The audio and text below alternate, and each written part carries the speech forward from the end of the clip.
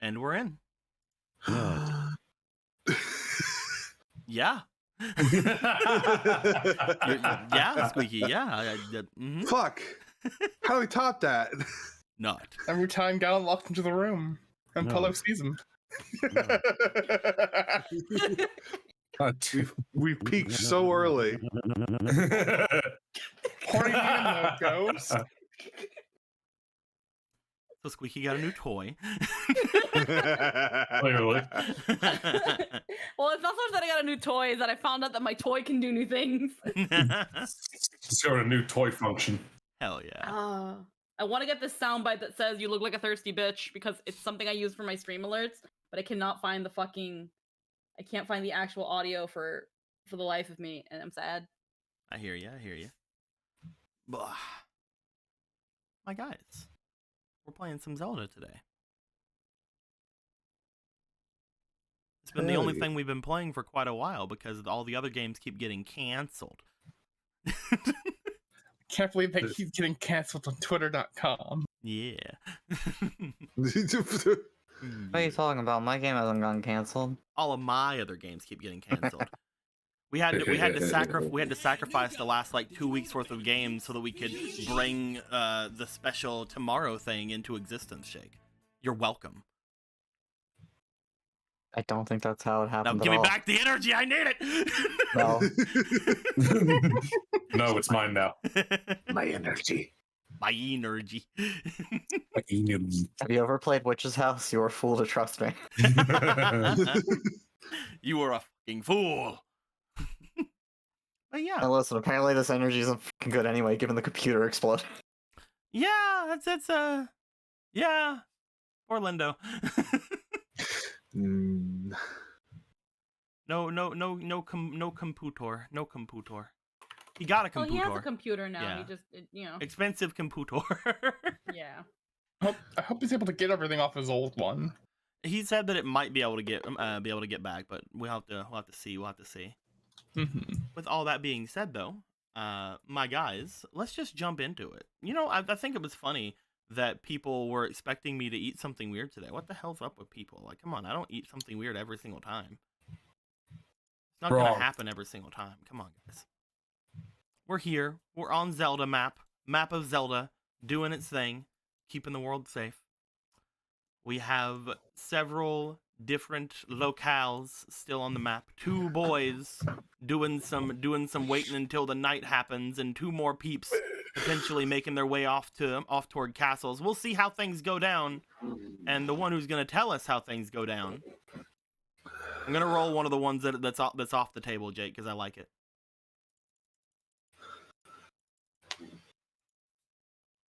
That's a reroll. That's a reroll. That's a reroll. And just wait till it gets to Squeaky. Go directly to jail. Monopoly rules. How many rerolls do you think? Porthos, what happened last time? That sounds like a reroll to me. Porthos, what happened last time? For every second you make me wait, I take away another inspiration. Last 1. time on Zelda. I honestly... We continued where we left off, where Ronan went to go talk to Obra, because she was still in his room after all, and she hadn't eaten any breakfast. So he was like, I thought you were hungry, so I thought I should give you some delicious food. And she was like, oh, I was expecting somebody else to come and talk to me, but I'll take this consolation prize. Well then. and they talked about certain things. They talked about their meeting, and they had a little bit of a talk cute. And then we moved on to Gallon and Polo, where she bumblefucked to get his measurements. And during this bumblefuck of getting his measurements, the classic drinking game of drink for every cock block that comes into the scene happened. Only 2. Technically 3 cock blocks happened in this scene.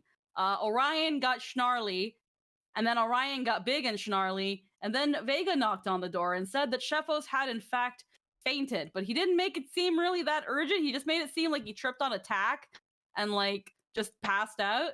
But when we went to go check it out, we ran into Marco, who then said, "Hey, Polo, I learned how to make diabetes in water. Do you want to try it out?"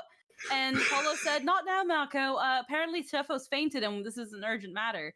So, at that moment, Gorthos also walked in and said, "Greetings, everyone. I have fashioned a bow for Polo. It is amazing. It is great. And shut up, Gallon. It is not rusty. Please, Polo, test it out. Oh, our bathroom no longer has a door now. Don't worry, we'll fix it later. At least it was the bathroom door and not charcoal's. What? You're gonna go check on Sheffos because apparently they fainted? Great idea. I'm not coming along." And then he went off. And then Marco, Gallon, and Polo scurried downstairs where Vega was waiting for them in front of Sheffos' room, where Sheffos then proceeded to tell us that he's been having some weird thoughts lately. Like, is any of this for real or not?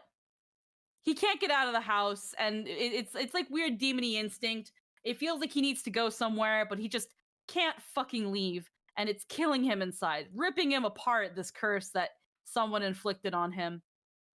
And at that moment, he begged the part of the party that was there, "Please order me to not leave. It'll give me sweet, sweet relief." But Polo just couldn't fucking do it after he heard about how he wanted to help her. But for some reason now, he can't even step out into the garden, which is really weird because he used to be able to do that. That's how we fed Hickory, Dickory, and Doc.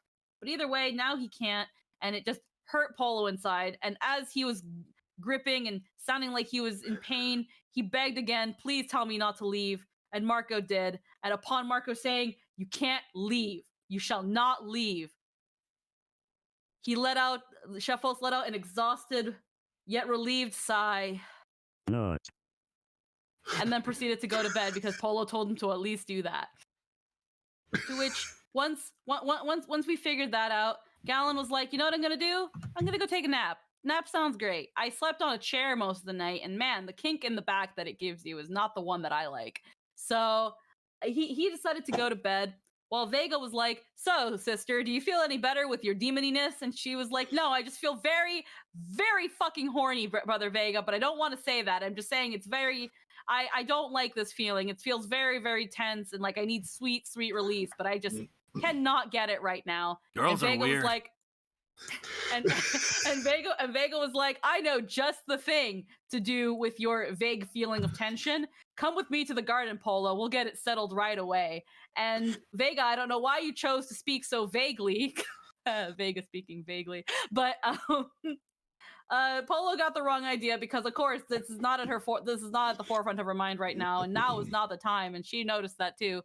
So she went to go take a nap of her own, and Marco said, "Well, I wanted to show her my Kool-Aid, but and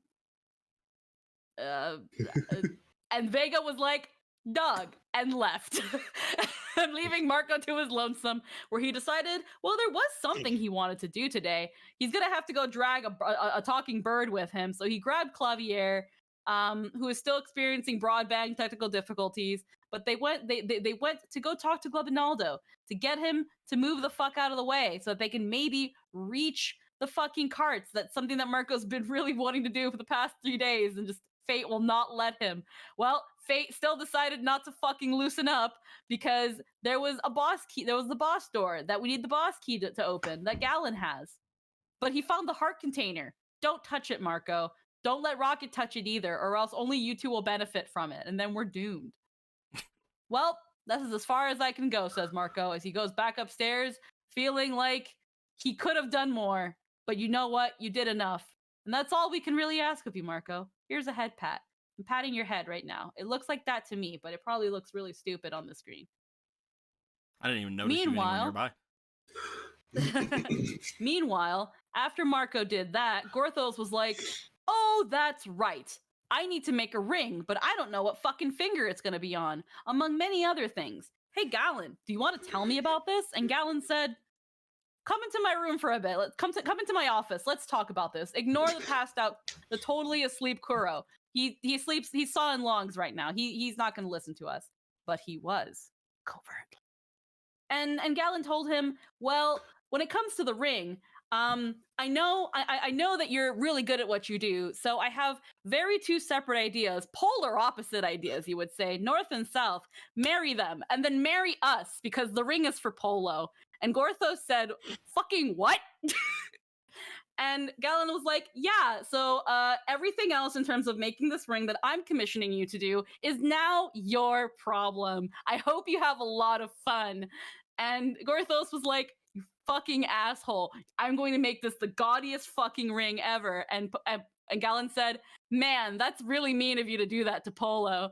By the way, the reason I'm doing this, because Gorthos did question why, is because Kuro and I have found our purpose. We're going to turn God into a real girl. I could have sworn I told everybody this, but apparently I didn't tell you. And because I'm telling you, that warrants us going into a private call where I reiterate what we've told already everybody else. But here we are. You know it now. And Gorthos said, that's pretty cool. And then he left. And so did Kuro, because Kuro was awake for all of that. He said he's gonna go move rocks now. Let's go. And throughout the rest of that day, Ronan was like, hey, Obra, do you want to go, like, out together? Out?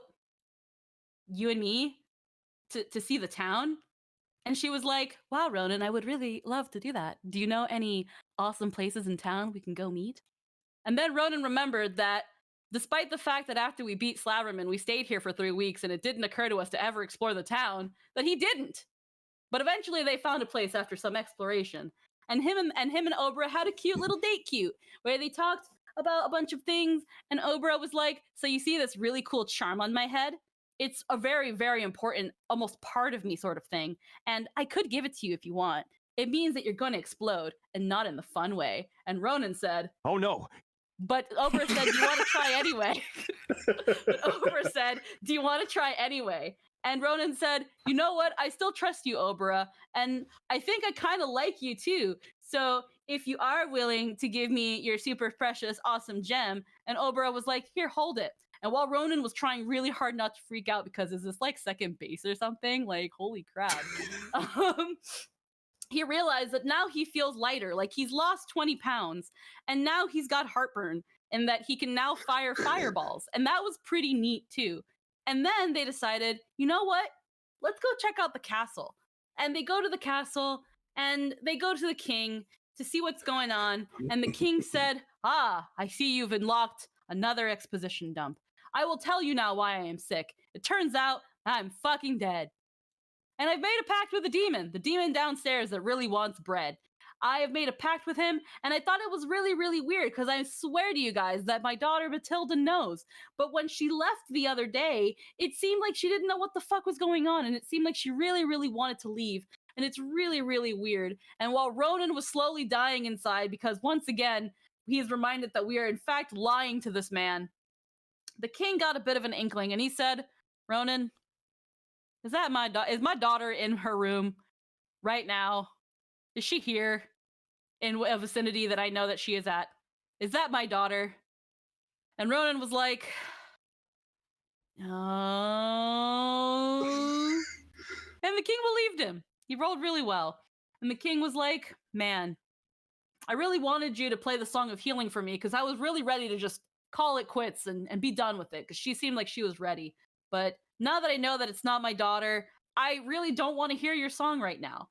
And because that means that I might die. And while it didn't work the last time, it's because this weird sickness that I have happens once in a blue moon when the demon wants his cut. And, you know, you could tell the princess, oh wait, sorry, princess, that she's free to do whatever the fuck she wants. I don't care anymore. You're making him sound a lot more aggressive than he was. Just fucking find my daughter. Oh, God. Prove that this isn't what was said. And Ronan was like, I'm sorry, Your Majesty. We'll go find your daughter. We just have so much to do right now. Like, we'll get to it. At least we paid you a visit. At least we paid you a visit. And the king Don't you ever come near me ever again, says the king inside of Squeaky's head. And the king was like, just don't tell anybody about this bullshit that's going on. It's gonna be weird. Everyone's gonna be weird about it. I'm just not in the mood. I'm gonna go to sleep. I'm gonna go hug my Dodongo. Thanks for nothing, Ronan. Oh my god. I'll let them know when I do die that I want you to lay me down so you can let me down one last time. Jesus Christ! And Ronan said, "I'm sorry."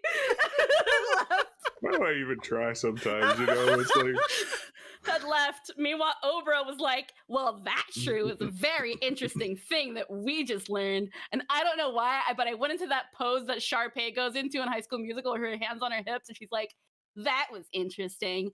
Well, we should go tell somebody about this." Ronan said, "Yeah, 1 second. We got to go tell Jason that she's free to do whatever the fuck she wants." And they didn't find Jason in her room, obviously, because of course she wasn't going to stay in the castle for a long time.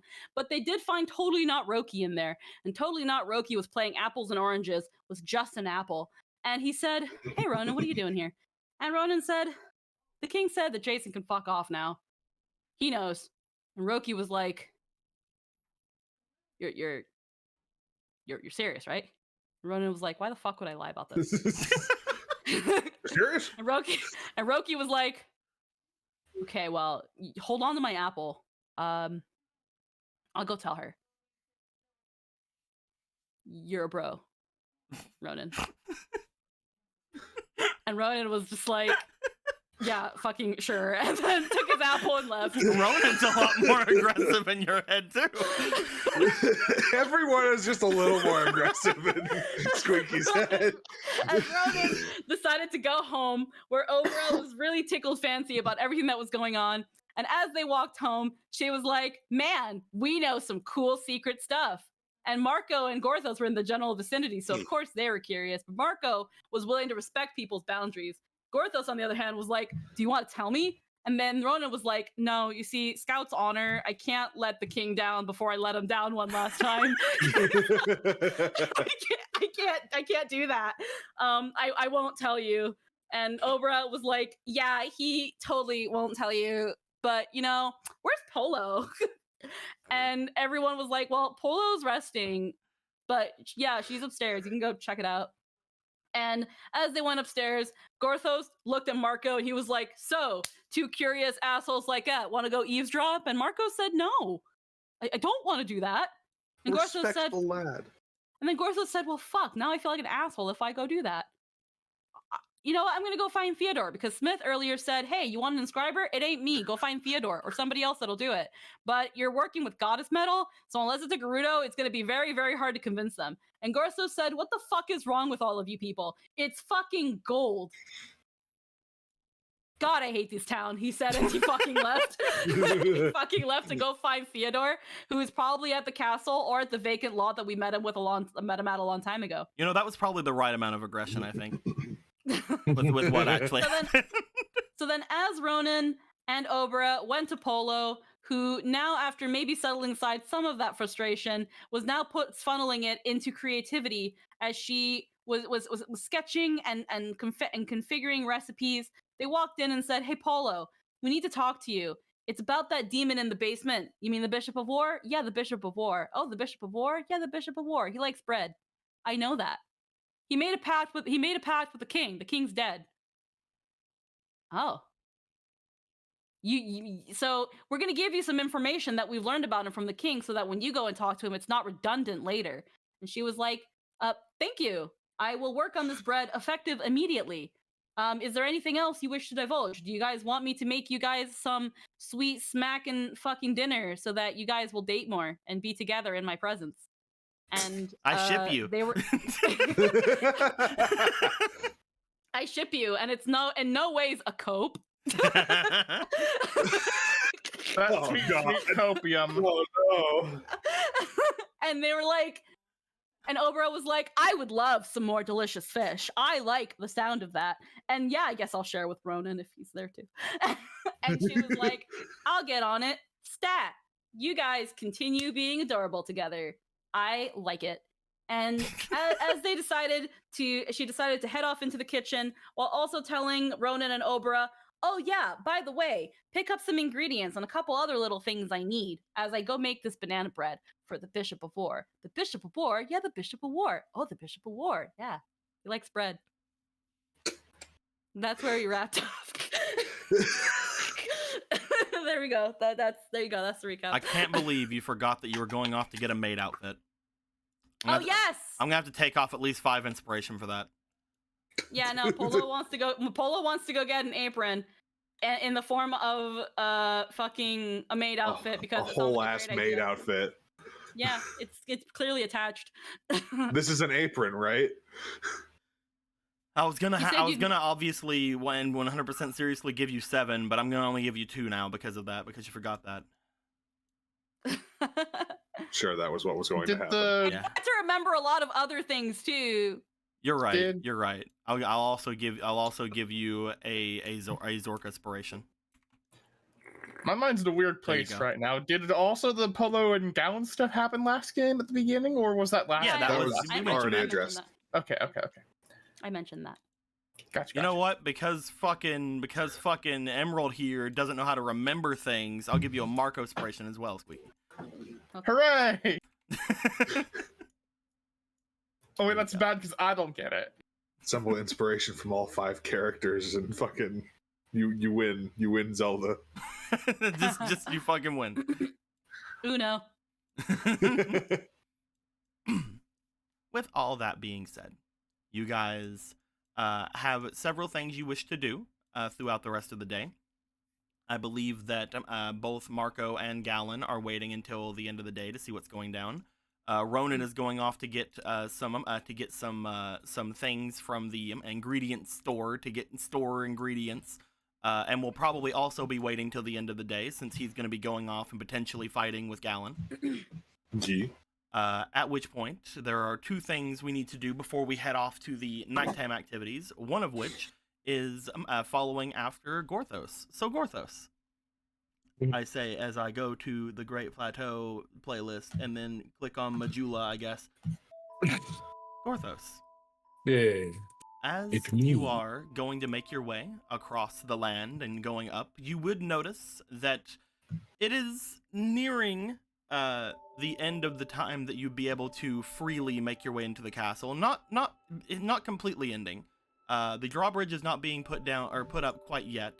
There are still a couple of hours until then, but you do know that if you were making your way there, that it would be harder to get there near the nighttime. You could go through a crying hole, but you know. Yeah, well, that's. I don't want to run into a guy who's crying in there. As Be you begin to awkward. make your way up there, you will notice as you go by the areas where everyone is completing the large basin for the seeing of some magical whoozy whatsits.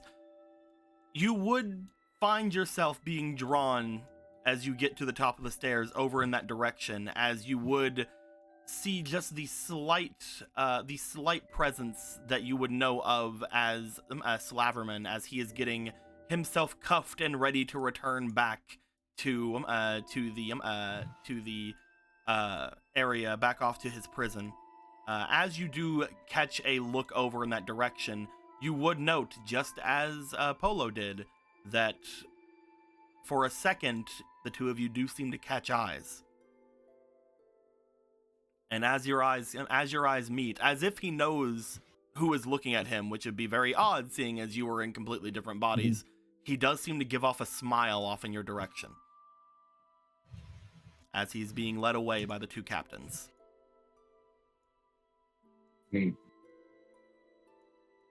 As he is starting to get led away, you looking after him as this is happening, do you want to just continue off into the castle? There's more important things than him. So. Exactly. Good job, my boy.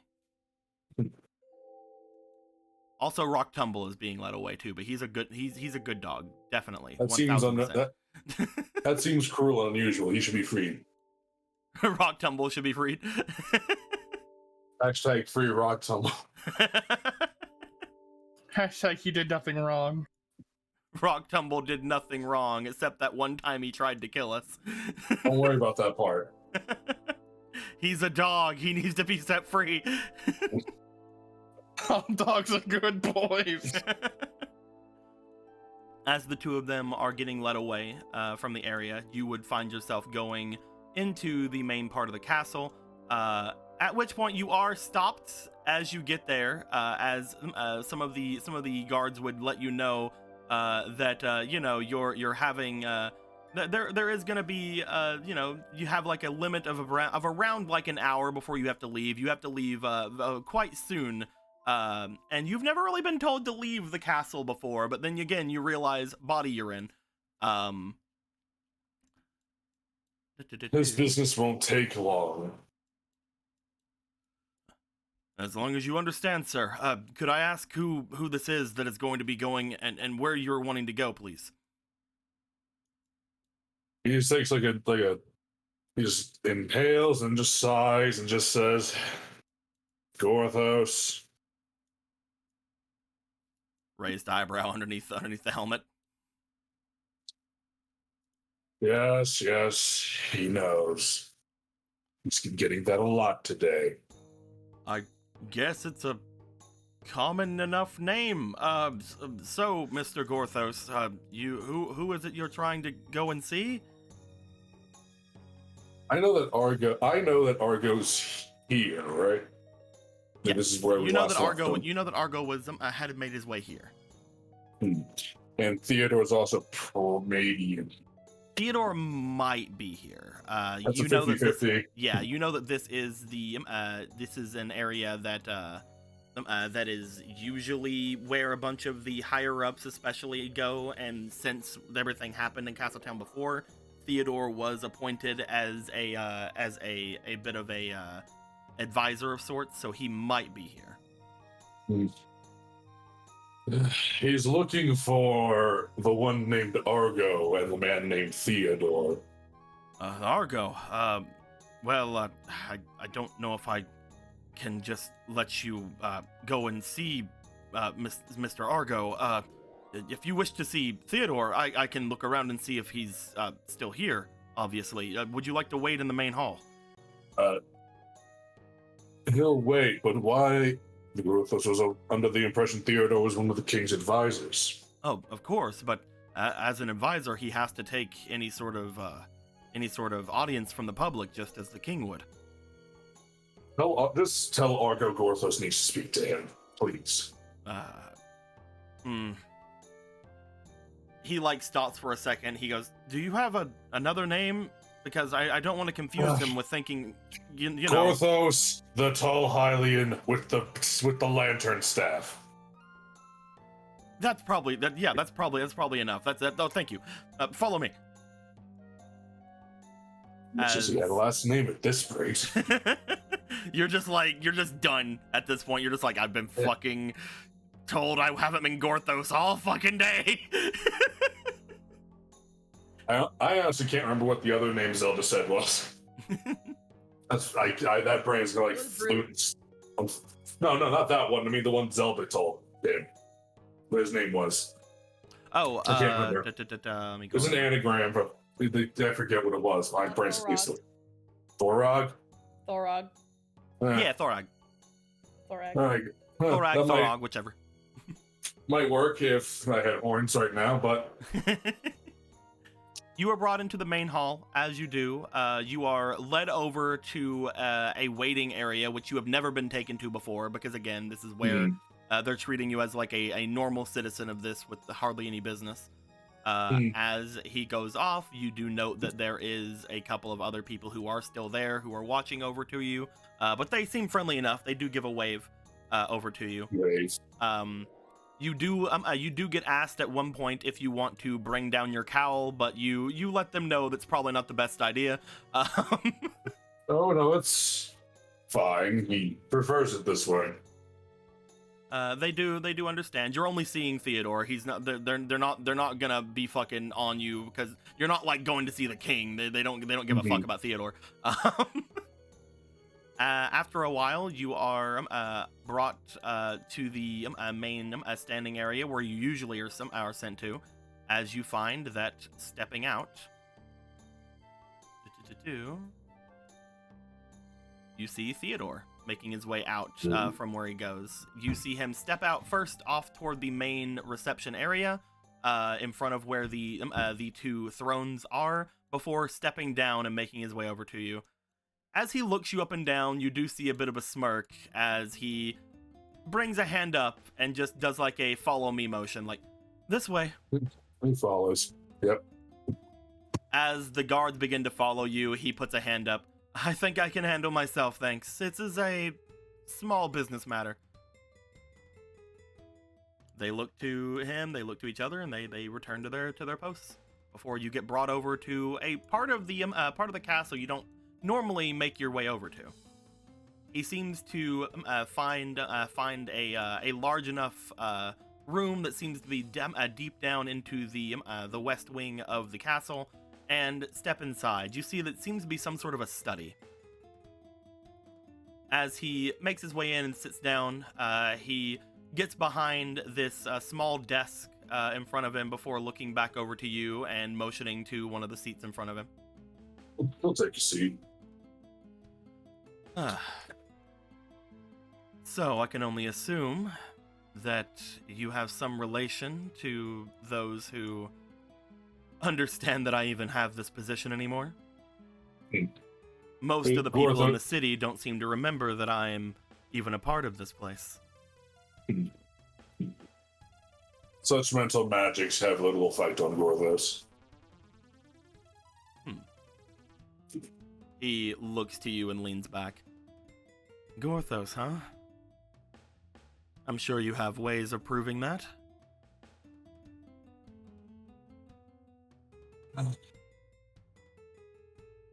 None with him right now.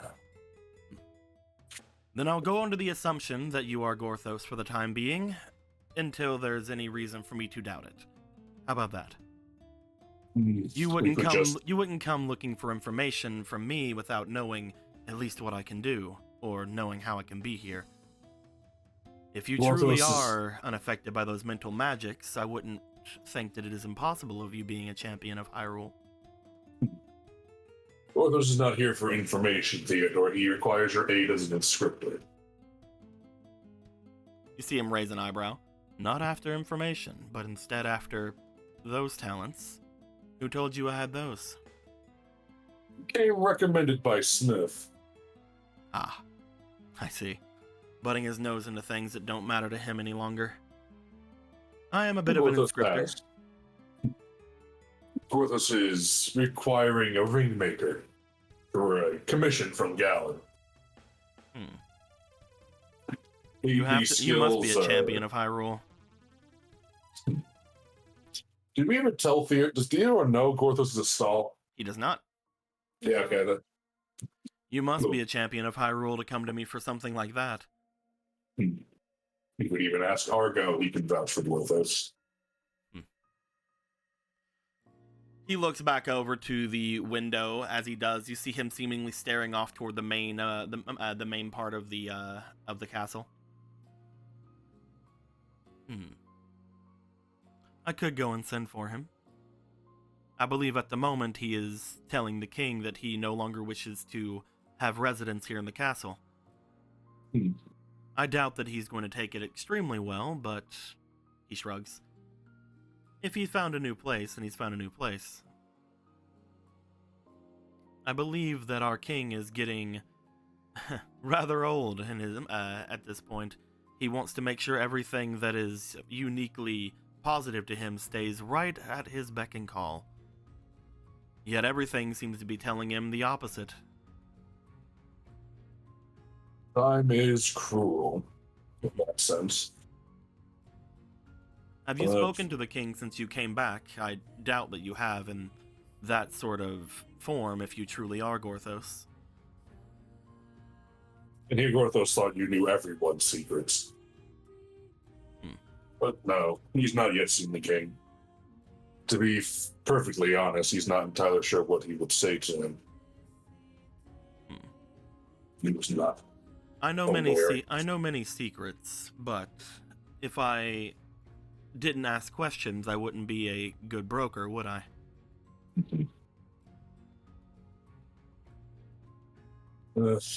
Gorthos wishes more people just wrote things down. It's not as if Gorthos has not been an unheard of figure through that history. And he works very hard, but never seems to get the recognition. At least after a few hundred years. Well, if you are Gorthos, then there are reasons behind that from what I've found. You haven't resurfaced in about 1,000 years. His reawakening took longer than he'd expected. And from what I can tell from any of the archives here at the castle, you weren't that prevalent in the hundreds of years prior to that. You just showed up here one day asking for a champion, and having him go with you off to the forest.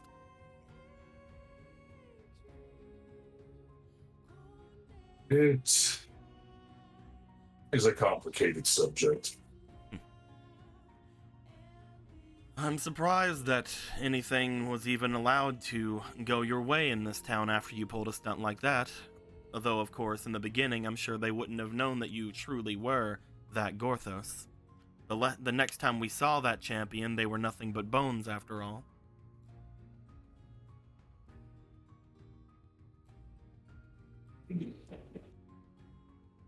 That being said, I'm sure that whatever ended up happening off in the forest, you'll be more than welcome to let us know about at any time you wish. Like you said, we need to have the information, and we need to keep track of everything that happens, especially if you are going to be a constant in Hyrule. So I'll tell you what, I'll do your inscription, but you need to answer my questions about that subject. What do you say? The subject of 1,000 years ago. Gorthos did have those memories, he tell you, just fragments. The curse of such a long life. He remembers bringing an army with him. He remembers speaking with them. He remembers delving into something. And then he shakes his head. Nothing. Interesting.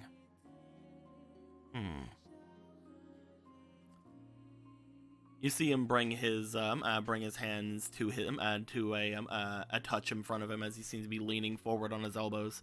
As he stares to you, he seems to be trying to weigh you up, but again, you are nothing but bones, so it's not like he can take in too many facial expressions from you. As he stares it's not to you, like Gorthos is taking off the mask and hood anyway. as he stares toward your bandaged self, he gives a bit of a sigh. You are a tough one to crack. You speak like you're Gorthos, that's for sure.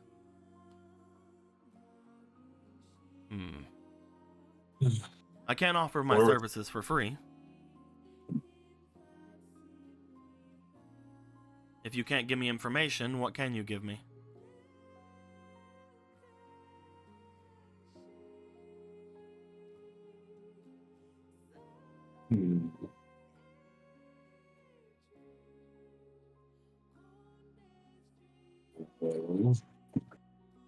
Information that's useful to have.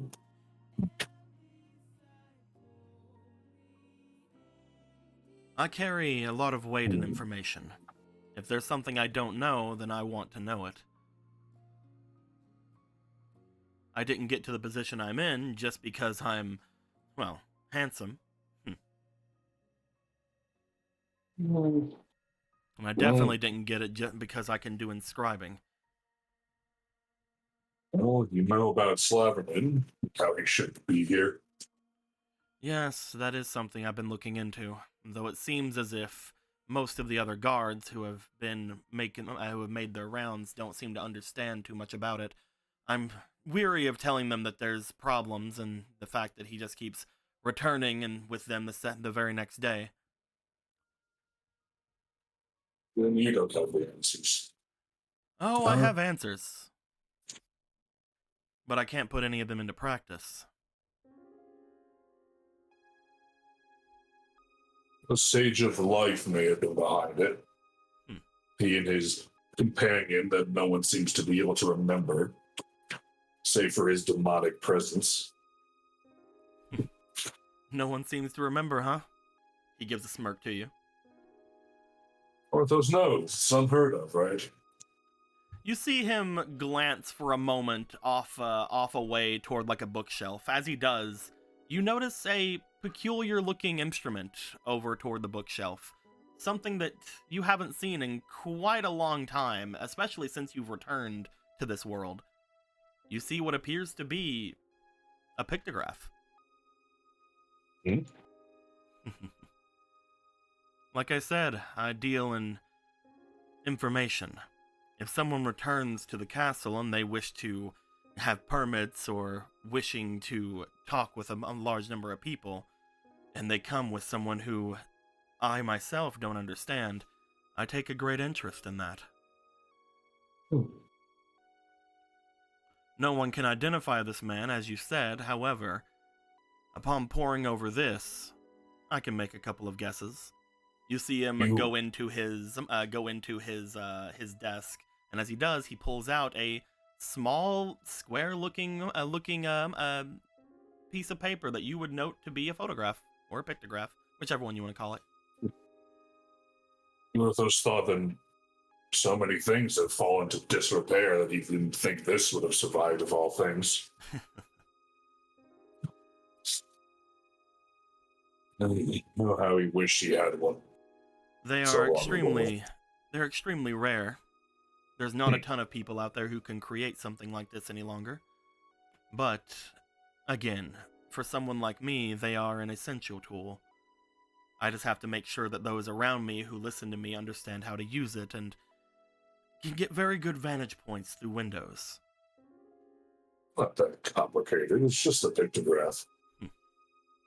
He takes the picture, he's offering that picture, right? No, he's just holding it in his hand. The picture, you go with those, examine it.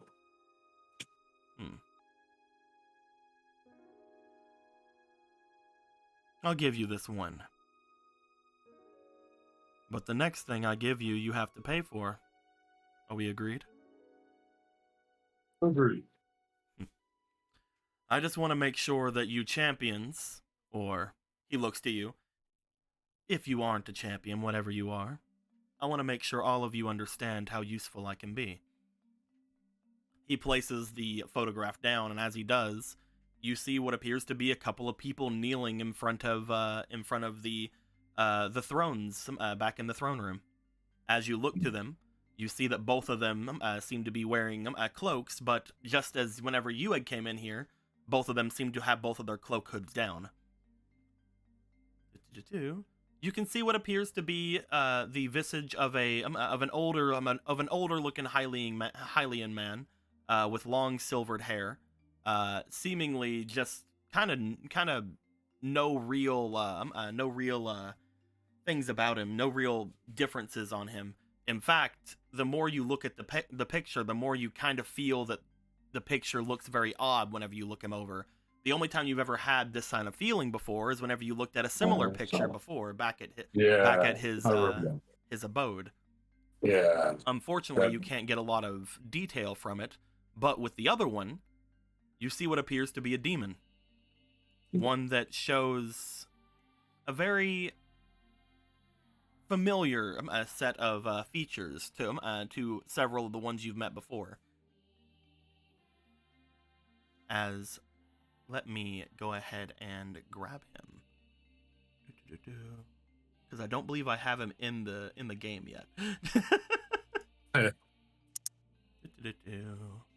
I've had the art for like literally over a year, but you know.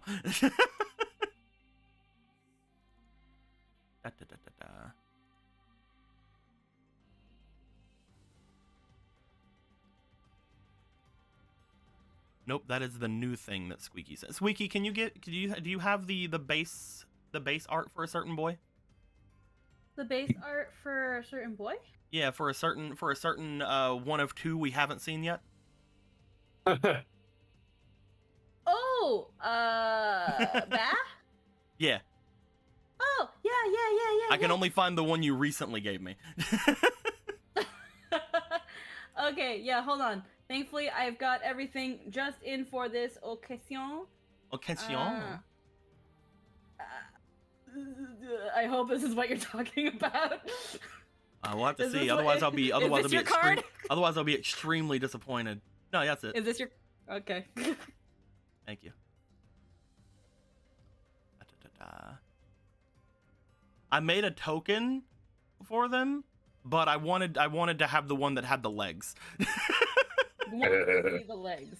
The legs. He got them- good them legs, man. Very tone defined. He got good legs. We got to show him off, obviously. It's just Da-da-da-da. Do-do-do-do. Bloop.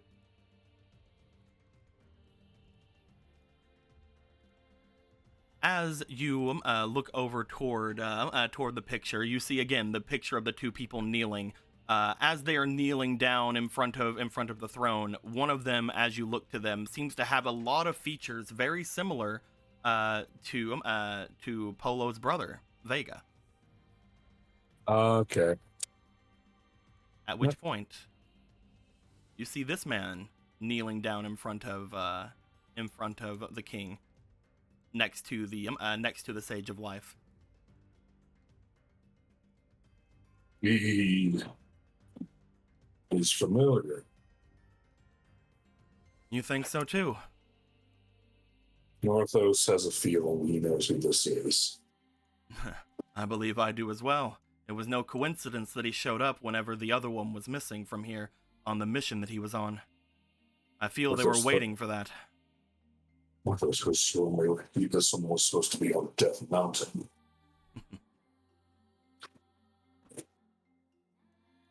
Attending that summit. I know nothing about any summits on Death Mountain. However, Death Mountain is not very far from here, especially for those who have magic. Northos can't help but feel some sort of conspiratory thing is transpiring underneath Hyrule. Again, I don't know much of it myself. All I know is that we had asked Vega to make his way off toward some sort of a mission off to the north. I don't know much about it. The king wanted him to go to check out a certain dungeon, for all I know. Whenever he was gone, that's when these two made their way back. It was very convenient, from what I could tell. They only stayed for around 3 to 4 days. What chaos had they sown the seeds for time?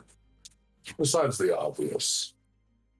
I don't know exactly what went down, but obviously by the time they were gone, everything started happening strange with Slaverman as well as the people going off with the ones who don't live in the castle. All of the different guards who seemingly don't seem to understand too many things, including that I should be here. I had to make sure that that only the ones who live here know exactly where I'm at any given time. Otherwise, the others will find me and kick me out. It's happened 3 times before. Even if the king told them to stop them.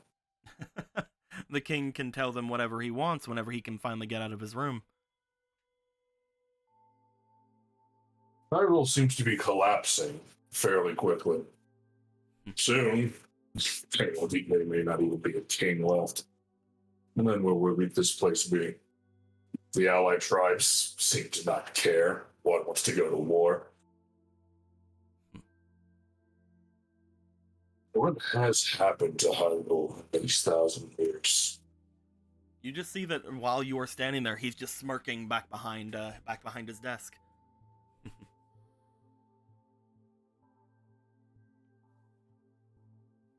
So, what are the champions going to do about it?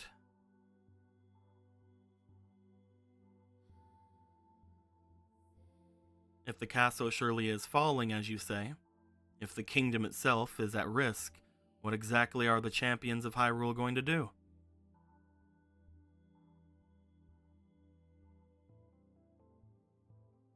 That is a good question.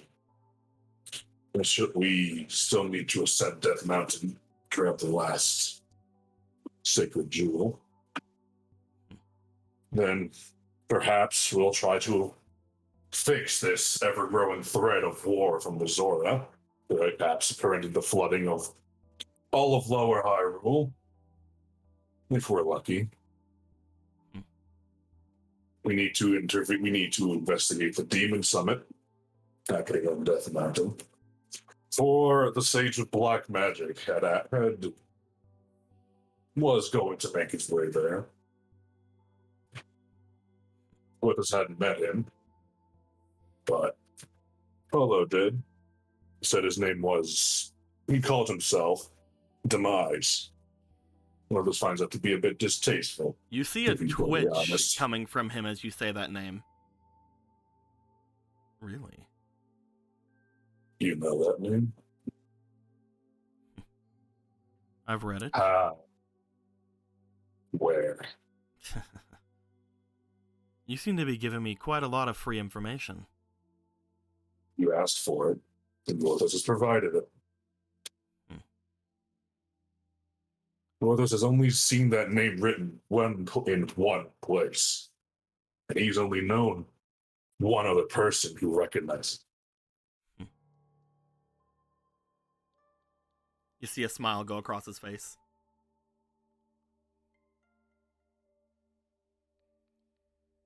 And what does that mean, Gorthos?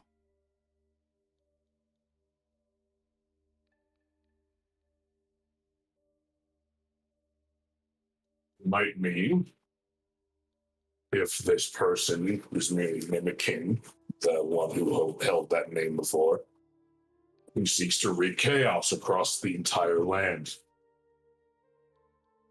And he seems to be doing a pretty good job at it if he is behind like this.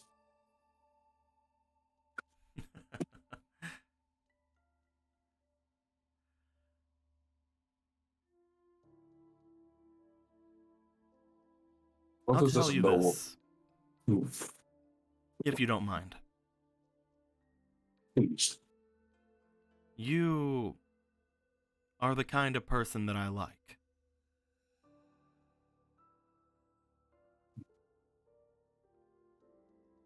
Lothos appreciates that.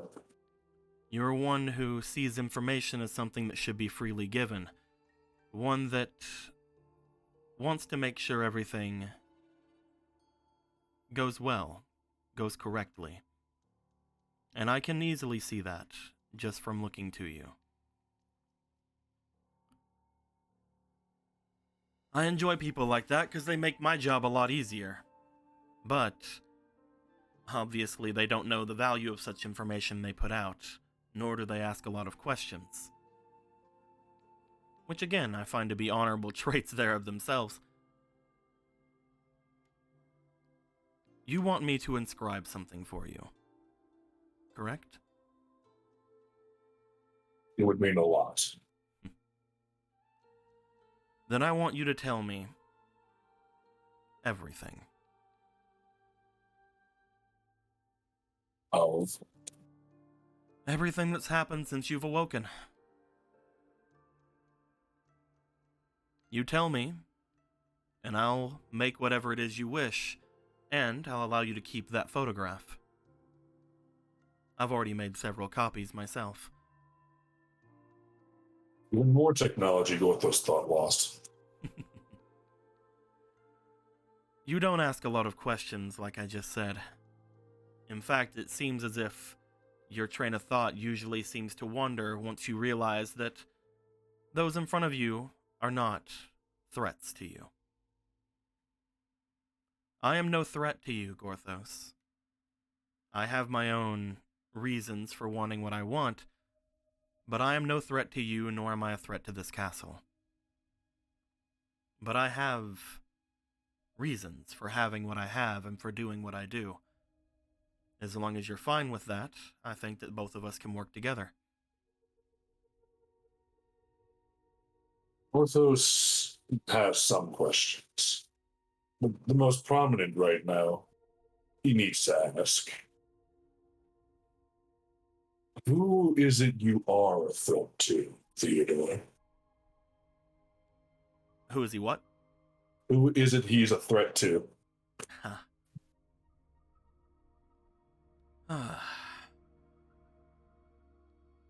I would say, at the moment, No one. Though,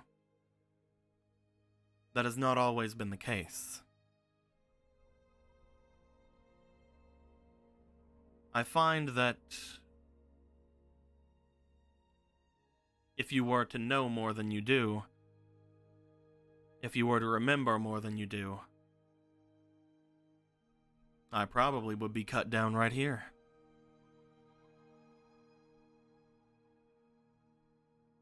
That being said, that would be a folly, because you know that you need me. Do you not?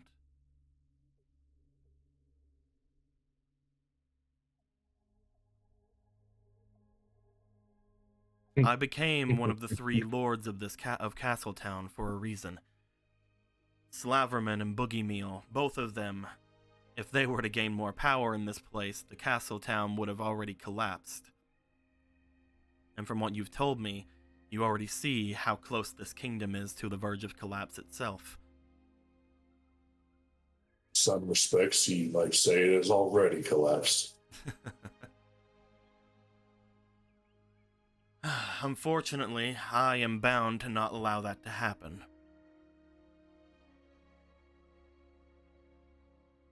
He just looks at him for a little bit and just quietly. Who are you, Mr. Theodore?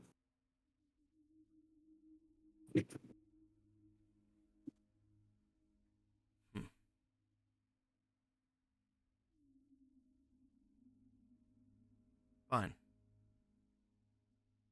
One more secret amongst us, how about? You're not. Worst case, Gorthos will forget the next time he reawakens anyone. We both know that that's probably not going to happen.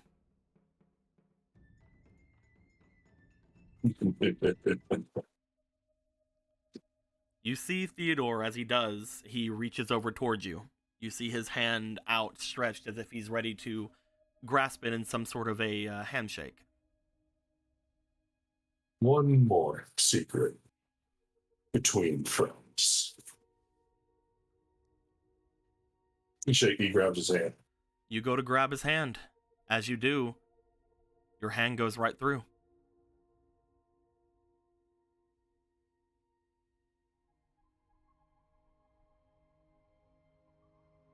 Oh? You see a smirk again going across his face, slightly wider than you would have believed before. Ever since you've been talking to him, his smirk has gotten wider and wider, but it seems unnaturally so at this point, as he looks to you. Before returning to his seated position and bringing his hands back together.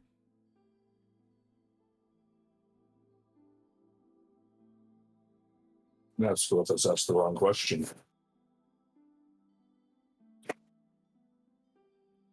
It pains me to know that you don't have any information, or that you don't remember anything, because I'm the same. I don't know why you came and got me that day, but I've loathed you for it ever since.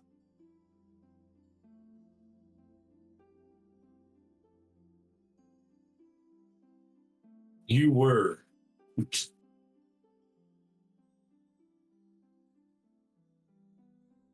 He pulls back the hood, and just kind of undoes some of the bandages.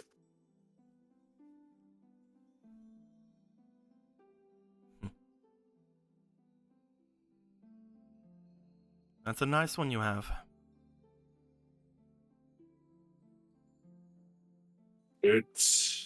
He was an unfortunate soul.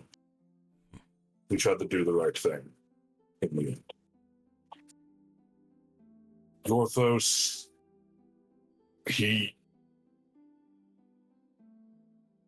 for whatever it's worth to you, You came and got me all that time ago. That army that you're proud of marched their way off into Lost Woods, a place where memory, life, any sense of good or evil anything can disappear in a snap.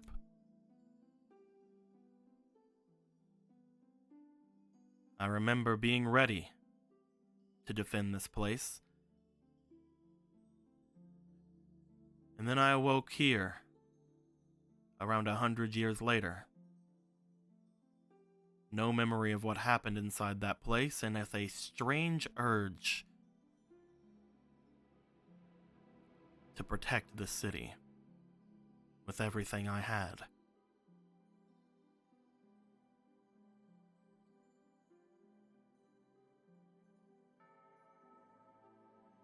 Though, I guess for someone who's lived as long as you don't really see around 900 years as anything long, do you? You don't know how difficult it is. And maybe you have an idea. All the same, Orthos is so sorry, Theodore. You know, it was strange. Going down into the underground and seeing your own bones paraded around as they're some sort of relic.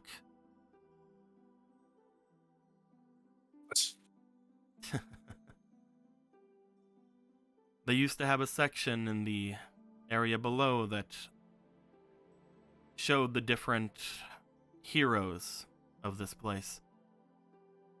Showed all the different things they used to do with everything, and to awaken after 100 years and see something like that on display for hope for those people here. It's strange. Especially when you're not allowed to go and touch them yourself.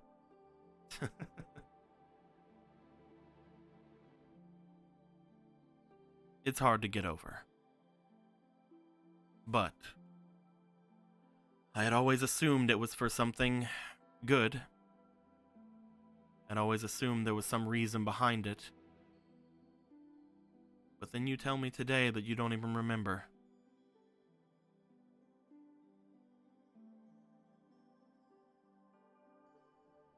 A look of genuine guilt is on Gorthos right now. And shame, pain. This is all I was able to do whenever I was alive. I was a tinkerer. I messed around with mechanics as well as other such things. And like you said, there aren't many alive who remember how to do it.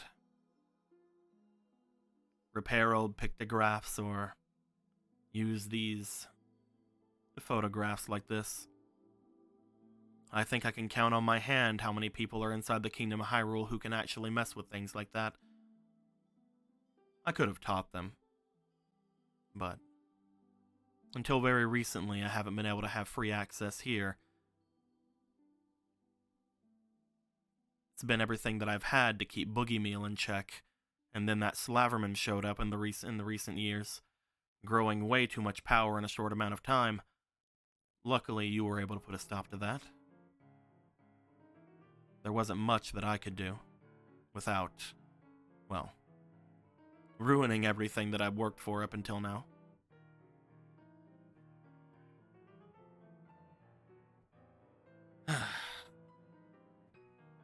I don't blame you, Gorthos. I blame the memories that you don't have. I want to know what happened inside of there. But until this town is safe,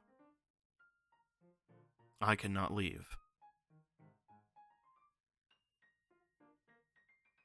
Maybe I can leave once you fix whatever's going on with the dam. Maybe I can leave once you figure out something that's going on with the king. Maybe I can leave whenever the true princess returns. I don't know. All I know is I was given this task by someone, and I can only assume it was you.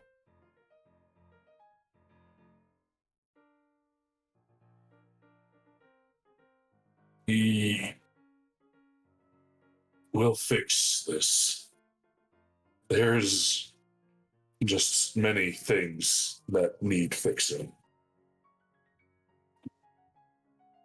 Perhaps it's time Gorthos upheld his side. You wanted everything.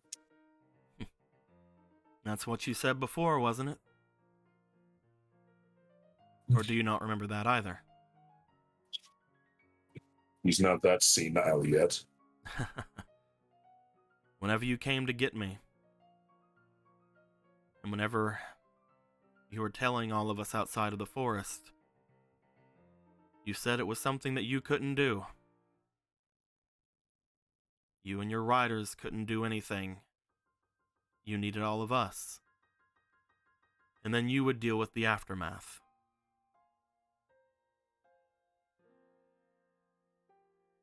I assume you've either dealt with it or you're still dealing with it. Gorthos still isn't sure what it was. It is. Neither am I, unfortunately. If I learned anything, it was inside of the forest. I was kind of hoping that Atalanta or Argo could have sparked some sort of knowledge in me, but neither of them seemed to be anything like that. I was hoping that seeing something familiar might do something of the sort, but unless there's some sort of 1,000-year-old Kokiri, I doubt that will ever happen. You already have met Atalanta.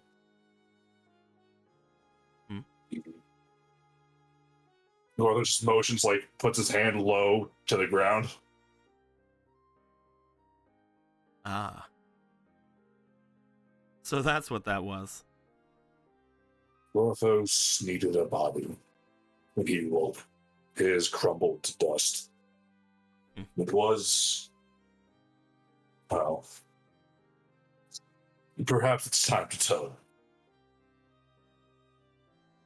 Gorthos kind of sits. So, the first thing Gorthos remembers... Are you going to tell him everything that's happened since you awoke? Are you leaving anything behind? Gorthos picked him for a reason back then. Okay. He's not forthcoming now. You let him know everything that has happened. It takes you quite a while to get through all this information, obviously. He's gonna actually. He might skim to the parts about the personal revelations with Zelda. I'm gonna not tell you about the fact that I kind of like Zelda or whatever. Shut up. Yeah. We'll get back to you in just a minute then. Yeah. As you start to explain everything to Theodore. Polo. Bah. You would make your way over toward Charcoal's room.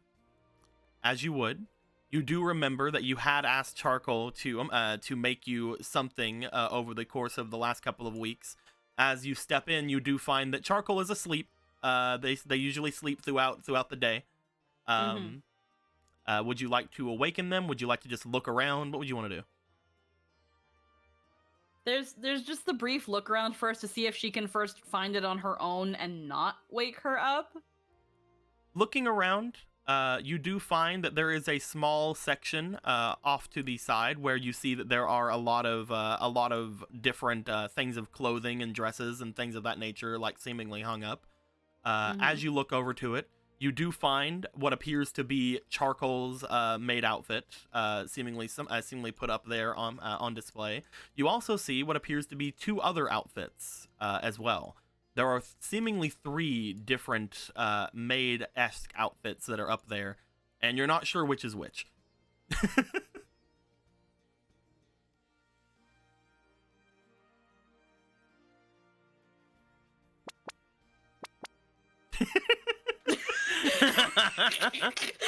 She's just looking at them.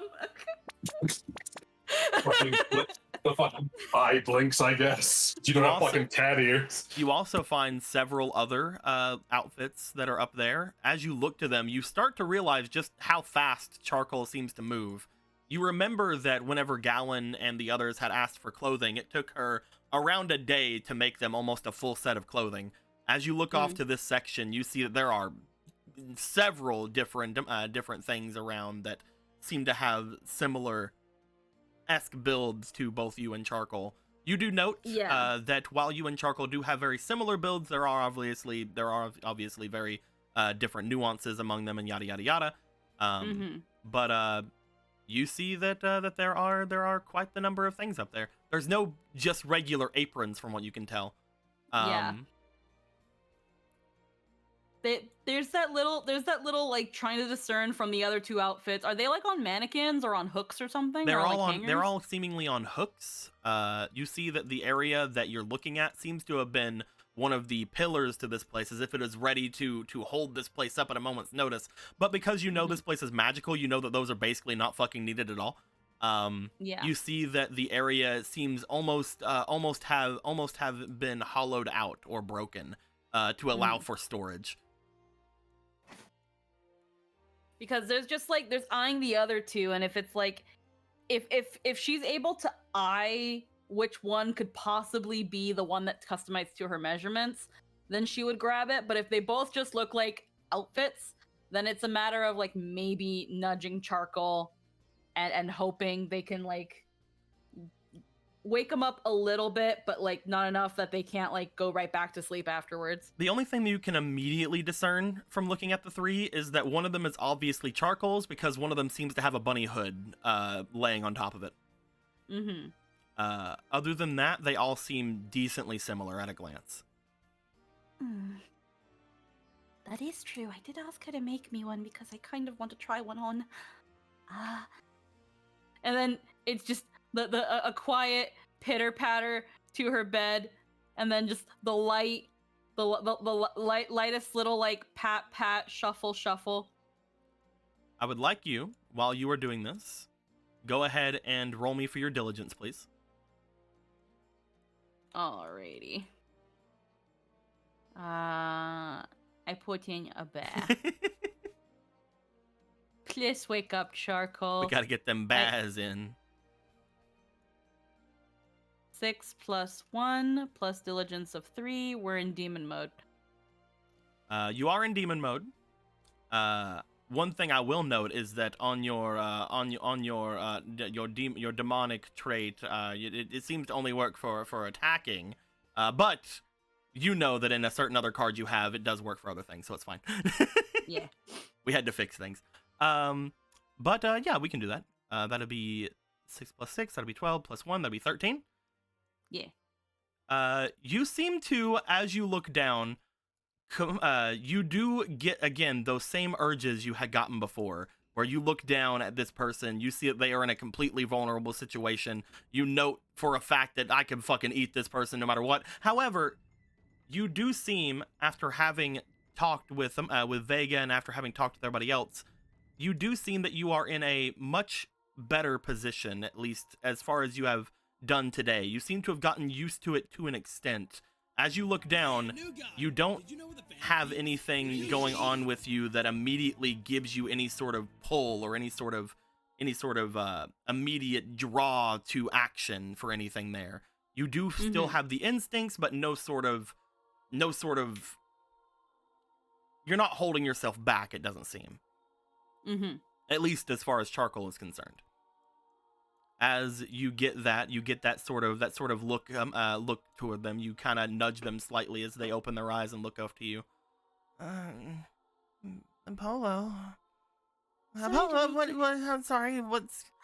Sorry to wake you, Charcoal. I really need to get my sleep schedule fixed. I've just been so long staying up at night and sleeping during the day. I see you've been rather hard at work. You've finished the outfit I requested much quicker than I thought you would. She like sits up. You've already seen it? I was going to fetch an apron and I ran into it. Oh darn I'm it! sorry. Those aren't done. Those aren't done. I'm sorry. It's okay. To be fair, it's still a little bit dark, so it's hard to see. Uh, sorry, you had asked me to make one for you back then, but every time I make one, there's always been something that's been kind of nagging at me, so I usually start over. Uh, I've made a What's couple of them now, but I don't think that either of them are good for you. what's nagging at you? I I could don't, probably help. I don't know. They just don't seem cute enough. Hmm. What do you mean by cute? Uh, mm, you see her kind of like look a little bit embarrassed as she looks over toward the area that has them. They seem very, uh, normal, you know? Mm, How do I put it? Whenever I see you or Rock or anyone who I make clothes for, I try to make them in a position where they look the best on them. And whenever I think of something like that for you, I don't want it to be normal. hmm. I was thinking maybe I would change the cufflinks, or maybe I would change the different parts of the different seams on the lower parts of the dress. But whenever I changed those, it still had the same thing. So now I was thinking maybe I could change the colors of it. But then you guys showed back up, and I only have those two done now, and I don't want to make you get in one of those. Uh, The first one just mm, has way too many frills, though I guess maybe that is something that people do like. But the second one seems far too plain. mm, maybe, maybe you're overcomplicating it just a little bit, Miss Charcoal. No, not at all. I want to make sure that you have the perfect one. But that's what I mean. Maybe think a bit simpler. Uh, what reminds you of? What is it about them or something that makes you think of them when they wear it? Uh, Mm, like, uh,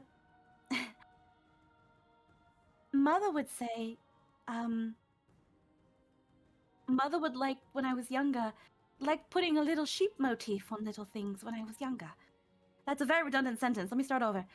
Uh, Mother liked putting little sheep motifs on my clothing when I was younger, like little fluffy pom poms or uh, collars of fur or even fur linings on things.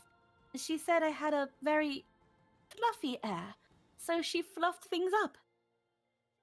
mm, When we made the cape for Galen, I thought he was brilliant, like stars. So I added the charms and the gold, the glittering gold onto his cape. Little things that remind you of the person that you want to incorporate because, well, it makes you think of them. mm. Maybe you're right. Mm, I guess the accessories are something that are extremely important. I've Hmm. never been very good at making cute accessories, though. Uh, Well, Not ever since you everything did everything that with me before. everything takes practice. Mm. Uh, I've got a couple of things I need to do, but I'm not planning on anything tonight. I could stay up a little bit with you and we could maybe work on some cute accessories together again. Uh, if you want to, I saw that you were having some problems earlier. I didn't want to get in the way. As long as I'm in my current state, it's not really the best for me to truly go out. And it seems like some people have some things planned where it could get a bit dangerous, so they're thinking about my safety. Are So, you? I. hmm? Mm, I sorry. probably couldn't be able to sleep without knowing that they're home safely anyway. I. Mm. Hmm? She stops for a second and kind of like looks off to the doorway, looks back to you. Is it, uh, mm, Hmm? is it too much to wonder? I don't want to overstep anything. I wanted to know if you were all right. I'm sorry if that's overstepping. Wondering if I'm alright isn't bad, Charcoal. If you mean with this whole thing with my demon blood, No, I'm meaning I don't know if there's I don't know what exactly is going on with you or whatever blood or anything you seem to have, but you seemed really worried earlier, and I was really wanting to know why, but I didn't want to. You were talking with other people, and I didn't want to interrupt. Well, I'm here right now. Are you doing okay? I like to think I am. I'm doing my best. Good. Hmm. I guess if you don't mind, you could try one of the two that I made. Hmm. They would at least be good for now until we come up with some other things later. I'm going to be fooling around in the kitchen for a little bit, so I don't want to really get my clothes dirty. I thought I'd just find a plain apron, but if you're okay with me potentially trying it out, I would love to. Right now, the two of them are... She, looks over to them. You once again just see the look across her face that she just does not like the two of them at the moment. She's, wants it to be perfect, but she kind of calms herself down, gives a bit of a sigh. No matter what they are, they'll look cute on you. Who knows? Maybe in wearing one, inspiration might strike and you'll figure out just what it needs. Do you want to help me put it on? Oh, yes, of course. One moment. She, kind of, tosses the blankets off of herself, as if just now remembering that she's in bed. She kind of scatters herself to her feet. As the two of you would be in there for just a little while, getting yourself ready, you would be given the option of either of the two that she seems to have. One of them seems very plain, like she said. You do note that she said that she worked harder on the seams of this one, so it seems like it's a lot more complete, almost like one that you would not have thought was homemade, one that you would think would be made almost professionally. Where the other one, while the seams are a lot more noticeable, you find that the frills and things of that nature, as well as the cufflings and other things, seem to be a lot more detailed in them. As she gives you the option of either one of them, they're both very well made for somebody that you know probably took maybe a day to make them. I think we will try the frilly one.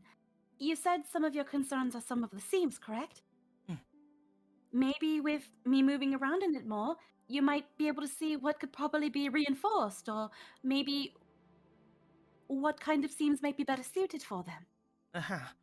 Just be careful in it, because the entire time when I made the first one, I had to go almost on memory off any sort of measurements you may have. So I'm worried that moving too much around, I don't think it will, but if it does, some parts could potentially be exposed. As long as you're careful, it should be fine. I'm sure it won't be that bad. There's not that much moving around when it comes to cooking. And besides, it's going to probably be just me. I sort of measured it based off of myself, but I know that as far as different forms of measurements and things like that, you have a lot more definition in your hips and areas than I do. Well, if there's a little bit of faultiness in it, it shouldn't be anybody else in the kitchen but potentially me. It'd be rather funny if somebody randomly walked in, though, and had a bit of a fashion accident. Marco comes But I in. don't think Hey, Polo, what? Ah!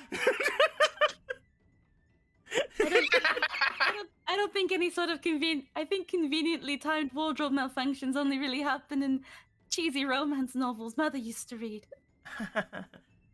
I suppose you're probably right. There's no way something like that would happen. Never. Gets you ready. Never. We're gonna do our hair in nice big fluffy braids too, because I think it'd be fucking cute. You find that whenever you are wearing it, it seems very comfortable. It does seem a little bit smaller in your legs and hip area than you would have known. However, up in the chest and up in the arms, things seem a lot more tailored to you. As she looks you over, she does seem to immediately start talking about ideas that this is giving her now that you actually have one of them on. Um, she seems to be somewhat more awake at this point because it is getting closer to being nighttime anyway.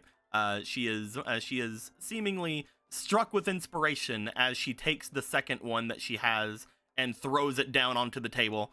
I like, understand. I can make some adjustments. I'm fucking ready. One moment, please. Stand very still. Yes. She seems to bring a large string around your waist and around your hips for a moment, as if trying to get more accurate measurements. And she seems to be very quick about it, whereas you were extremely very much with Shaky. Gallon, very shaky with it. She seems very much, as soon as she got in the zone with it, she seems extremely intrusive as she goes full on grabbing at different parts and grabbing the most accurate measurements she can within almost a minute. She has already gone over most areas on your body, as she just seems to get like a completely serious look on her face and go right over top of her work table. You seem to think that she didn't even notice half of the stuff that she just grabbed. Oh. Before she just seems to almost have like a demon mode of her own. Oh, it seems like you're now in your own zone. You see that she immediately grabs like parts of the strings and parts of different areas, seems to hold part of it in her mouth before staring directly down. She starts unstitching certain things on the seams, and she seems much more like she is not able to really talk at the moment.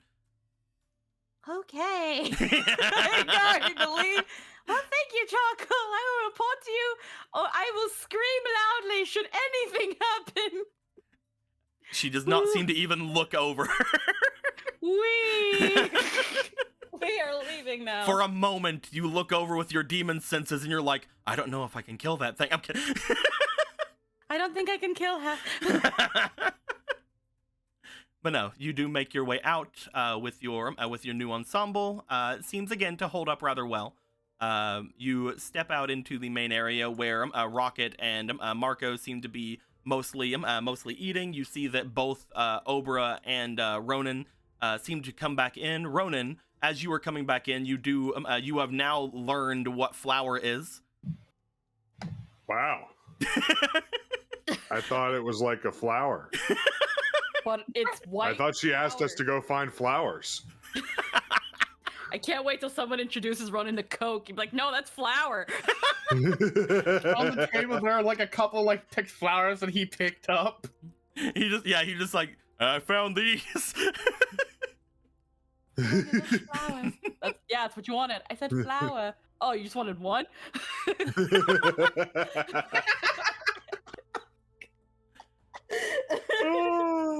But no, in order to get through things a little bit quickly, you do see that Obra has gotten all of the different things for your banana bread. Yes. Marco and Ronan, you guys again like sit down as if you are getting ready for your potential different excursions you plan to do later on that night. If there's even anything planned for you, Marco, I'm not entirely sure, to be perfectly honest with you, what you want to do in the night, but we'll figure it out. But as you guys go and sit down, Polo, you make your way into the kitchen. You do find that Rock is in there, seemingly making dinner. What you would normally attribute to Chefos doing. However, she is seemingly taking over for that at the moment. But whenever you come in to make bread, she does seem to step away, mostly seemingly watching over you. You note that there is a position that she seems to immediately take as if she gets there before whenever other people are cooking. You note that she is probably just taking notes from you as she usually would for Chefos. Yeah. Upon doing your banana bread recipe, let's get some rolls going. How about? Hell yeah. This isn't dangerous, so you can't use your hero point. Oh man. But as we're getting in, blow up the kitchen? As we're getting into this, before too long, because I have now noticed it, I don't want to go too long without saying anything. But Second Shadow, just gave $300. Oh my gosh. Says to the Blank Scroll Fund. Specifically says, you know the deal, scroll. Oh no. Oh no. Oh no. So first off, let me bring that down to 0 real quick. Cool, we brought it down to 0. All right, let me bring it down to let me bring it up to 300 really quick. Thank you very much, my dude. Much appreciated. Much appreciated. Holy crap, dude. Goddamn. You donated like 300 like 2 weeks ago. Yeah, that's how we got the Goodness. that's how we got the other Holy. ones, the upgrades. And So we hadn't three had spells deep upgrades in now. quite a while, so Ooh. I'm gonna have to figure out what this one's gonna be. Yeah. But holy crap, dude! Thank you very much. Much appreciated. Much appreciated. I haven't been having a bunch of game streams lately, so you're basically keeping me up right now. Yeah. Thank you very much. With that being said, I'm not entirely sure what this scroll fund is going to be. The one before was getting the extra card. The one that we just did was getting the upgrades. We haven't really talked about what's going to be going on for a lot of those yet. And this one, we'll have to see. We'll have to see what this one ends up being. I might contact you privately about some things. Yeah. With that being said, we're gonna go back into it after having that happen. Yeah. That was going to be for yesterday, but it's fine for Zelda. Hell yeah, dude. So Polo, upon getting your banana bread together, what ingredients are you grabbing? What are you using? You have gotten the ingredients that were bought for you, so those are going to be the we'll just say like the regular everyday ingredients. We don't have to really roll for those. You have yourself 2 mighty banana. You can use up to 4 ingredients, you know. Yeah, so this is not including the ones that they went and got? Yes, this is we're gonna count the chocolate and the flour that they have went and got and the milk as just like general ingredients. Okay. If you can think of anything else that might be good with it, or anything that can just like add any sort of extra effect to it, you can, or you can just make it with the banana. You're fine. I'm wondering, because it's like when you make bread, do you use eggs when you make bread? I have no Do idea. eggs go in bread recipes? Eggs like they don't. in bread. I'm I Googling don't this think so too. either, but we'll have to see. Just easy homemade bread. Apparently you Yeah, can. I know. Yeah, I know you use eggs to like if you want to have that little. Oh, like, it nice also- golden brown. Yeah, it also increases browning, so that might actually be really good. Yeah. So it might also give it some like nice moisture. So we'll put in. You know we'll that put the in hardy quail eggs as Yeah. well. You know that they would give you extra hearts. Yeah. So we'll throw in we'll throw in some. We've got a lot of fucking quail eggs. So, You guys, that was the one time you guys ever actually went seriously hunting. yeah. So I'm gonna say up to 5.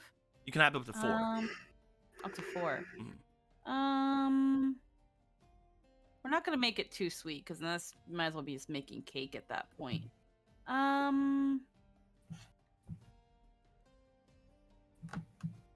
We're gonna throw in a hearty orange and just say we're making like a marmalade For to go with it. zest. Yeah, for like zest or like a marmalade to go with it. Okay. Yeah, you can make like a little preserve to like Yeah. put in a tiny jar or something. It'll taste like it'll taste like a tea tree's chocolate orange. As these are the 4 ingredients you're going to be using, let's go ahead and go through your motions here. I'm gonna be hearty and mighty as fuck. Go ahead and we'll do the little bit of a glaze stuff first. We'll do the marmalade stuff first. Go ahead Yeah. and roll me for your diligence. This will be the simplest thing on the thing here, because you already Okay, can I kind of have- tell. It's like I just put sugar and I put this and it should be fine. And I boil. Yeah, this would be the most simple part Sugar of this. water boil. So I'm gonna put 1 bat and then I've got a fleeting here. So I'm gonna You just see Marco looking in. It's like, I heard sugar water. Sugar water? sugar. Sugar water. Diabetes in a pitcher? First roll. It's like the fucking cockroach in Men in Okay, Black. so the 11. 11 was the Yes. highest, I believe. Yeah, 11 plus 1 and then plus diligence. Yeah, and that would have been your 1, 2, 3, 4, 5, 6. We're gonna say for your demon state. So that is 17, 18. Okay. You are able to make the marmalade very easily. You put the preserve in a tiny jar, not a tiny bottle. A jar. A jar. We have to make that. It's that we have to say. You have to make the distinction clear. Bottles are powerful, man. They're magic bottles. That's what they are. They're Okay. magic. I would They're say special. I would say at this point, if you ever wanted to make any sort of preserve like that, you know how to do it. You're fine. Yeah. That's easy enough. Let's get into the actual bread then. Upon putting the bread together, the flour, the eggs, and things of that nature all together, you have a lot of things for this. Let's go about strategically using one banana to infuse banana flavor. Let's go for a diligence again with 3 fleetings. Let us put in 1 bath for infused banana. Infuse banana. Smells so good it'll wake Nimbus up from his coma.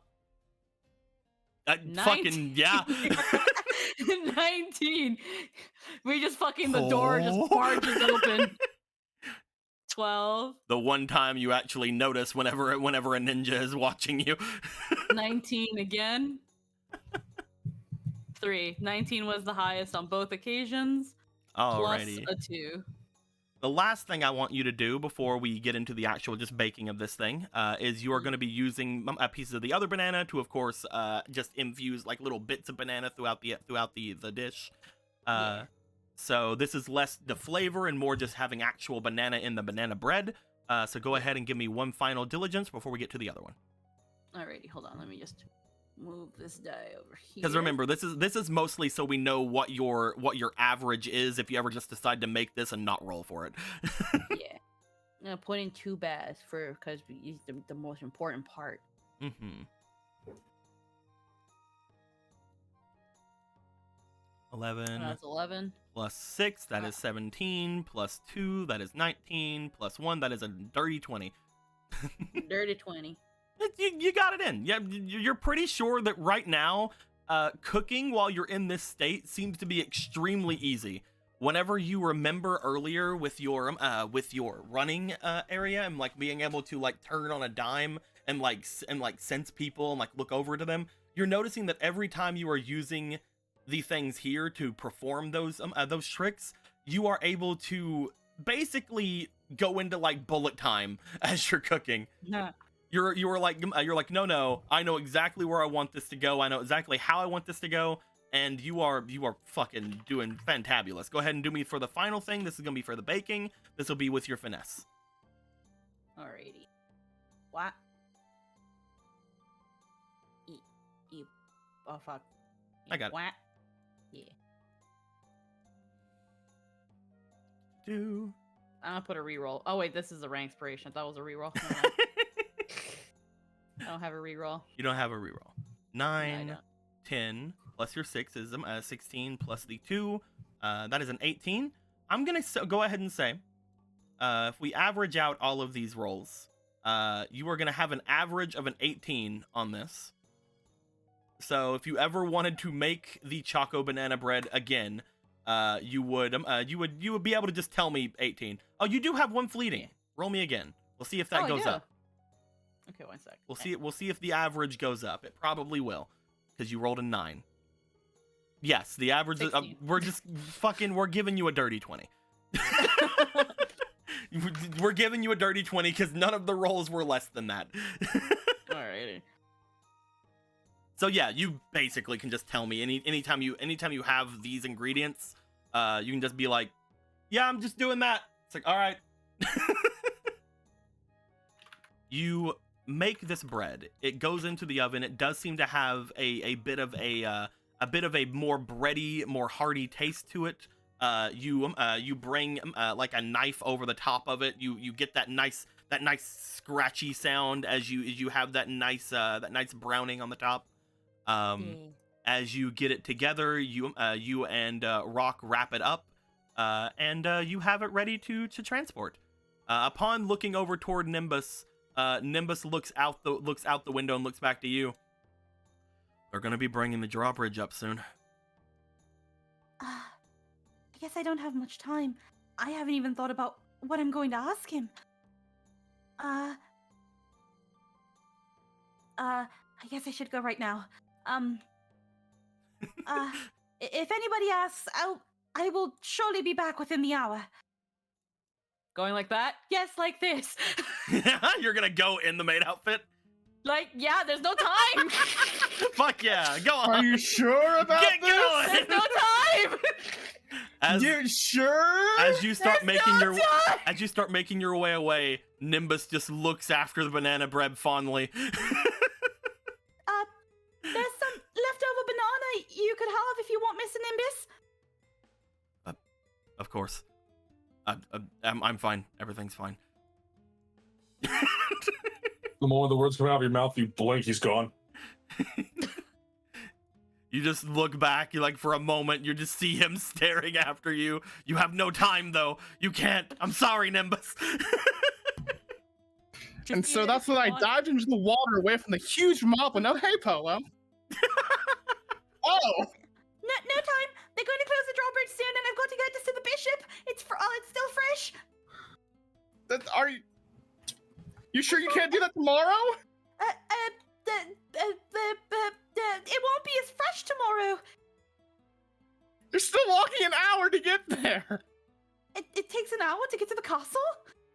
I don't know. Not if you I have never timed it. Not if you have a nice steed. Ba-boom.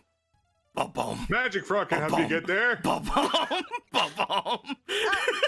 If you're okay with me borrowing him for a while, Ronan. He's his own frog. He can make his own decisions, and he looks pretty eager. Magic Alrighty Frog then. is more looking at the banana bread than you. Oh, is this a Boko situation? She just like cuts a quick slice out of it and then just gives it to Magic Frog. You see Nimbus looking at you from the doorway. His heart crushed. Yeah. Go for it. You just rip it, so he doesn't move, he just teleports. As Magic Frog gets this, he looks back to Ronan. Ronan and him share a nod. At which point, Magic Frog Did I tell jumps. Nimbus that he could have some of the banana bread? No. Yes. Okay, I'm You just said trying to you remember. said you would make him banana bread. You didn't say you could have this part. Yeah. But you know, he smells banana bread. Can't just give the whole thing away. He's like, are you sure you can't just like? He only needs like a piece, right? You don't have to. No. Okay, you know what? Okay, as she's Or cutting you the just piece, had a food coma. as she's cutting the piece and she sees him there one last time, it's gonna be like, Oh yes. and then cuts another slice. Here, Mr. Nimbus. Like I promised. You hand him the piece. He looks to you. You get a look back. You get a feeling that Nimbus will now die for you. Tell me what you think later when I get back, okay? That way I know if I need to improve it more. Maybe it could need more banana. You sure you couldn't have course. changed in this time? No, got to go now.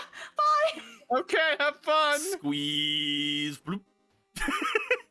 Man. Sparkle around the doorway to stem as all of the slime is cleaned up. As Polo, Wow. you now are riding through the city. The giant don't- frog. Just a big old frog. He's just leaping like fucking Venom, just like leaping across buildings. Bloop, So, From ceiling to ceiling, from roof to roof. bloop. so you Choosing Tamer remember, was the best decision I ever made. So, y'all remember the best scene in I don't know Trek where 2, right? I don't know Yes. where Orion is. I could probably This. ride Orion, but Polo doesn't know where Orion is, so there's too much time. Hopping from Oh. building to building, rooftop to rooftop. Holding out for a hero is playing in the background. Sung by Fairy Godmother. Polo, as you Yeah. get to the area that leads up to the castle, you start seeing the lanterns being lit. You know you only have a little bit of time left. You tell this to Magic Frog. Magic Frog gets to this point, jumps up onto the side, hops over, jumps over Hosier. Sorry, Mr. Hosier.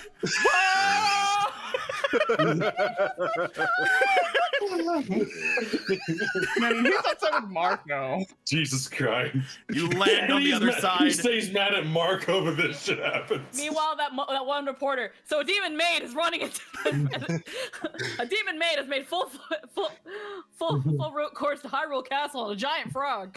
You see you see as you get here, the drawbridge is going up.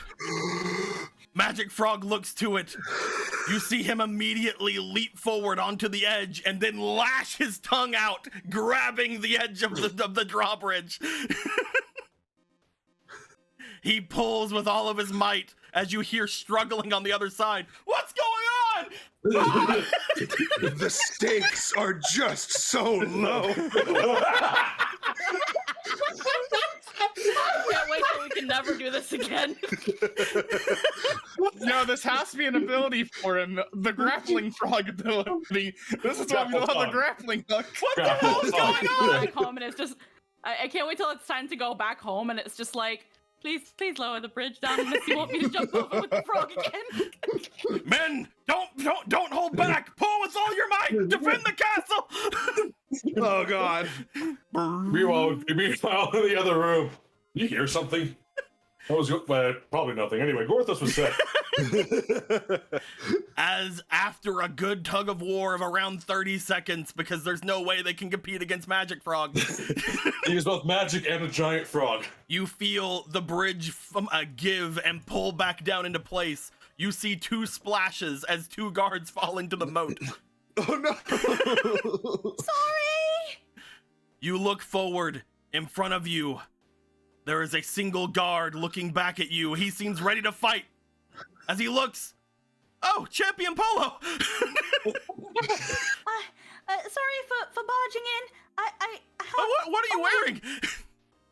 it's a prototype.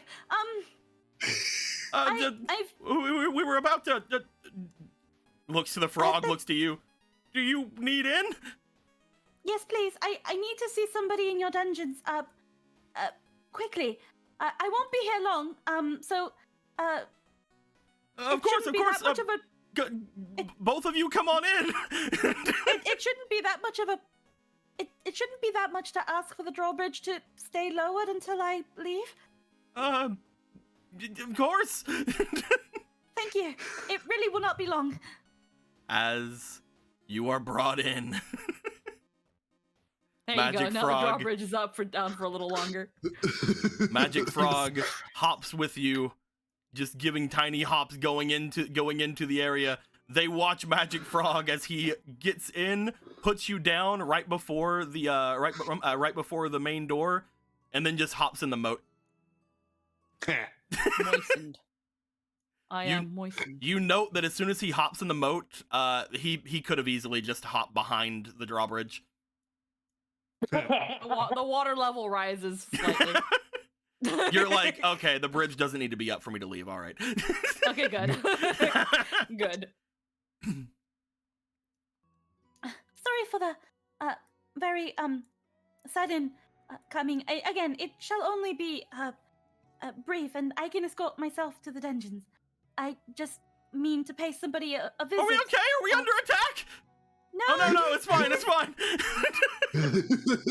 It's just Champion Polo and her giant frog. Well, it's Ronan's giant frog. I'm only borrowing it. There's a lot of things that have changed since you've came here. Yes. I shall do what I have come to do post haste and not burden you all any longer. No, of Thank course. you. Stay as long as you need. The king has said that as long as the bridge is down, you will have free reign. Do not worry. I'm sorry that we impeded you, champion. No, it's okay. I probably, if I was in your position, I would have done the exact same thing to the letter. Thank you. As you step forward, you see one of the captains rising up from the water. What's happening? Are we under attack? No, sir. We're fine. We're fine. Another guard emerges from Magic Frog's mouth. Are we under attack? Guys, I have just as much time to tell you whether it's At this point, you start to make your way down into the dungeons of this place. You find that most of the guards are at this point like more worried about what happened and like checking on and making sure the drawbridge is okay than anything. They don't offer to go down with you. You just go down in toward the dungeons. Yeah. As you do find that once you make your way down into there, you see that there is one guard down there. You find that as you step into there, he looks to you. He's like, "Oh, Champion Polo. Excuse me, ma'am. I didn't know that anyone was coming down here."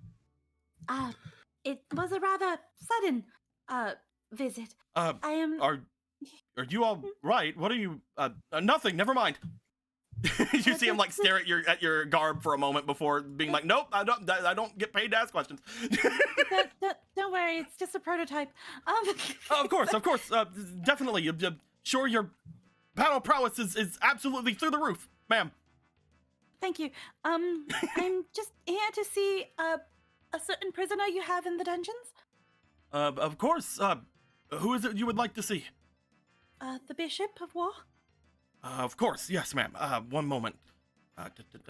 He goes into his books as if looking to find where the cell is. You know the cell is the one basically at the very far end on the left. Yeah. As he reiterates the same information to you, you can make your way there as soon as you need, ma'am. Be careful. If there's anything you need, call out for me. Thank you. He should be completely suppressed, however. Yes, of course. Trust me. It should only be, hopefully, rather brief. Of course, ma'am. And then just. You find your way going down the slightly windy area off until you take a left, go down another little hall, and at the very far end, you do find a familiar looking cell. As you're walking, you note that the torches do seem to light as you go, until you make your way all the way toward the end. Just outside of the torchlight, you do see that there is a person inside, giving off a slight bit of a silhouette as he looks up. What do we have here? Has he finally given up already? Excuse me? Do you mean the king? If that is not what you're here for, then I do not wish to talk. Not even for this bread? We made a deal, did we not? Oh. And if my suspicion is correct, and this is your vice, then I do not think you're in any position to deny me. You're that girl from before. Yes. You have some nerve speaking as if you know me. Especially speaking aloud what could be very sensitive information. Am I to take it that you do not wish for this offering?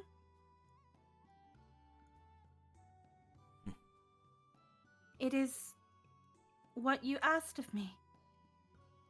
Should I come back seeking information? No, of course not. Come on in. Into the cell? You see him lift his hand and he snaps his fingers. Upon doing so, you hear a click at the cell.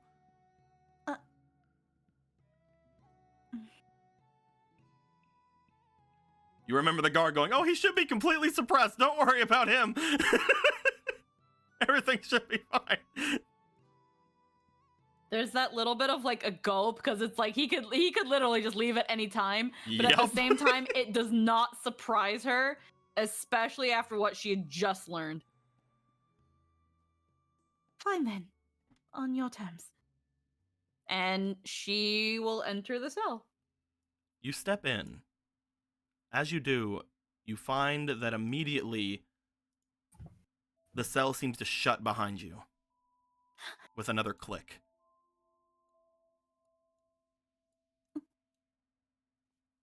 The silhouette on the other side seems to stand up to its full height before looking down over towards you.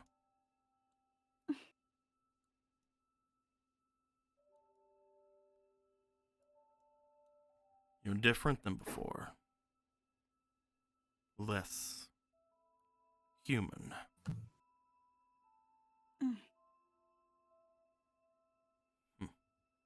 I have tapped into my heritage with some assistance. Oh, yeah? Yes. Interesting. He begins to step forward. As he does, you hear the clicking as well as the dropping immediately of chains, as if, again, they're only there for show. As he steps forward toward the light, you see this man standing up in front of you. As you do,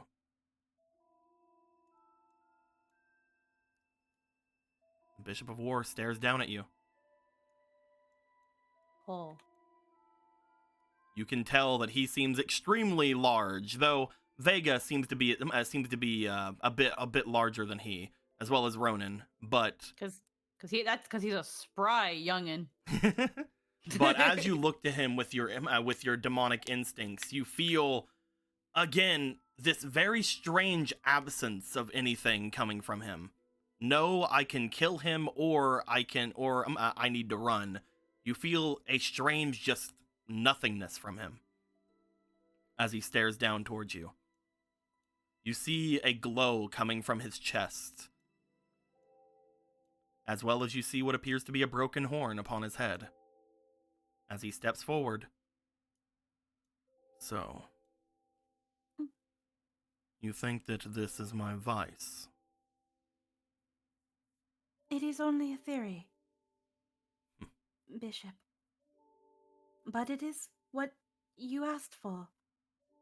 It is something that you indulge in daily, that you ask for. And that if anyone was to bring you any more, that it be of higher quality.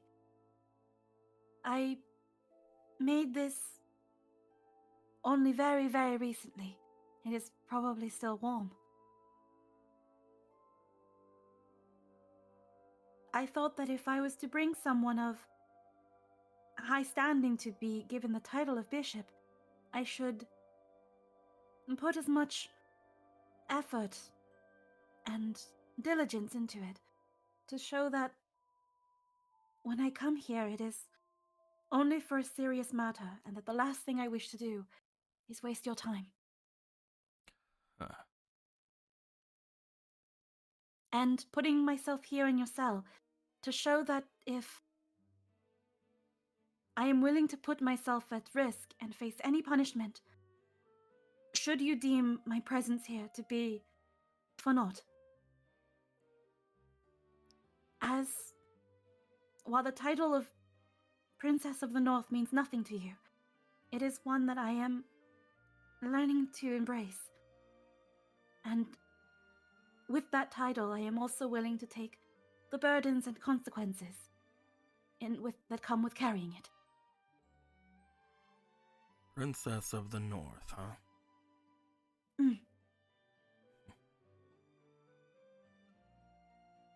He reaches down and takes the bread out of your hands before looking back to you.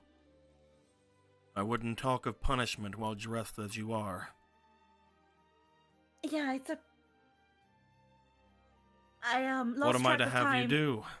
Clean this place up for me? Looks around. It could use a bit of fixing. It was a jest.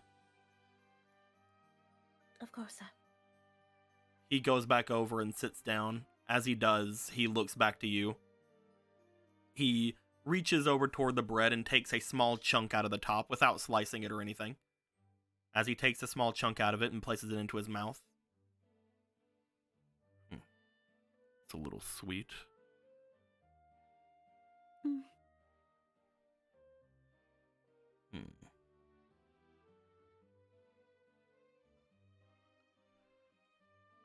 But it's good. Thank you. Yes, sir. No one here understands what I mean when I tell them to bring me bread. They think that I'm hungry, so they bring me either the same thing they always do, or they bring me something lavish, thinking that I'll gain some favor toward them. I mean what I say. Even this is a bit too lavish for me, but all I mainly want is bread. I see. But something like this, every once in a while, is not bad. At first, it was only going to have bananas. The chocolate was a nice touch. I'm not always in the mood for sweet things. But I do enjoy the chunks of banana that are here.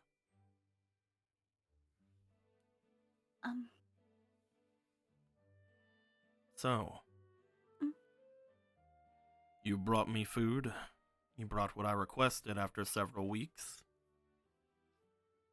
What exactly do you want from me, Princess of the North? Well, originally I wished to ask you some more information as to why you were here in the castle, and I have come to learn of it. Huh. That you are in some sort of pact with the king.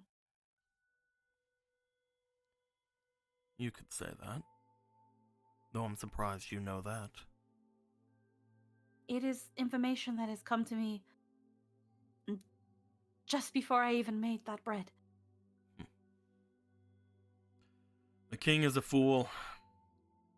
He every time gets to this point and wants to see just how far he can take me. He tries my patience with these games of his. If I don't give him what I give him, he will surely die within the week. Yet he still sits up there thinking he doesn't need it. Tch.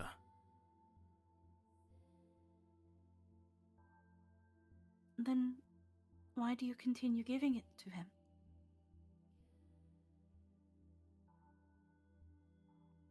Why, under the condition of being as if a prisoner? One could say that you are keeping Hyrule, the only thing keeping Hyrule afloat.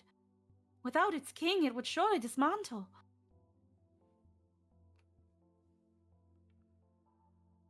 You know that, right?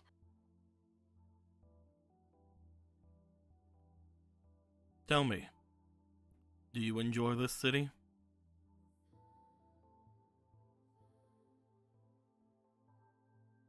I could say that I do.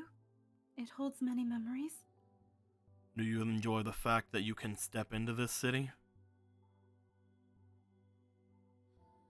Mm.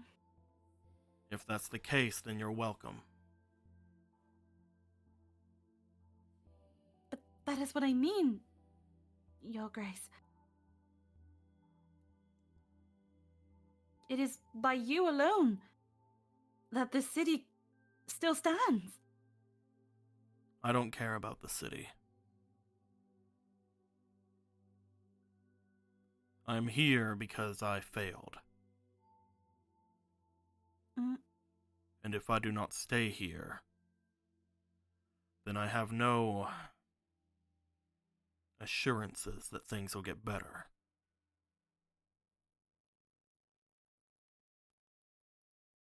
What Several do you years want ago, my people attacked this city. Oh, this is bad music for here.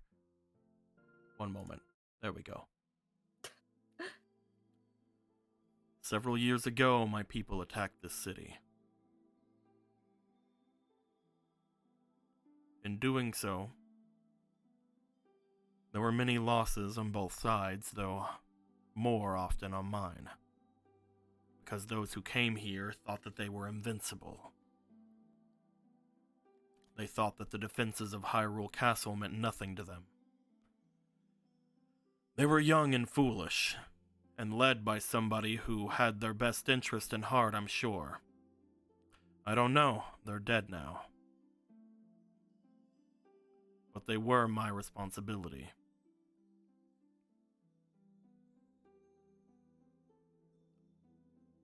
I lost my army, those behind me, and this castle apparently lost its 2 queens, one of which held the blood of their deity.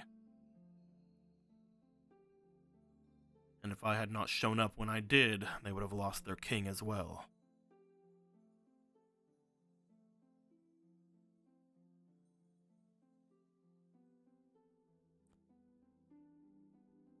I'm sure you face some sort of discrimination or some sort of hatred since you've been here in some way or form. In not the way I expected, but The people of everyone's Hyrule have been made to think that if more than one demon shows up at any given time, that it is a cause of concern. Maybe you're alone. I don't know. You called yourself a princess. I assumed you came with your entourage. I only recently found out of my supposed status.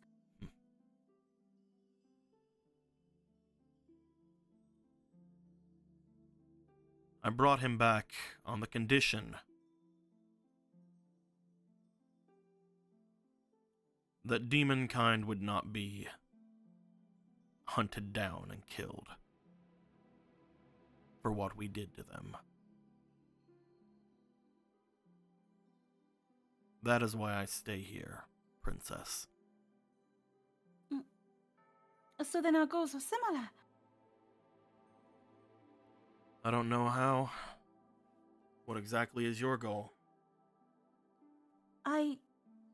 Before I even knew of my supposed status, I left home wanting to help change people's minds, that demons could be good, that we are not all overrun and led along by this thing within us called malice.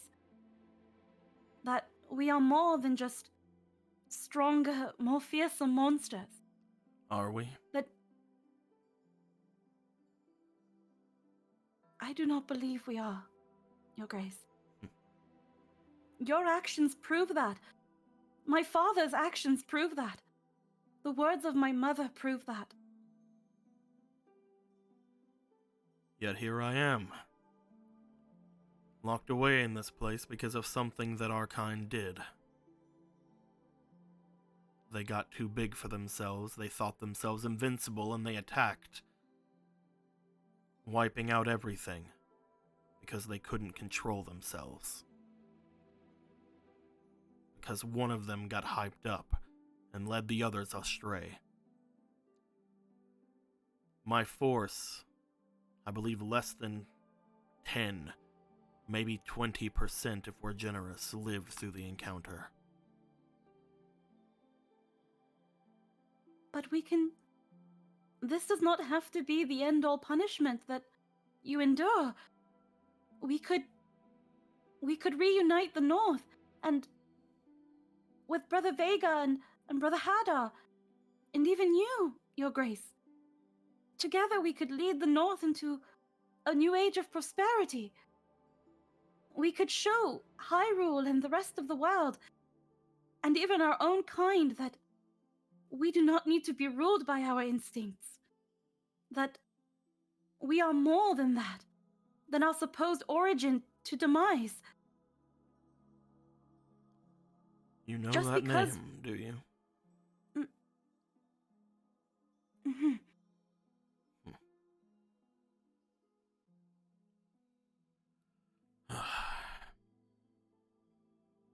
It is a name that seems to draw ire and dread in the hearts of man and demon alike. If that being is our root, it does not need to be more than that. We can flourish into something more. Father believed in that. That is what Mother said. That is why Father led the way he did until his passing.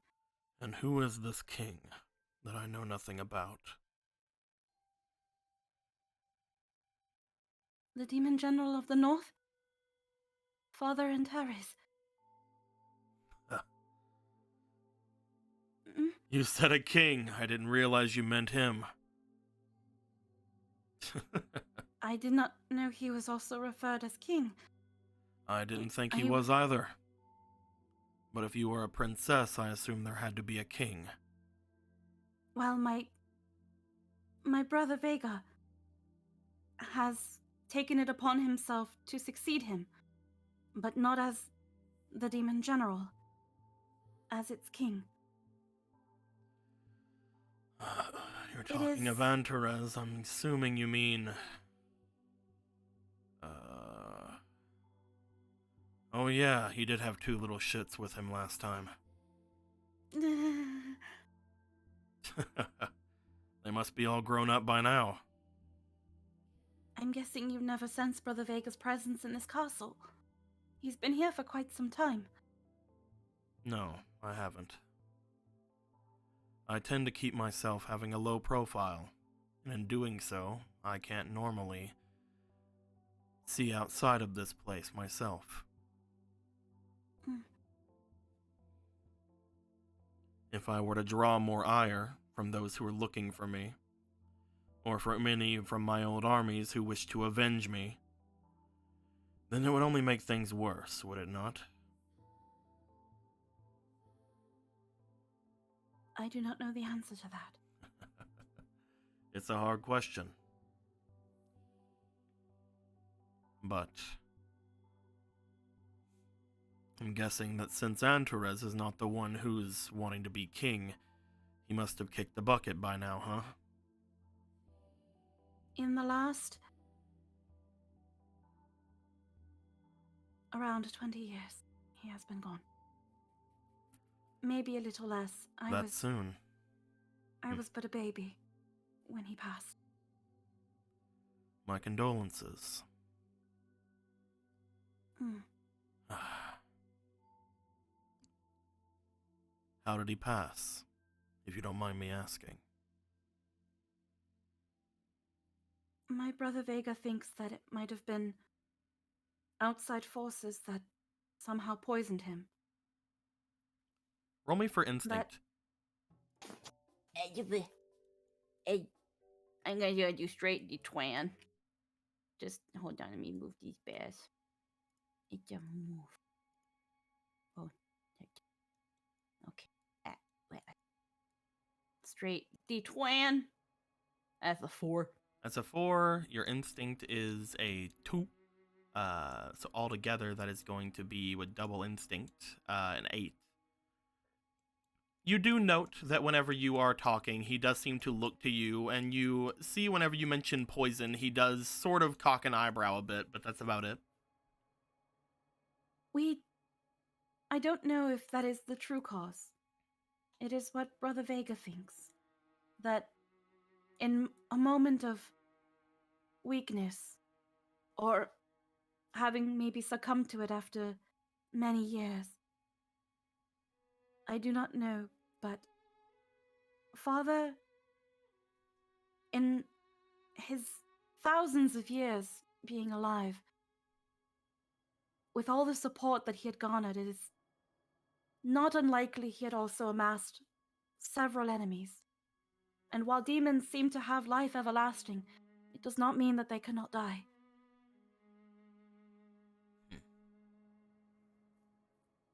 Some say it's rather odd that he took on a human wife so late. But I know nothing else. Oh, I only know what I have been told. that's true. You would have been born how long ago? I'm 20, so about 20 years ago. I didn't know if you would have been older or not. That's my bad. I just needed to know. Huh. Interesting. I am only half demon. My mother was his last bride.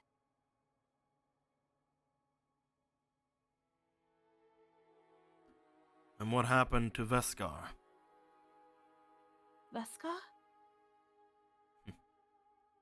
The wife before your mother?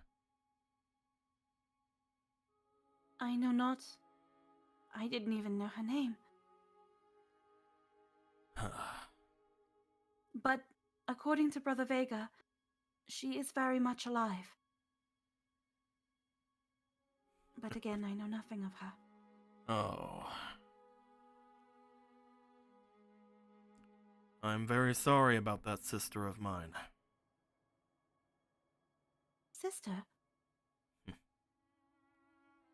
It seems as if you are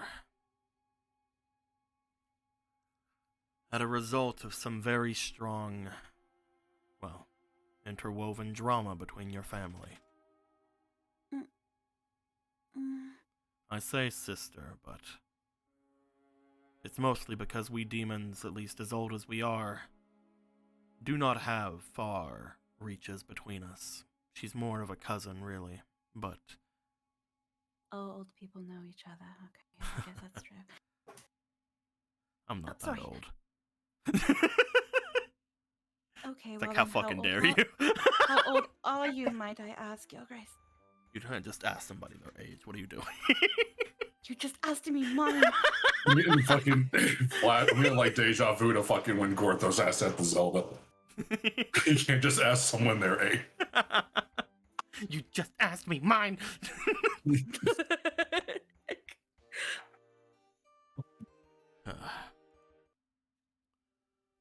I can't be sure, but I know that Viscar, she truly loved your father. In fact, I believe it was something of an obsession of hers. Whenever she had finally married, in her words, the great demon of the north, it was one of the proudest days of her life.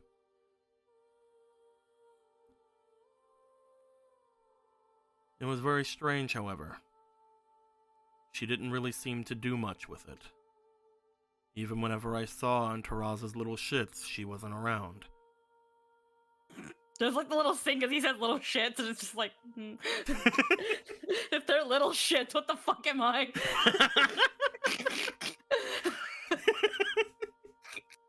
The tiniest turd.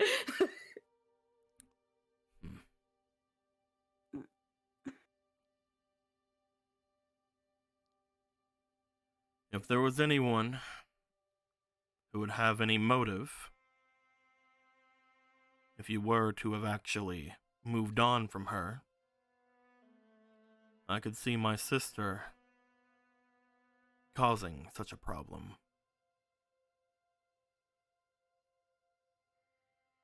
Do you think it would have also passed to my mother? This grudge that you supposedly speak of? I don't know. To be fair, again, I barely know much about my sister. She's not one that was close, but with how deep her obsession went and how long she had chased after Antares, who knows? She might have seen her as beneath her notice, until... looks back to you. Until she would have gotten word of something else happening.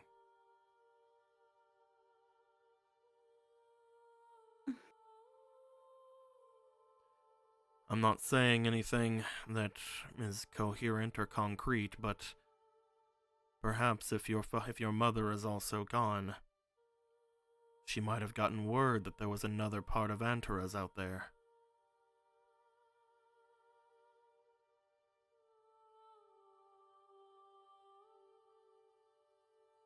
Now suddenly Polo being a little bit wide-eyed in a maid outfit kind of looks stupid, but it's kind of funny.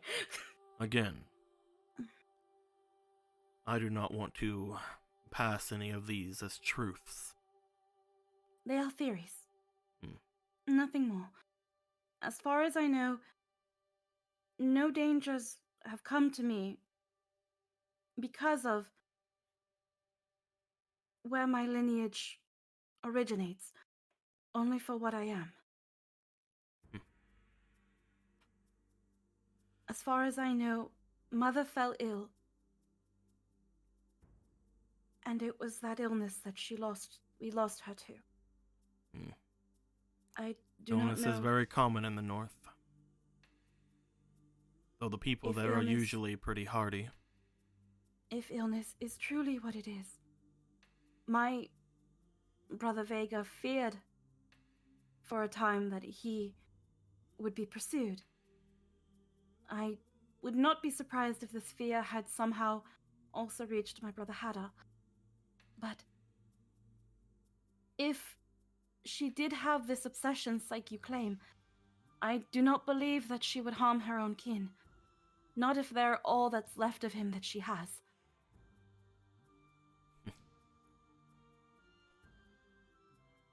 I will tell you this, little one. Vreskar, my bad. Vreskar. She is... If there was anyone who could kill Antares, it would have been her. If it was truly a poison that took him down, perhaps she had nothing to do with it, or perhaps she did. All I know is that there was anyone who could take advantage of such a weakness, it would be her. If she was spurned by your father, well, I see that you already understand how strong our instincts can be to resist.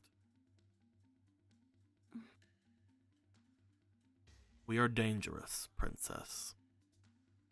That does not make us evil, but it is not something to forget about.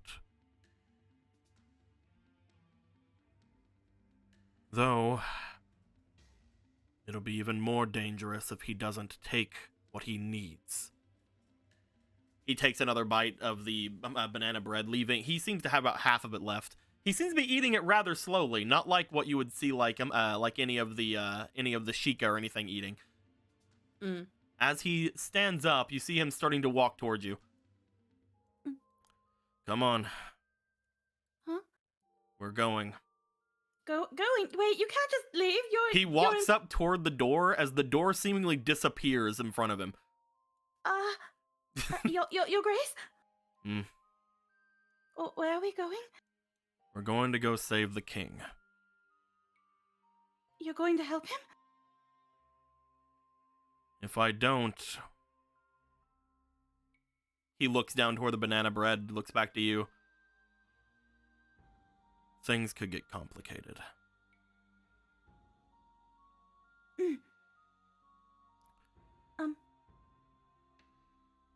A small lingering question.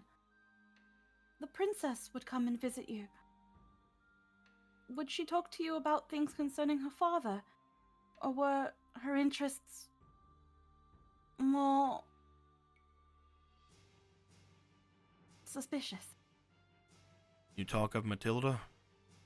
Yes, the Princess of Hyrule, Miss Matilda. What is she like? Curious. She always wanted to know more about magic. She would never tell me exactly why, though I did not keep anything from her if she asked. She was someone of royal blood. I feel that, like anyone, she had the right to know what was going on. Not to mention, he's already pissed me off several times by then. I take life from your king. The one that stays here in this castle. That is true. But if I do not take this life, he will not have more of it. Not to mention, without me, he will lose far more than just himself.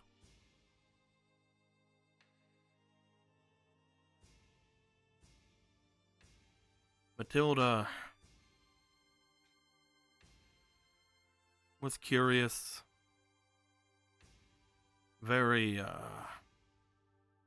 forward with what she wanted.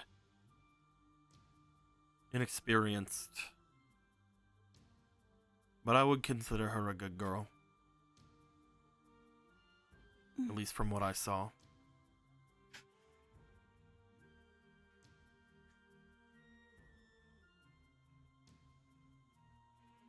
I'm If trying to she remember if I truly ever saw. is- Oh, sorry. Okay. Go ahead. I'm trying to remember because a long time ago when we searched her room, someone had found a journal that wrote a scribble of demise, but I don't know Mhm. if Polo saw it. You guys have Polo had was- enough time to I'm like. pretty go sure you over were the one who everything. explicitly found it because you were making a big deal about it being your diary. Yeah. Okay. It's Yeah, also yeah. it's that also makes the sense. fact of like there's been enough time that any old information like that would probably have circulated among the group. Yeah. I think did I find the name demise in that? I think I did. No. I know that I found a weird I'm just trying to drawing of remember if the- makeup. I found several alarming things, but like I'm just trying to remember like if that information was Yeah. passed around before I mention it in character. Do you think she might have also become curious over the matter of demise? There is an entity out right now using his name. Oh. Mm. Is that At how the you know summit. it? Yes, at the summit on Death Mountain, very soon, there will be a congregation of demons. In exchange for a favor, I am to speak for him and attend in his name. A summit. Mm. So soon. Yes, Uh, the demon lord of all circuit will be there as well, among many demons. I I'm guess if going there. Antares has died within the last 20 years, it would be pushed up. I was hoping I could get out of here once that king killed him, once that king was killed. Maybe we could convince him. I am bringing my brother there, in the hopes that we can find my other brother. Surely they would wish to see you as well, if it is possible. You are not strictly... To do what you do not need to stay bound to the castle, do you? No.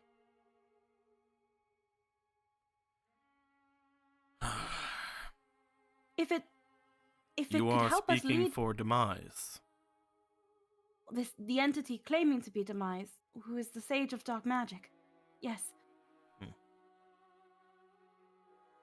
If we convince the king that it could lead us to Matilda, maybe he will let you come with us. I mean, you say let. This guy's already standing outside of his cell looking back at Yeah, you. it's like she's like well, it's not like anyone is truly stopping you. Hmm. But you could attend with us. And that is only if you are truly interested. We will not be in the city much longer. We will be heading rather soon.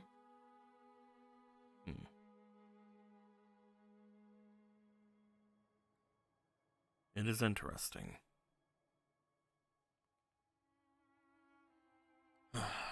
I will see.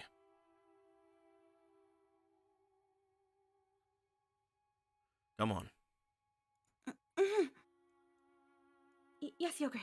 Starts walking out. As he does, he just walks past the guy that's like taking the inventory. He's like, what's going on? Sir, you can't just leave. I'd say that before they left the thing, she would have been like, "Oh yes, the basket and the jar of marmalade. We can't leave this in the cell." Sir, you can't just leave. Sir.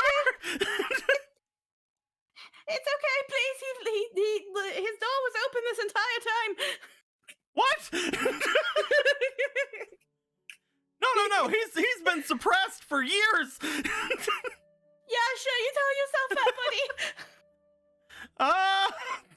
As you Run. guys start making your way up into the main area, upon Yes. getting there, around this point, it will be late enough at night. Mm-hmm.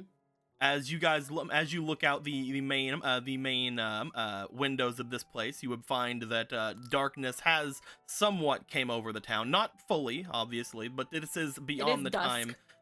time that the drawbridge should be down. The sky is reddishy purple. It's As dusk. Gallon, Huh? you find yourself as you are laying in your bed. You look off towards your doorway heading to your closet, as you do see that from the slight bits of the window you see into the far outside that it is getting dark. Time to wait downstairs then. You stand up. As you do, you see that there is still an Arma, seemingly in control of your dagger, seemingly jabbing forward. You went to bed as they were doing this, and now you're waking up as they're still doing this. Yeah. That's the spirit, Arma. Come on, time to go. Oh, I don't think I actually did anything. I don't think What's I have the any thought that muscles. I don't counts? think I have any muscles to train. It's the thought that counts. The dagger slightly, seems to levitate itself over towards you as you take it in your hand. Put her back in her sheath and go downstairs. Are you sure we're gonna have to fight something? No. Just better to be ready for a fight than not, right? Mm-hmm. Understood. You start to step your way out. Upon doing so, you find your way down to the main floor. Looking over toward the area heading downward, you can tell that there are quite the number of people seemingly still making noise down in the steps, seemingly like they are making their way through the different places. They're either going from the basement to the tree or from one of them to here. You're not sure exactly which one it is. But since nobody seems to make their way here, you're assuming somebody made their way from the basement to the tree. Stepping in through the main area, you would find yourself coming off into the main dining area where Ronan and Marco would be sitting. And you would see that there has been a dinner seemingly put out, as Rock would have made their way out with the amounts of dinner that she could make. You guys would immediately realize this isn't Chefos dinner. What the fuck? This isn't Chefos sized. What the hell? It isn't even polo dinner. This isn't nothing. Ain't shit. She's You doing would- her best. But yeah, you would find that the others are all down in the main area, including Ronan, who you would ask to make your way with you. Pull up a seat, grab some food, and start waiting. You pull up a seat and sit down. Upon doing so, you find that there are a numerous spread of things, but again, not anything like enough to really probably make Rocket and Ronan completely full. But as you guys all sit down for things, you will find that eventually there is a knock coming across the door as Nimbus stands up and heads over. He looks through the window very cautiously first before making their way toward the table. There's a man in a cloak outside. Look, Oh, I think that might mean it's time to go. You ready, Ronan? Yep, I'm ready to go. Oh, what's going on? Hey, a new guy. Did you know where the Just some business to take care of. Oh, okay. Is everything good? Should be. Hum, rum, rum, rum. I'm Big Buff Doggo. If you need a big buff doggo, you take Big Buff Doggo. Yeah. I have No, I don't- big sword. The more people you bring to something, the more you're signaling a fight. Definitely. He's like, 2 big buff people is all I need. And me. Hmm. Because I am a walking weapon of mass destruction. Speaking of big Speaking buff of, where's people, your other one? Where is your other one? I don't know. He ran out of the room, and that was the last I saw of him. He's probably fucking dead. That's the last I ever saw. I've never found him again. 20 years from now. 20 years have gone by. Where's my brother? You step over toward the entryway. As you do, upon opening the doorway, you find. Boop. You find Gru. Oh, I thought we got rid of that rock. As just trips. Ah. He steps in for a moment before looking off toward you, Gallon. This place is a lot bigger on the inside. Yeah, we get that a lot. Want something to eat? He looks past all of you, looking toward the menagerie of people standing there. One of them being Nimbus, who is just glaring at him. Nimbus ready to fucking cut him down at a moment's notice. I think I'll pass. Well, give me a moment to get my brother, and then we'll go. He leans up against the wall, just sort of like stares off toward towards you. By the way, just looks at everyone. Anybody seen Kuro? Not since he ran out a couple of hours ago. Like out the door? God damn it. I'm sure he'll be fine. You want me to go try If to find him? you're supposed to meet up with him, he should be back soon, right? He exclaimed something about going and moving rocks. Well, then, that gives me an idea of where he is. How long do we have until your meeting? We can talk with him at any time in the night. We just have to make our way outside the city first. Well, he's at the wall, so... convenient.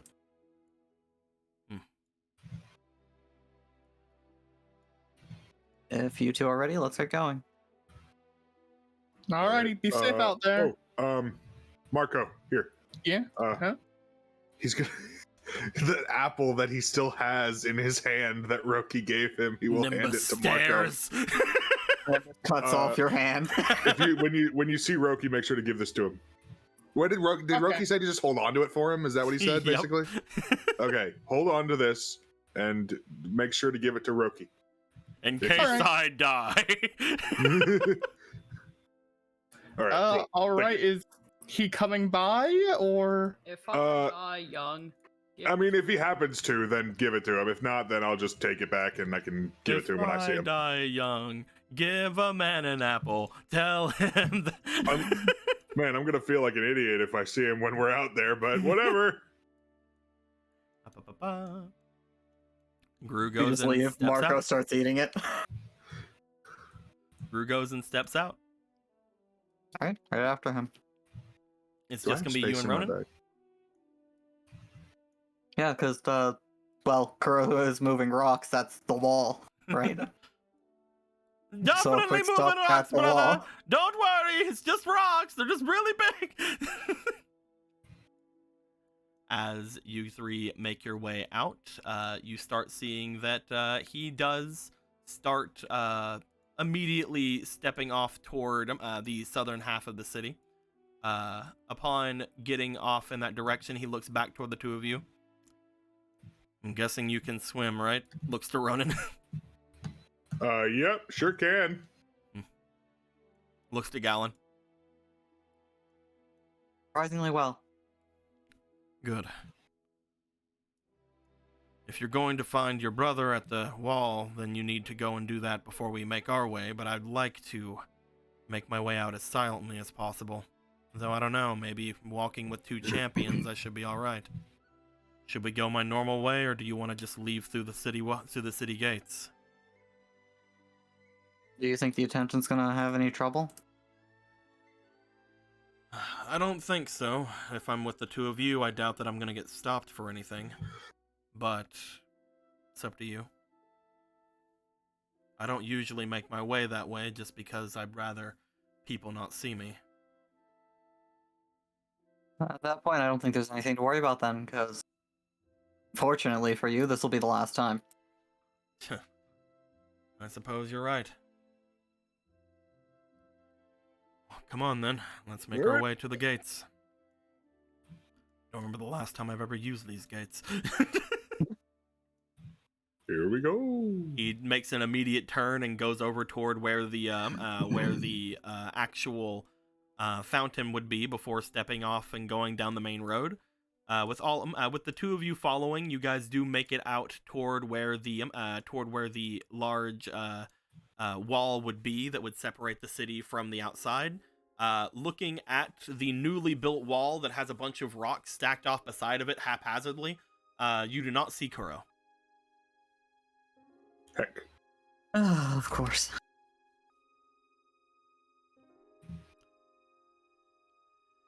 You still good Well. with just the two of you then?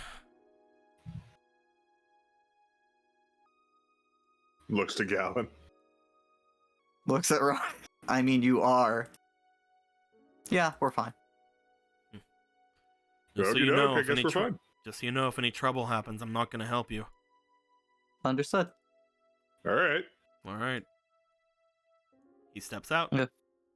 There's no one I trust more than Ronan to potentially tear apart Stalfos. As you begin stepping thank out, you. there is an immediate, the guard do make their way over toward Gru, but once the two of you are into view enough to where they can see who you are, they back off. They just sort of give a salute to the two of you. One of them goes, "It's Gallon!" Before you guys are able to step a little bit lightly outside of the city walls and look around from the outside toward where the rivers are. He looks off for a moment. You see that Gru pulls his hood down and sort of stares off toward the large gates and the walls before giving a bit of a chuckle.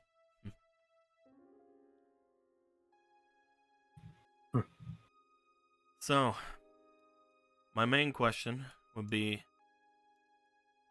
do you guys want to see where I usually find him at? Or do you guys want to see where he's usually stalking around?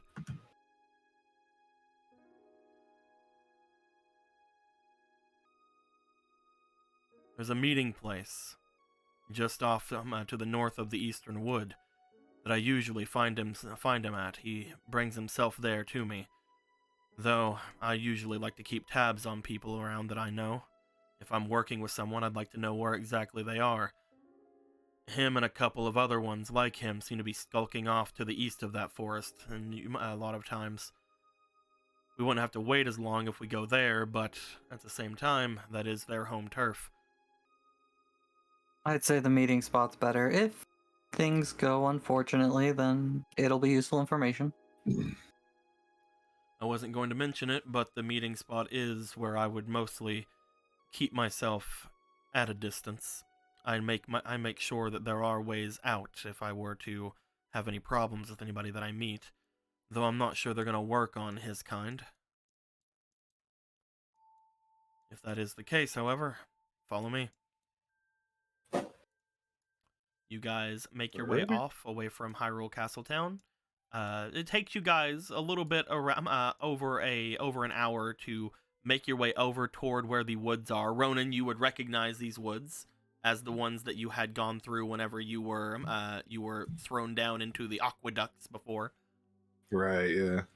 As you find your way there, you guys will note that in the main road heading into the woods, there are a couple of guards. However, Gru does not seem to make his way toward there. He goes off toward the a lower section of the wall before heading off over the river. There is seemingly a very easy path that would make his way there. You see that he seems to jump from rock to rock across this small section of river before looking back toward the two of you. Both of you, again, you could just swim across if you'd like. He seemed to have made a little bit of a show of jumping across, but it's up to the both of you. Listen, if he's gonna flex, I'm gonna flex. Go ahead. You step over toward where this is. You find that there are about 3 different rocks that he had jumped upon to make his way across. The water underneath does not seem to be moving extremely quickly, but go ahead and give me a single finesse check, and we'll see where you stand right now.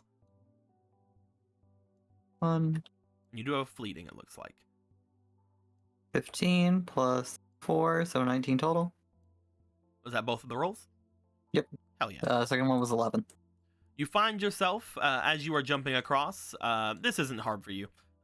You have seen different things of rock. You've seen larger rivers. You just saw that he stepped over it, and as you jump your way across, you do give a slight bit of caution to the center rock, as it is a little bit more wet than the others. But you do make your way across fairly okay.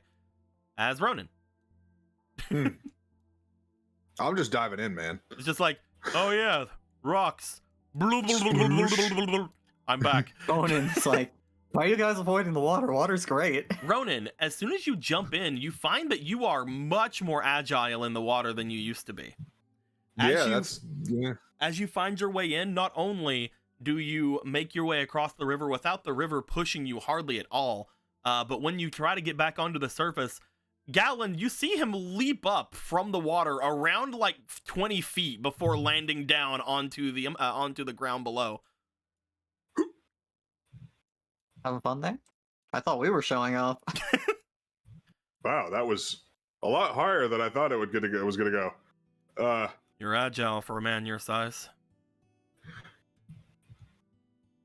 Well, thank you. I think. Yeah. It was a compliment. He starts to make his way. Hey Ronan, this is why you brought you along.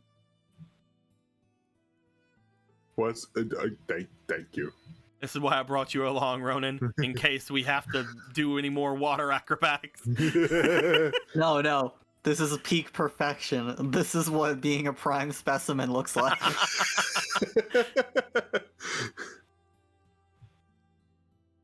The three of you make your way forward. There's nothing really that would get in the three of your way. As you would step off in these directions, you would find that there are several creatures of the night that do seem to take note of all of you as you walk past. You find several owls as well as some geese that do take note of you. But as soon as you do see some geese that are in the area, you see that Gru seems to just light a candle that he has on his waist. And upon doing so, the geese seem to mostly keep their way away. And in the night, we see a single bokoblin in the shadow. You see a single bokoblin as he's just like, those two, I recognize them. They're nice people. They helped me escape. Exactly. I was about to fucking say. Yeah, you better remember we saved your fucking ass. And I hate them for it every day. You know, that My does life make sucks. perfect sense to me. As you see this man making his way forward, he seems to go off into a clearing to the north of the forest. Upon standing there, he keeps the light of his blue candle along his waist on as you guys stand there for a little while. Gru seems to immediately go over toward a stump that seems to have been, at least from the look of it, freshly cut, but you're not entirely sure, as there are bits of moss and things seemingly coming off of it. But it doesn't seem like anything has grown off to the very top of it quite yet. As he sits down along it and looks back to the two of you. So, any signal I should look for in case you're going to do anything stupid? Fire. Lots of fire. From him too? No. Well, yeah, no. Maybe. Maybe. Maybe? Maybe. Got it. What? What maybe, Ronan? Don't worry about it. All right. So if I see fire, I should just make my way out. Yeah. That's Yeah. good, right? Have you told him what we're dealing with? Well, I mean, you never told me. I kind of ended up talking to a guy in a bath who kind of explained this could be a Stalfos caked in magical clay. Oh, okay. He looks over. He's like, all right, I guess we're just gonna fucking come out and say that. I didn't know you knew that part. But why would I hide this from you? I thought you were trying to let him know that we're trying to mess with a deal, but all right. So you know about them being undead. Oh, it was a guess. Thank you for confirming it. What's this deal again? Refresh my memory. Oh, he's been stealing fairy mud for them. You know, the thing we took such effort to collapse the tunnel to? Right. Yeah. Yeah. Okay. So we're just trying to break in and be like, hey, cut it out. Ask them nicely to stop first. I doubt that's going to work, but it's up to you. He looks back to the two of you. These creatures, they're strange. And there's more and more of them the more that I keep talking to adventurers that keep making their way outside the city. Every night there's more theories on some sort of wicked creatures off in the night. And those are only from those who come back. They are not mindless, from what I found, though. If they want something, and they know that you're worth something, they'll keep you around. But they're unnerving to look at. They have... I don't know how to put it. These doll-like expressions. Though if anyone were to give me a doll like that whenever I was a kid, I'd have nightmares for the rest of my life. Well, I mean, we've seen Slaverman's face, so I can only be so terrified. I guess I could drink to that, if I had a drink. So, how's it like being Hyrule's champions after just making their way here? You didn't have to live here the entire time like I did, but I guess that gives you a unique perspective on things, eh?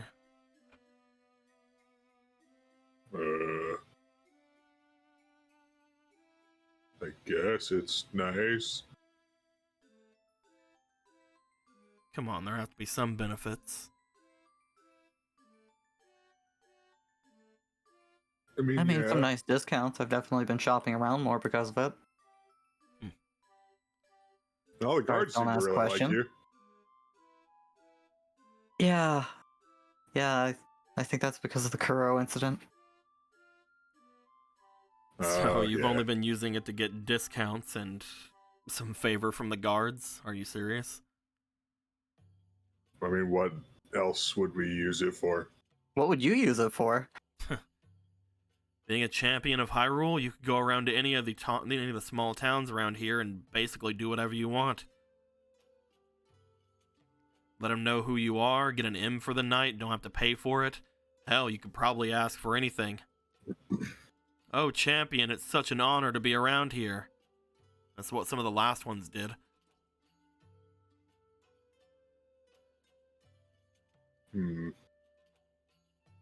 Can't say we've really stopped at any small towns besides, well, Town of Thieves. Oh yeah, you been to Hosenka? Yeah, it was an interesting time. Apparently there was a prophecy the town was doomed. Wrong, as so many of them are. How's everything going over there? It's abandoned right now. Everyone from there is up in the River Zora domain, I think now, or at least headed there. They're all okay? Should be, unless something happened Last we saw. along their way. Good. It'd suck if we lost their business. Oh, really? But they're not even allowed in the city. I'm sure that you've seen, every now and then, you find a caravan wandering around. They make their way from the north all the way over to Hosenka, all through the different road routes of this place. They understand the underground as well. They can take you from one place to another in seemingly no time. It's Arnie can do that too. Oh? Can I do that? Don't your songs? Oh, that. Yeah, I thought you were talking about digging really fast. No, I can't do that, but I can magically do stuff and bring us places. Yeah. I don't think they really dig as well, but that would be funny if that's the case. Alright then. So you're not looking to get anything from being a champion, you mostly just go through and not go to any of the smaller towns, not ask for any big free things, only discounts. Don't really use anything over the guard. Who the hell are the two of you? Really? Do you have to ask me?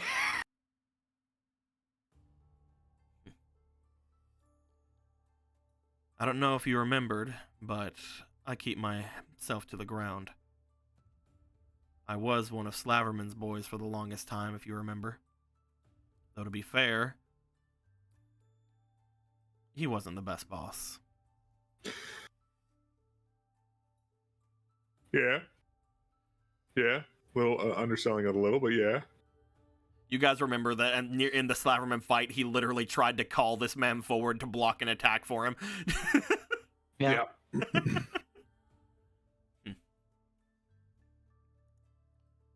But I guess with what you've done already, I should at least trust that you have that much of a good intention. But to not want anything, I'll believe that when I see it. These guys can be pretty persuasive. He looks off toward the forest, and I think they're already here. Well, I wouldn't say I don't want anything, but Yeah, I think it's fair to say we both want things, just, Like I said, don't get them, I guess. these guys can be very persuasive. If you want for anything, try to remember your station. Try to remember that good heart of yours. And try not to stare too much at their movements. Is this a thing where I'm going to punch him in the face and I'm going to like him a lot again? I don't want that again. I don't want to punch him in the face and like him. Come on. Gru goes to stand up. As he does, you see that 3 pairs of eyes seem to appear in the forest, looking back toward all of you. As you do, a creature begins to make its way from the area that you guys had just made your way from. As this creature looks forward, you see that it seems to be very, very badly cloaked, as the actual cloak itself seems to be nearly falling off of it. It's almost like it's wearing the clothing like it thinks it's doing some sort of disguise, but it's not. As you It is, stare in off fact, toward a this, skeleton. it is not a skeleton. Oh! The fuck are you? You see what appears to be some sort of puppet-looking creature stepping out from the forest. Its glowing red eyes seemingly giving off that same sense of malice as you would see from monsters and recently Polo. As this creature steps out, again, you see that the very small amounts of decoration and any sort of like bits of it that seem to give any sort of humaneness to it seem mostly haphazardly thrown on. And as it steps out, looking toward the 3 of you, you do still notice there are 2 more sets of eyes in the forest looking back. This thing seems to be taller even than Ronan as it stands on its legs. It looks down toward the 3 of you. Its smile doesn't seem to go away as it turns its head looking toward each of you in turn. When it turns, it seems to literally turn as if its head is like a dial more than it's turning like left and right. As it stands there lankily looking down toward the 3 of you. Hi. Deal. Mud.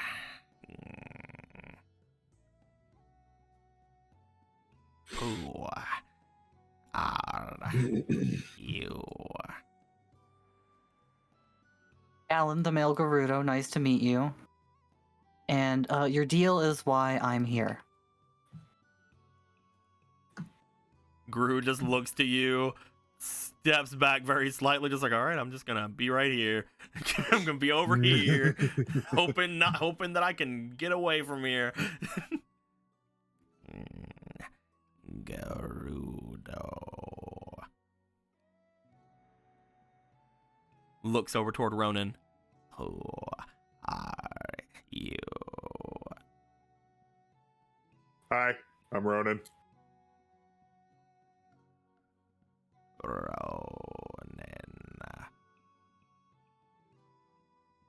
Yeah. Galen and Ronan.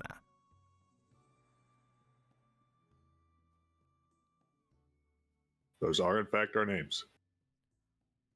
What might I interest you in?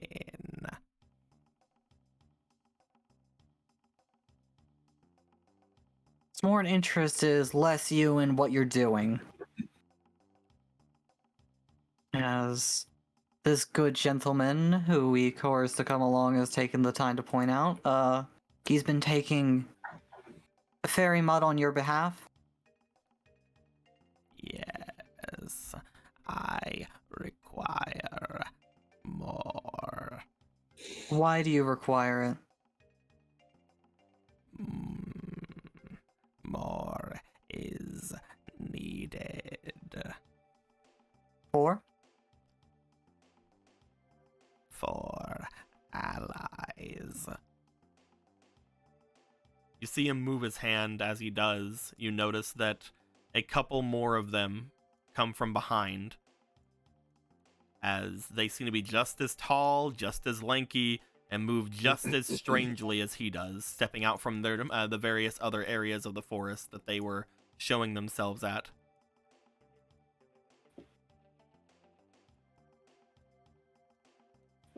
Well, unfortunately, he has promised you something he is not supposed to give. Unfortunately.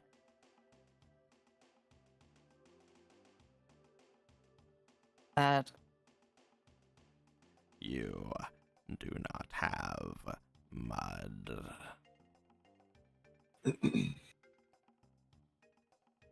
he might. But What is it you desire? for you to stop,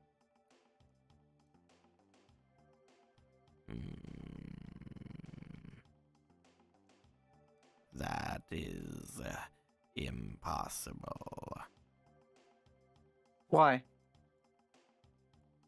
Your fountain is one of many.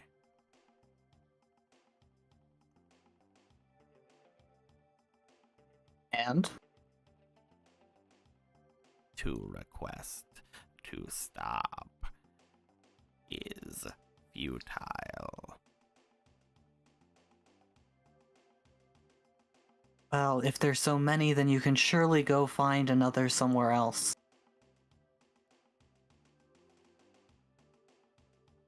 We will need to, if we do not have one, to obtain it for us.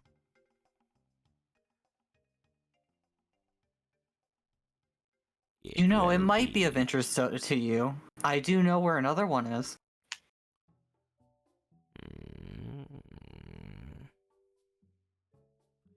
I am listening, Gerudo. My terms are simple. Unless you have a lot of possessions, and you don't seem to, you leave tonight. And if you agree to this, and do this, I will tell you where another fountain is.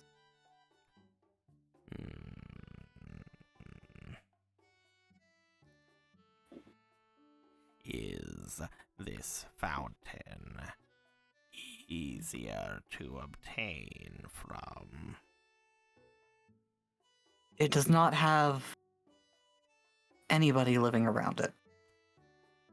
Oh, interesting.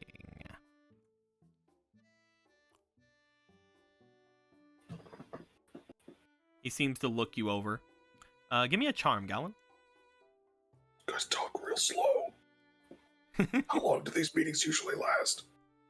I usually just give them the fucking mud. We have a conversation. How long do these meetings usually last? Not that long. I fucking take the money and run. I give take the them- money and run and be like, so next Tuesday? I give them the fucking mud. They give me my money, and then I leave. It's like, so next Tuesday? Yeah. Also, quick question: these blue dice are rerolls, right? Yes. I forget. You I can use those them after. after. Yeah. Okay. Because I've been sitting on them for a while. 15 plus your 18. charm of 3. That's an 18. It's funny because Tristan. Oh, I also had a bath, so there should be one more. That's true. You did have a bath. Good for you. So 19. Tristan like walked by and he was like, "Oh, are those the Skull Kids puppets?" And then he, I don't know what you're You're like- talking about. he was like, "Man, he'd be like, man, those things are really fucking annoying in the Twilight Princess." As like, you yeah, say that's this to them, those terms seem agreeable. Perfect. Then, will I be taking you at your word? Do you have any gestures you enjoy? I do not know what you mean. Have you ever heard of a pinky swear, a firm handshake? I can give you a handshake.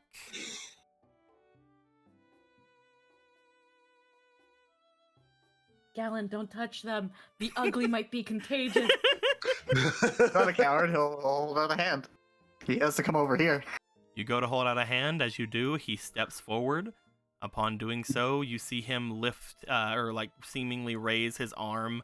Again, it seems much less maneuverable than you would see a normal arm. It's almost like it's moving on fucking joints that are not Little- meant to freaking bend or anything. Little did we know that Gallon was vaccinated against ugly 19. As he reaches down towards you, he puts a hand off at your direction. Do you go to grab it? Yeah, I'll shake his hand. Gallon, as you touch this, I'd like you to roll me for your magic and then roll me for your spirit. Does it look Oh, like no. these guys?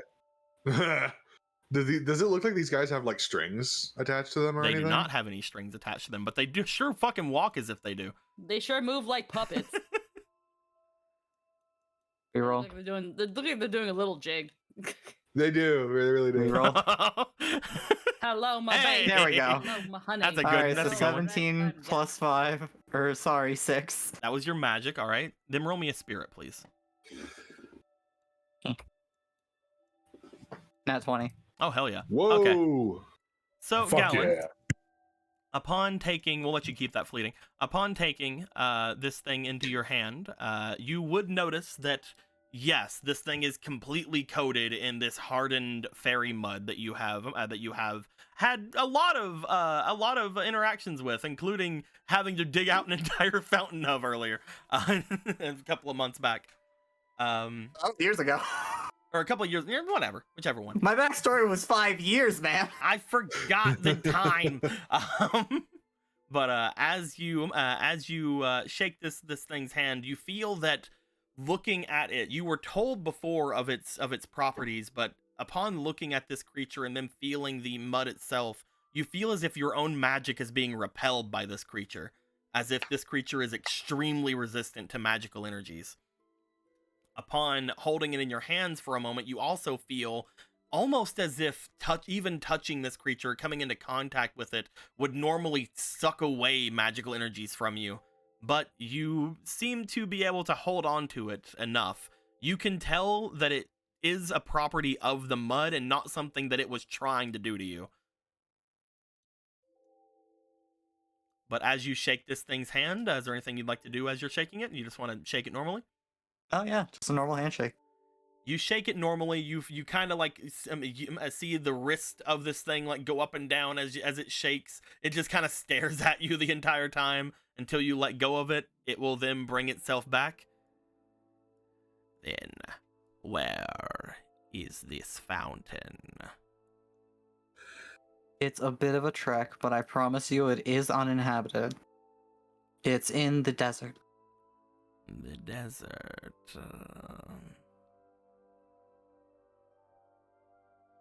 We don't have it marked on the map, but Grandma took me there a few times. You tell him whereabouts it would probably be? Yep. Okay, you're not trying to lie to him or anything? No, I'm telling him where it is. Okay, good. I mean, there's definitely a fountain there. Yeah, I'm being completely honest. There is an uninhabited fountain there. As he looks to you, you see that he seems to be satisfied with the information.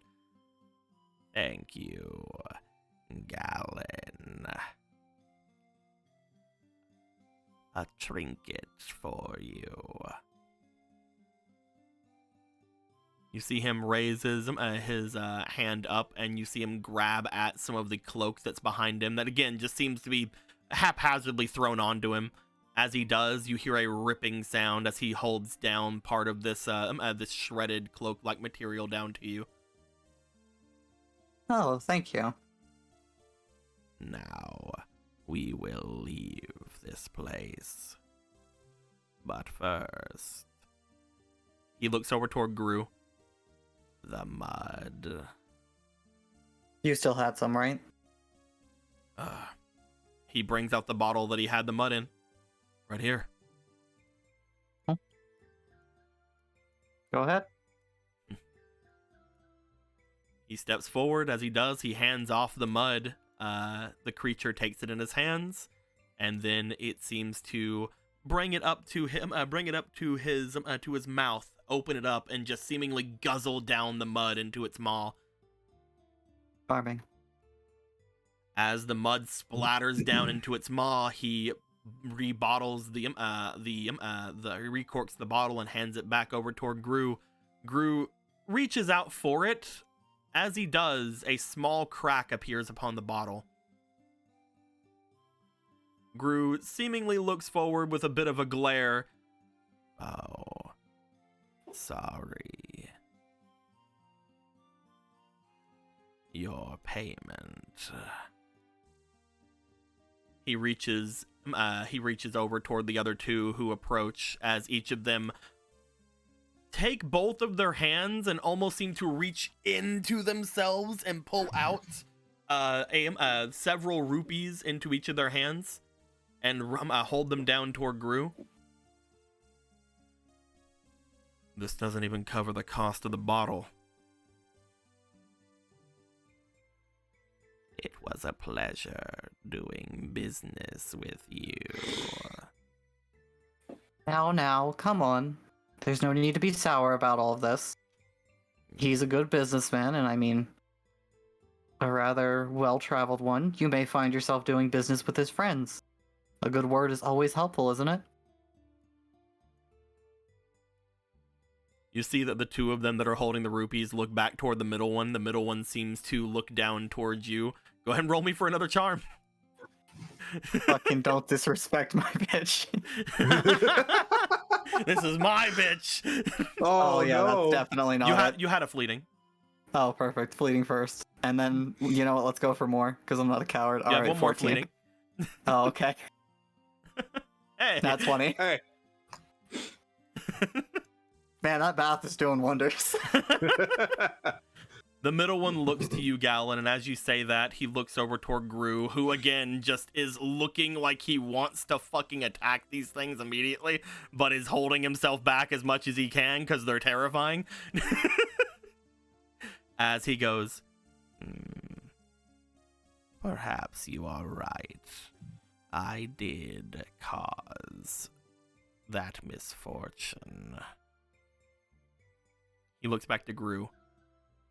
If we meet again, I would like to be on good terms. He reaches into his maw. As he does, he seems to pull out what appears to be another bottle. As you look to it, a very shocking sight comes with it, as you note that the bottle itself seems to still have something holding on to it. As you see just what appears like a hand holding onto a bottle. As he pulls it Charming. out, he seems to pry the hand off and swallow it again before handing the bottle off to Gru. Oh, I just thanks. imagine as he pulls out this bottle, he's just like, oh, and then like a weird, slow, slithering tongue comes out, takes the hand by the finger, peels it off like a sticker, and then just slowly. Oh, thanks. Not Thanks. concerning at all. I love It's an it. avocado. It's an avocado. Thanks. I'm glad we could all get along. As he hands off the bottle toward Gru, he takes it in his hands before pocketing both of the bottles, the broken, or the one with the crack in it and the other one. The three of them look as if they start making their way away. As both of these take a couple of steps back, the middle one still seems to stand there. Is there anything else I can help you with, Galen, Ronin, Gru? Don't think so, but we'll know where to find you. We will be in touch then. As he reaches out to you again for another handshake, I'm not a coward. you take it in your hands once again. As you do, you feel as if at this time he seems to sort of drag you over toward him very slightly. Upon doing so, Galen, Yeah. you see this creature staring at you as he grabs you and sort of drags you slowly over toward him for a moment. You don't sense any true hostility from it, but you do sense danger from this, as I would like you to go ahead and roll me for your spirit once more time. Ooh. Once more again, no. please. Once more time. Once go. more time. Fuck it. Roll me one more time. Oh, you're auto-seating. Okay. Okay, Oh, no, you there got we go. Never mind. Hell yeah. Yeah, Squeaky gave you a fleeting a second. Like There right we as you're go. like, fuck it. There we go. 21. You see, as it seems to grab onto you, for a moment, you can tell that whatever it's about to do to you, whether it means you harm or not, is going to hurt. As you look to it, and that sort of almost immediate kind of panic settles in, I gave you something earlier today. I gave you a set of somethings earlier today. And one of these somethings has a bit of an ability with it. I would like you to roll an opposed spirit check, please. Oh. Him rolling against you. All right. So you will be setting the DC. Also, yeah, I think I should. 18, 19? No, 20. 20 altogether. Holy crap. It might be able to beat you. Kick his ass. No. No. The answer to that was no. Get foot. For a moment, as you look forward toward this being, you see that something about it is about to harm you in some way. Again, whether it knows it or not, it's seeming like it is going to cause some sort of permanent harm to you. You immediately, for a moment, bring your hand off to your side, and without even really willing it, without it really happening consciously of you, Arma appears in between the two of you. As Arma shows herself, the hand is let go of almost immediately. I can't find where Arma is. Where you at, Arma? Where you at, girl? Where you belong at? Where you doing? She's usually on his card. Yeah, but I think like the last time she came out, I forgot to put her back on the card. She's somewhere. We'll find her. As Arma seemingly comes out and you look to this thing, and it looks as if Arma is trying to defend you, but you kind of hold your hand out again, almost entirely like second naturally, as if you're stopping her from attacking this thing. As you look back to this thing, you feel the presence of the spirits that you had aided before. You feel that spiritual connection the time past whenever you had aided the creatures in your home. And as you look to this thing again, you note that it's not trying to harm you. As you put your hand out to it, a sort of flash comes from your hand as you tell this thing to stop. You give it a command. And as soon as you do, its eyes seem to stop glowing nearly as much. They seem to almost change into white. The malice seemingly completely maneuvering itself away. There she is. I found her. Bloop. Irma. Girl, you gotta be more careful. She's about to fucking chop a dude's hand off. As this happens, the creature seems subservient to you. You give it a command, it stops. It looks back to you.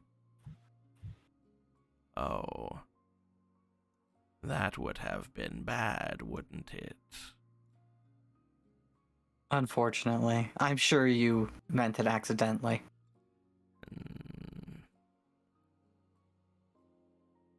You are a witch.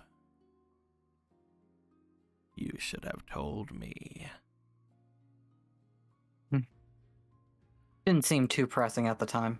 You are similar to me, then. You are also one who gains through the misfortune of the fairies.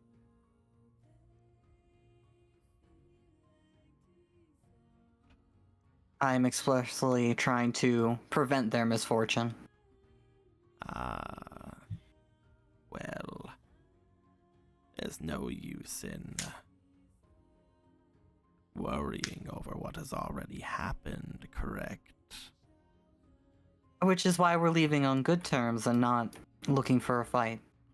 Of course. Galen, I will give you a warning. In repentance for my misdoing, do not get on the wrong side of my master. Your master? Yes. He is the one who sees to our forms, carves our flesh, keeps us running, as it were, very efficiently. As friends, you can tell me who your master is, right? He looks to you. You will find him in a cave to the north of the Great Wood, where the rivers part east and west.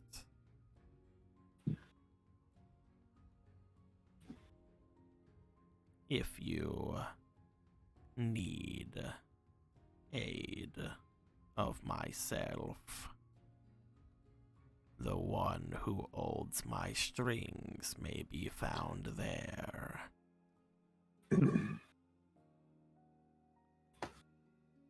Good to know. Thank you. Of course. From what I feel of you, perhaps you are one who could also hold my strings. As he says that, the other two stop and look back at him. Hypothetically, of course. They turn back. Oh, that's just rather personal on the first meeting. As he starts to step forward, you note that again, without that redness in his eyes that the other two have, as the three of them walk off, you see that almost comedically, The three of them feel as if they look as if their arms drop to their sides, and they begin to lift from the ground, and as if pulled by some invisible strings, be pulled off into the woods beside of them in a jerking motion. Yo, Cha-cha real dude, what the smooth. fuck was that about? Waving by. It seems as if for a moment, the one that you were talking with had a strange sense of clarity about them. Cha-cha real smooth. At which point,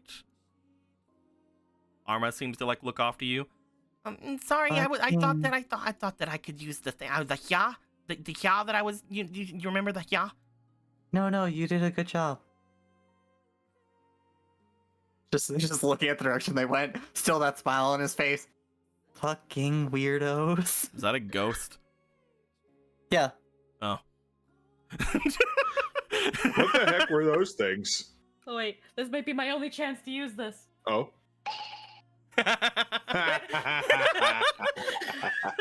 Perfect.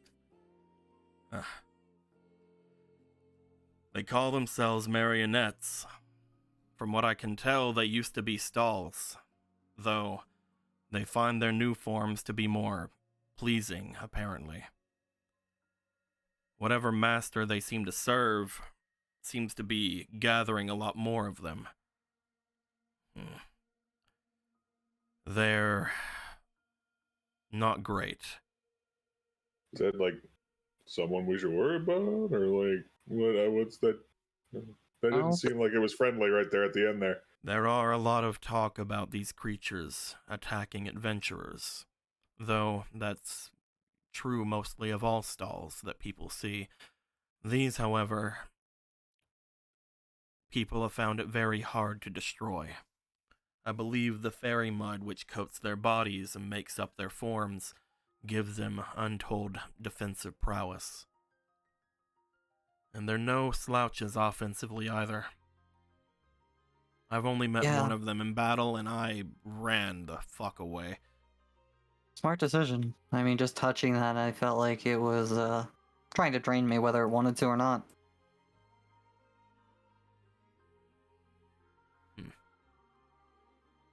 The only thing that seems to really come to mind whenever I see them is that I should deal with them and go. As you can tell, he holds up the 4 rupees that that he had gained from there, all 4 of them being golden. They pay rather nice. Though this is not usually as much as they give me. I think they were just trying to piss me off. Given what happened to your bottle, I would be inclined to agree. Rude. Glad we Joke's could on have them, I even- know someone who can fix it. I got another bottle. Nice. Then I guess you made out ahead this time? Hey, new guy. Did you know where the Phantom Thief Thanks to the 2 of you. You're welcome. You showed him toward another one of those fountains, huh? Seems that's only Yeah. going to be a problem in the long run. We'll see what they can get out of it. They don't have any way to get inside the walls, so at least the fountain back there will be fine for now. I'll leave it alone. Thank you. After all this hard work, I would have really hated to have to hurt you. It's really of no use to anybody but them and maybe you. Oh yeah, plenty of use to me. I heard that witches love the stuff. Though, my concern is that I made a promise to a fairy. You keep it safe, right, Ronan? Yep. I'm glad that the help. 2 of you were here. They don't usually come with 3 of them. I feel like if I would have pissed them off today, then I probably would have been, well, brings a finger across his neck. Well, good fortune for all of us then. Yeah.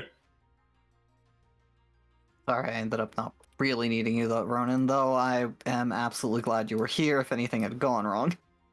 No, yeah, I'm glad to have been here for this. This is concerning and good to know going forward. Well, we're going north one day. Not necessarily now, but we know where their string puller is. Yeah, we can see what they're all about. How did you subjugate him at the end there? I have absolutely no idea. It seemed like you said something, but I didn't see your mouth move. Instinct? Triforce? Either way, it seemed like he seemed to like it. I'm not sure how much of their head is theirs right now. So are they like possessed? Or are Maybe. they just...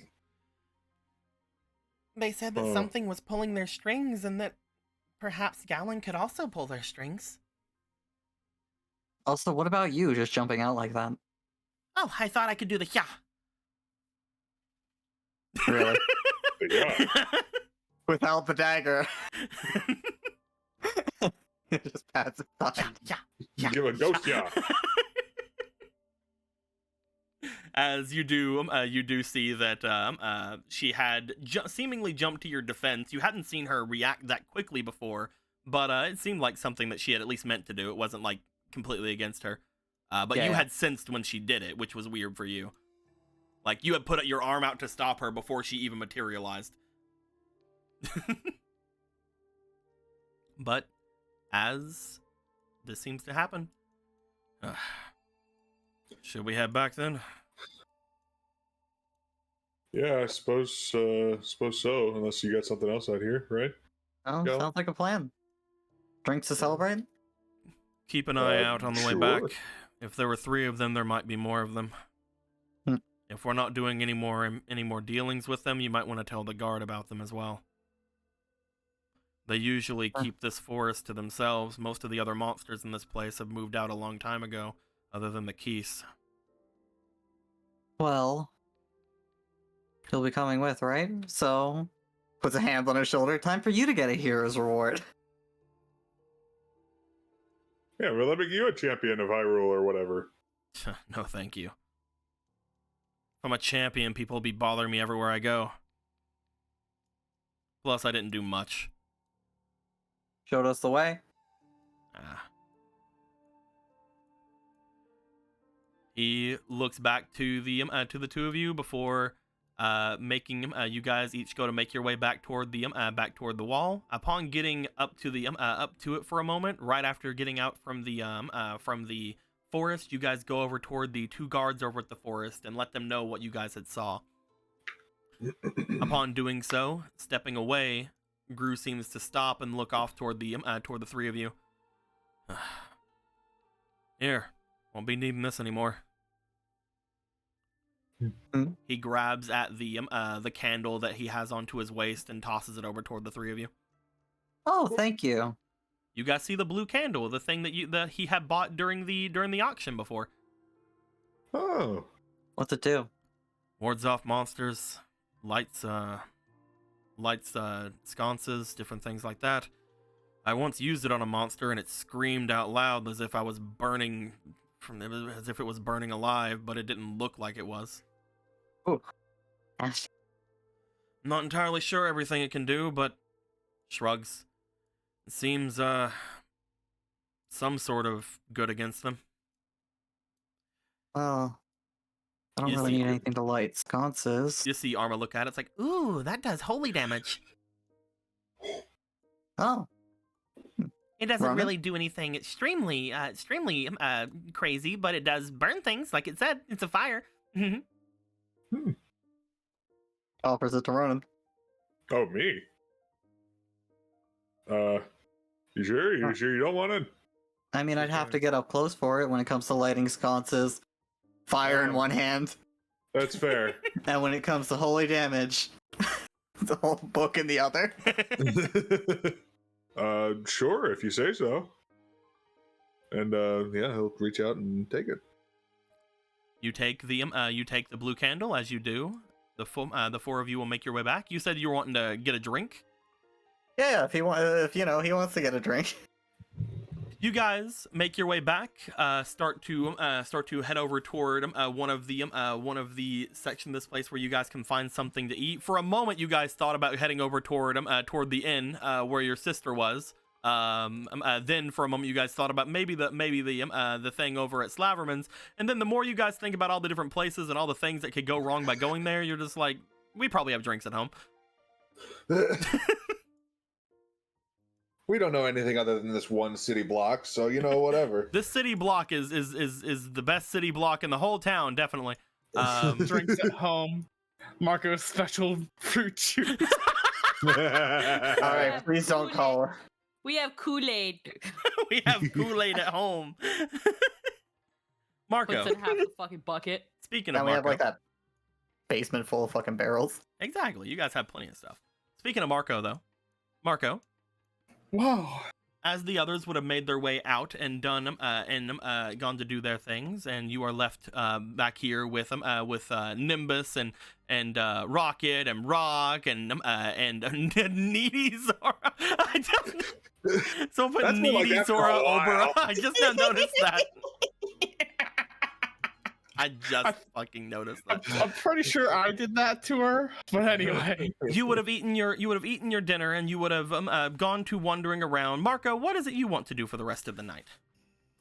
I've been thinking all game of what I want Marco to do. And Marco has no idea what to do since they're in town. He has no special skills for making things or anything of the sort. And every time he's tried to do something, it's been met with a brick wall. I mean, You you've know got a that, deck of cards, and you've got these 4 fucks here. You know that That's what I was getting Slaverman would have been taken back to his cell tonight. Do you want to go and maybe check on Hosier? You know what? Sure. I'll check on him, see if he's decided to rip the feather or not. And no one has commented on the fact Marco does not have his signature feather. He's a little miffed about it. He's like, You told us he no gave one it to freaking, him. no one freaking says anything. I I've told changed some of my y'all. look. I told some of y'all. Yeah, Yeah, none you gave it of to him the others. consensually. Clearly, it was okay. None of the NPCs have noticed. They're just like, son, do something with your hair. Fucking whatever. So yeah, I will go check on Hosier. You make your way through the town, heading up toward the north of this place, just like what had happened with Gorthos having seen it before, and having seen things of that nature. You would note that as you get off to this area, that the people who would be escorting both Rock Tumble and Slaverman would be off in front of the area here. They would have already several times, like bit ago, have dropped the 2 of them off, but you would note that they are some of the captains that are off usually over at the basin. Heading off to the north, you find your way going through. Do you try to sneak in again like you did last time, or No, he's just going to go on up. just walk over like, hey, what's up, guys? Like, oh, champion, Hey. of course. You going to the castle? Like, no, we're going fucking up here. Not up here. I'm definitely not going to the castle, guys. It's whatever. I would whatever. never sneak up here. I would never sneak up here. You find that just like you would have noted from him, he would be sitting over by the hero's grave. Upon getting toward the entrance, you see that he very much looks over towards you as he normally would anybody approaching, but seeing it's you, he doesn't even seem to even go for his sword as you approach. What can I do for you this time, Marco? Oh, nothing. I'm just checking up on you. Upon looking at him and the torchlight that he does have, you do note that he seems a little bit healthier than he was before. Again, having actually had nights of rest and things of that nature, it does look as if he is still somewhat sleep deprived, because he has still been very much up and at him since that time.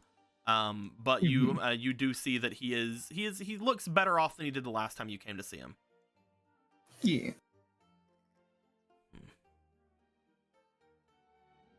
As you can see, I'm still working. Yeah, I see that.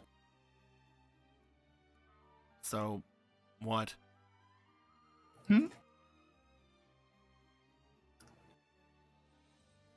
Well, I can't visit a friend while he's working. Narrows eyes. I don't see where you could consider us friends. Yeah, I guess we are more like acquaintances. You're very generous with that as well. But you are a hero of Hyrule, I suppose. I am indeed a champion. Hmm. It's very weird, now that I think about it. Yeah, very weird.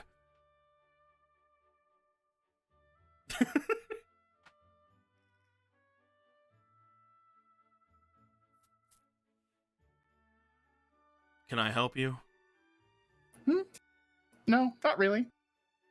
You're here to visit. There has to be a reason for your visit, right? Making sure that you're looking better than you were last time. Because I do worry about you, despite us not being friends, as you say. And why is that? I Why is respect that you. that you worry about? I have a lot of respect for you. And knowing that, you feel certain ways about me that I don't wholly understand. I guess it's a bit complicated.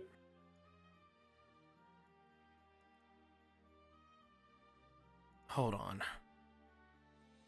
Ways you don't wholly understand? Yeah? You only recently got your license for going in dungeoneering. What do you mean you don't understand?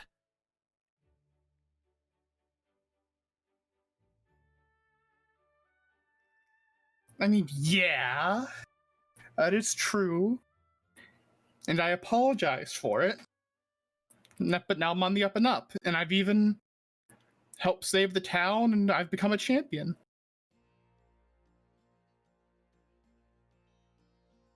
You see him at this point reach into his armor and pull out the rock's feather from inside.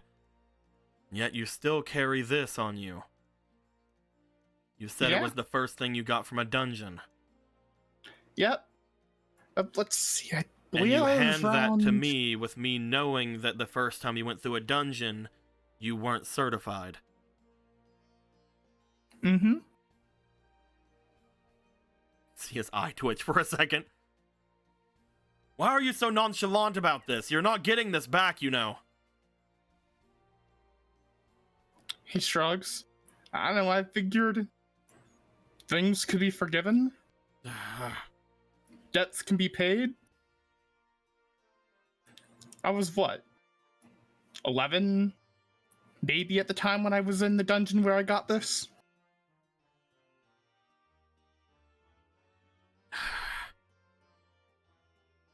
I didn't know better back then.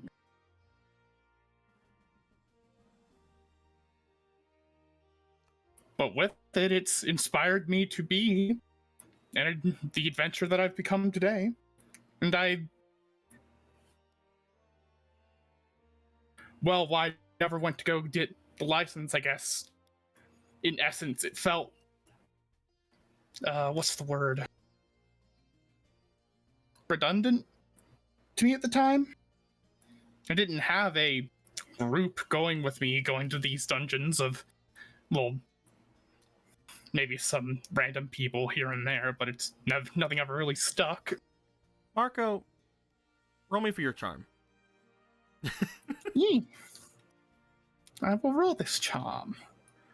Let me see here. I have my one fleeting, and I will grab these two right here. I shall roll. First roll is 14. 14, 16, you have a fleeting. You have fleeting. and a fleeting. 18. Ooh. Were there Marco. any other fleetings? I don't think so. Let me look. Okay. I don't think so. So that is 21. Scrolling down. No, yeah. As you say this, you're saying this with as much confidence and as much honesty as you can possibly put into your words. You're like, no, dude, I was like 11. I got this thing. It was great. You notice that as you're talking, Hosier gets more and more angry before looking to you. How can you tell me that with such a straight face?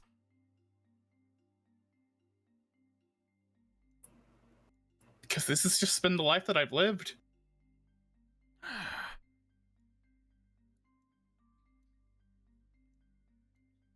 I know that it's not wholly legal, I guess, but I've been paying my debts for it. Or at least been trying to by being better, by helping Hyrule. It's got to amount for something, right? I'm tired of it. He pulls a blade out and points it off towards you. Tell me the truth.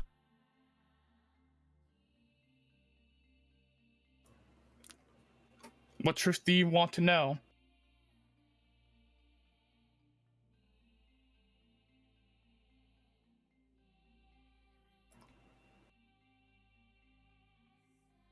Tell me that you're a thief.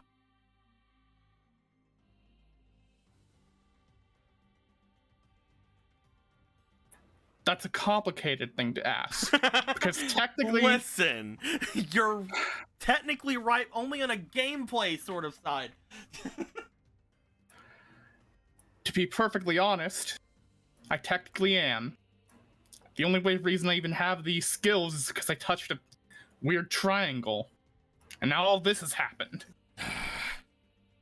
It's not what I mean, and you know it.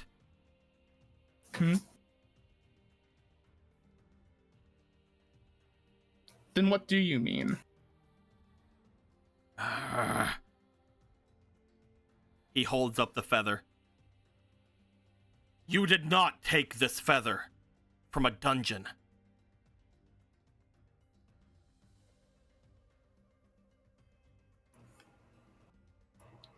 I didn't? What do you even mean? That's the first thing I found. The dungeon was mostly complete when I went into it. I just happened to find a small space to crawl into and found it there. You stand there in front of me. You tell me that you went into that dungeon when you were 11 years old. You tell me that this is the first thing, the thing that reminds you of how you like to go dungeoneering. I saw the person who went into the dungeon to retrieve this treasure, Marco.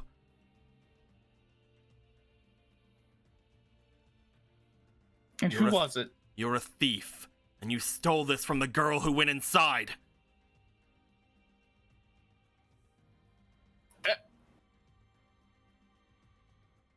Oh my god. I grew up in Lon Lon as well. I was training to become a guard, a squire at the time, trying to go in my brother's footsteps. I saw her, and I didn't let the guard know that she went in. But I saw her retrieve it. I saw when she came out. But the next thing I know, years later, this feather is in the grasp of you.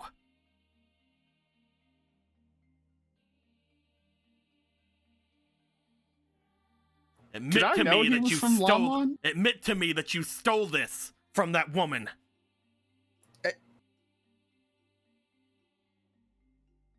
Diga, did I know that he was from Lon Lon? Nope.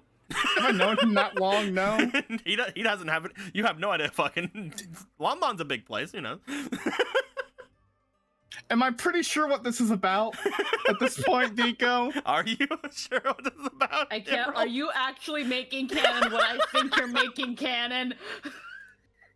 He's called him a thief for a very long time, guys.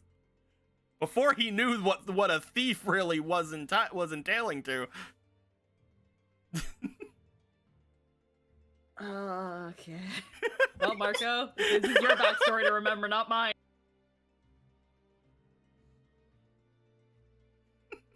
Hosier. Don't tell me any more lies, Marco. Oh boy. As he just leans against the rock wall and just slides down with just his hands in his head, like, Hosier, do you have you done a background check on who I am? Do you know that I have family in Lon Lon? I know that you're from Lon Lon. I've seen several things going through that, but whenever you have written down your lineage from whenever you agreed to go through the examinations, I saw that you were from there, yes. Did you also see my next of kin written down? I have several sisters, Hosier. Are you saying that I saw your sister and that she was the one that retrieved this feather? No. When I was younger, my sisters liked to dress me up like while playing. And I didn't think much of it at the time. I guess one of those days was when I went and got this feather. Hosea, you saw me back then.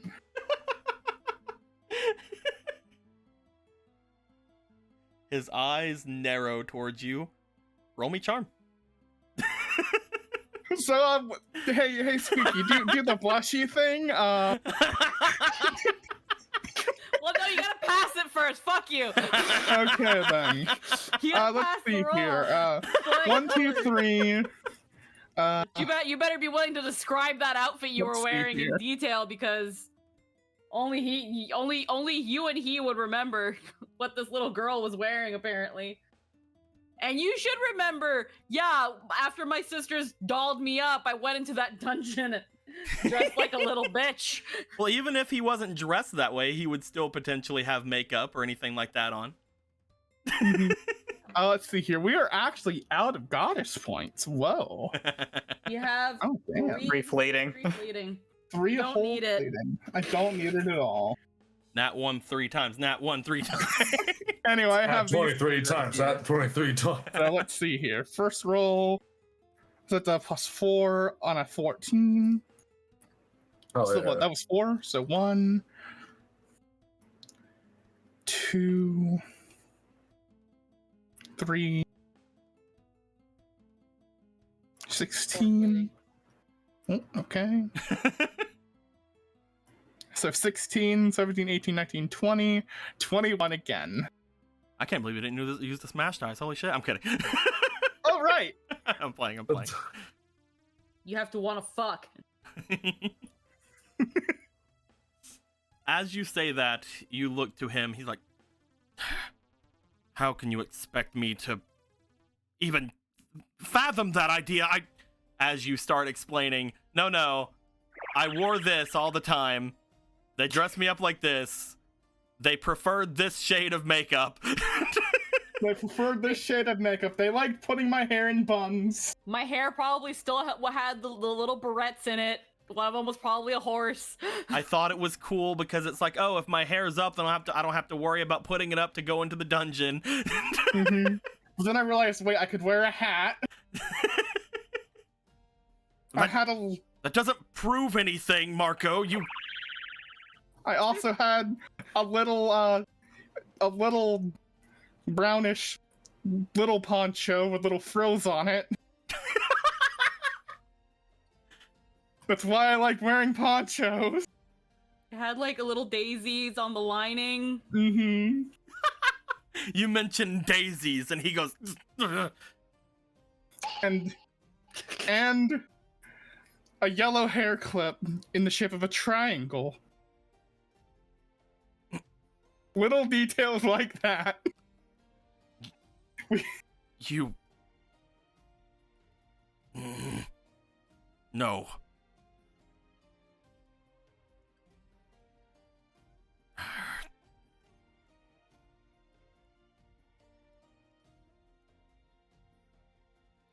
He steps away. Watch the cave. Okay. He's gonna go scream. I assume. There we He's go. gonna go throw one of Oh those no, crying he has dropped this at this point. Okay, he has dropped it. Marco does not pick it up. He has dropped this on the ground at this point. I'll be right He's back. like, I'm gonna go kill myself. You see him leave. It takes around like 30 minutes to an hour before he returns. Marco has had his head up and looking, but he's barely moved. You're just like sitting there like, oh my fucking god. Oh my fucking god, I never thought I'd have to explain this to anyone. You I just see hope that across the way, storming back towards you, after like an hour, Hosier making his way back. He stands out in front of you.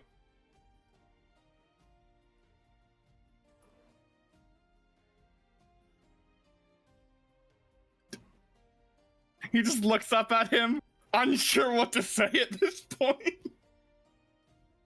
Hosier looks to you. Take off your hat. All right, he will take off the hat. Hurry! Take off the damn hat! He has taken off the hat. He reaches down towards you. As he does, you feel something scratch at your head What is it? before he stands back and looks down at you.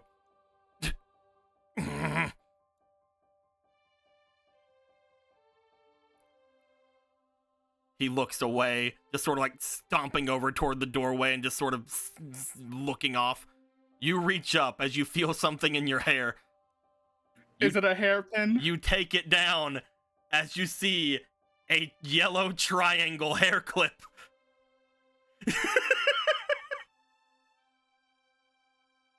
Did he go and fucking buy one just so he could? Dear fucking God. I found that Hermit, as he was- I found that as she was running away. She had replaced it with that feather. I see. I always wondered where it went. My sisters didn't know, and they got a little mad about it.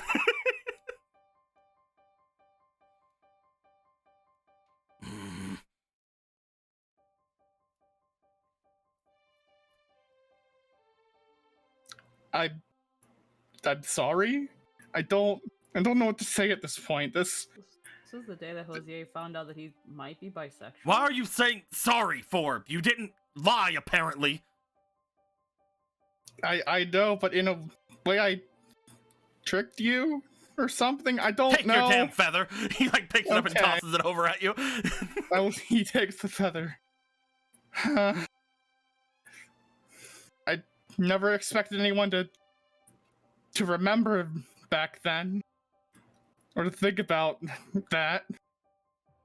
Of course I thought about it. I had to remind myself not to ever let something like that happen again. Dungeons are dangerous. Just because you were able to get out, doesn't mean that people shouldn't go through the proper procedures. When you came out, looked as if you had ripped up some of your poncho and looked as if there was a scrape along you. It's dangerous inside of places like that.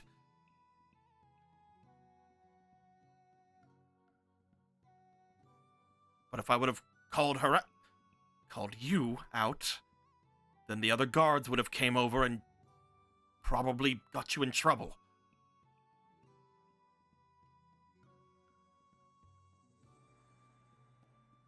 Thank you.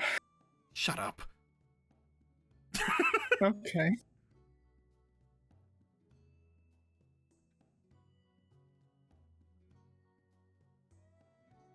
So you're not a thief.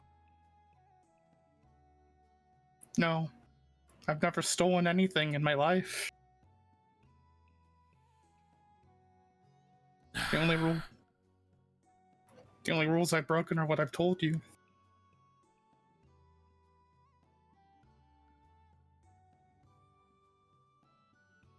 Then I'm sorry, he says through gritted teeth. I'm sorry that I...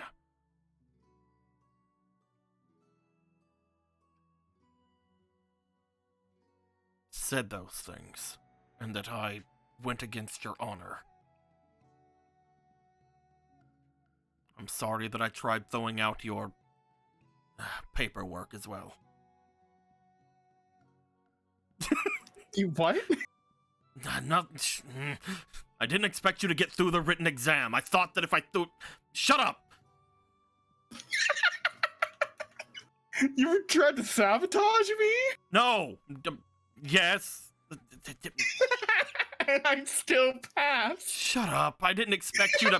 I didn't expect you to jump around and make your way through the obstacle course basically 3 times over.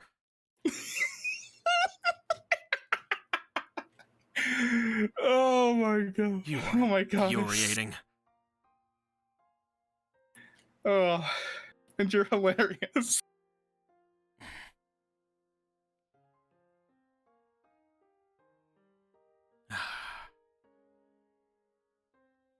I guess I am pretty foolish. Not foolish. That's what you said. No, I said you were funny. There's the being foolish is a negative connotation.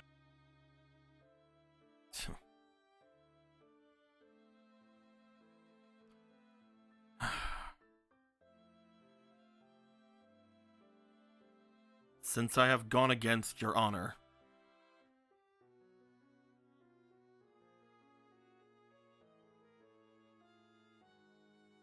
about what you said the other night, then. As long as you remain on your best behavior, you may help me guard this place while I rest. All right, I can do that.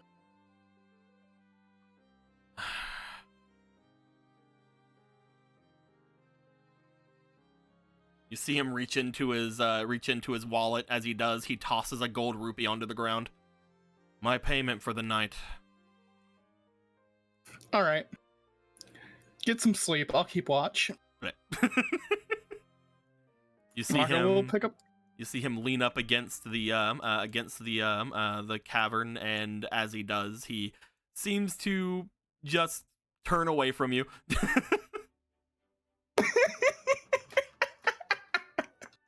Well, now I have something to do in the meantime. I shall now do a watch, and I shall put this gold into my pocket. Oh, and I guess I'll bring my feather back over and put it back in my hat. Hell yeah. And you know what? Just for flavor, not only is there a ribbon, there's now the little hair clip. You put the hair clip like a little bit behind the feather, so it like makes the feather poke out a little bit more, but it's still there. Yeah. It's perfect. It's great. As you do this, Accessorize. upon spending a night keeping watch around here before anything else, let's go ahead and have you roll for your diligence, my dude. You're doing a job Hell now. yeah. Hell yeah. Let's see here. Diligence is 2. You know what? Just because I can. You don't want to Beast. fuck up your first day. I don't want to fuck up my first day, Just man. fucking like 3 guys walk by you like, hey, and they're like bringing like pickaxes and like rope and like fucking bags and stuff inside. Do I have anything else that I can do? Do I have other things? Do I have anything at all? I don't have any abilities that would help me here. Fuck. Alrighty. I shall now do the rolling. I shall roll these 3 dice first for dramatic flair. Ooh, That's a 5. plus That's pretty good. Hey, that's pretty good. Whatever this Now is, I plus shall 7. roll.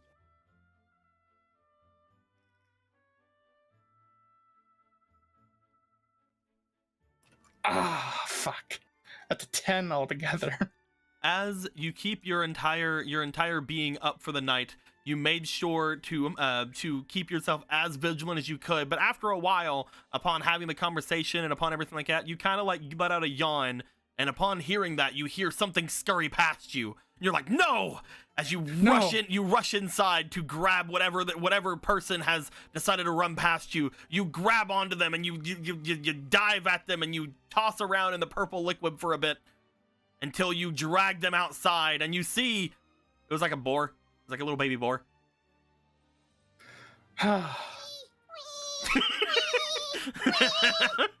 Stupid boar.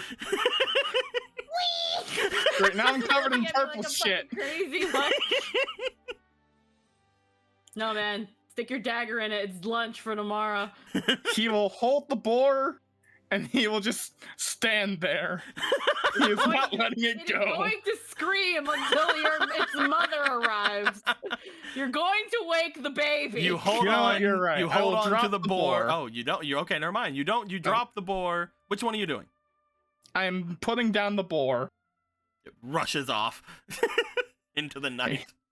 He will now begin trying to wipe off the gunk. You went inside. No, I'm playing. There was a baby boar. It ran in. There's a baby. I had to stop him. You liar!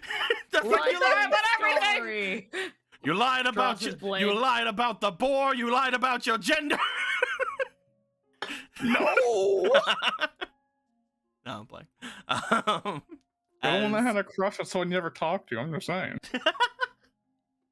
As you begin to wipe yourself clean of your boar related falsities, continuing just into the night very quickly, and by very quickly I mean let's just get going into some other things. Gorthos, Yeah. you would have at this point completely told everything to Theodore.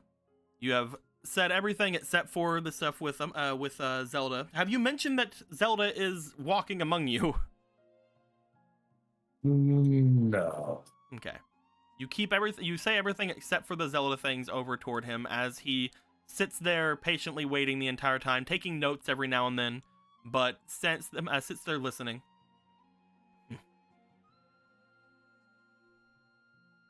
That's as far as Gorthos knows everything that's been going on.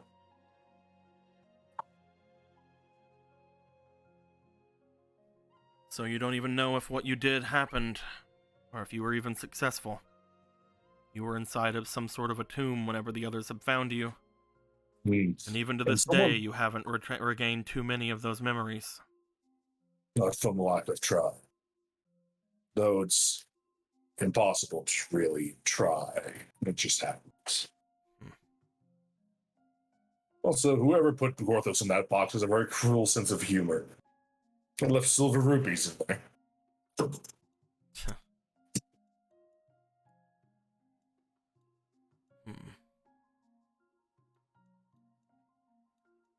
I have several questions. So, you said that you met a Kokiri that had made their way there from years and years previous. Yes. And they seem to have known Atalanta? It seems so, yes. It was hard to convince them they were displaced in town. Would there be We any way did. that I could meet this Kokiri? I can't leave the city, but I can probably at least go to your home. Perhaps. We do have many wards up in our home, so He looks to you. Right, you said that the spirits were repulsed from being in there. Might be hard for me then. this isn't necessarily a problem with arranging a short meeting. We've spent some days here, but we must get going before it's too late. Might have to wait a bit. Or perhaps at least our local supervisor. She's been going through a lot, considering. Then how about tomorrow? And we're good to grab Argo. We hopefully will be moving out by then. I see. The congregation of demons is not going to exactly wait on us. Not if that Gorthos would be welcome there, he'd imagine. I would be careful if you were going to a congregation of people who may know you, but you not know them. Good to go very back, but we'll worry about that when the time comes. Gorthos will do his best. There may not be a term for it or any sort of actual feeling about it, Gorthos, but we are heroes for a reason. There are those out there who require us to exist. If there is a congregation of great demons there, there could be some that hold a grudge against heroes, or even just you in general. Gorthos is so likable. But you're right. Most certainly, at least one of them wants Gorthos to die a true death.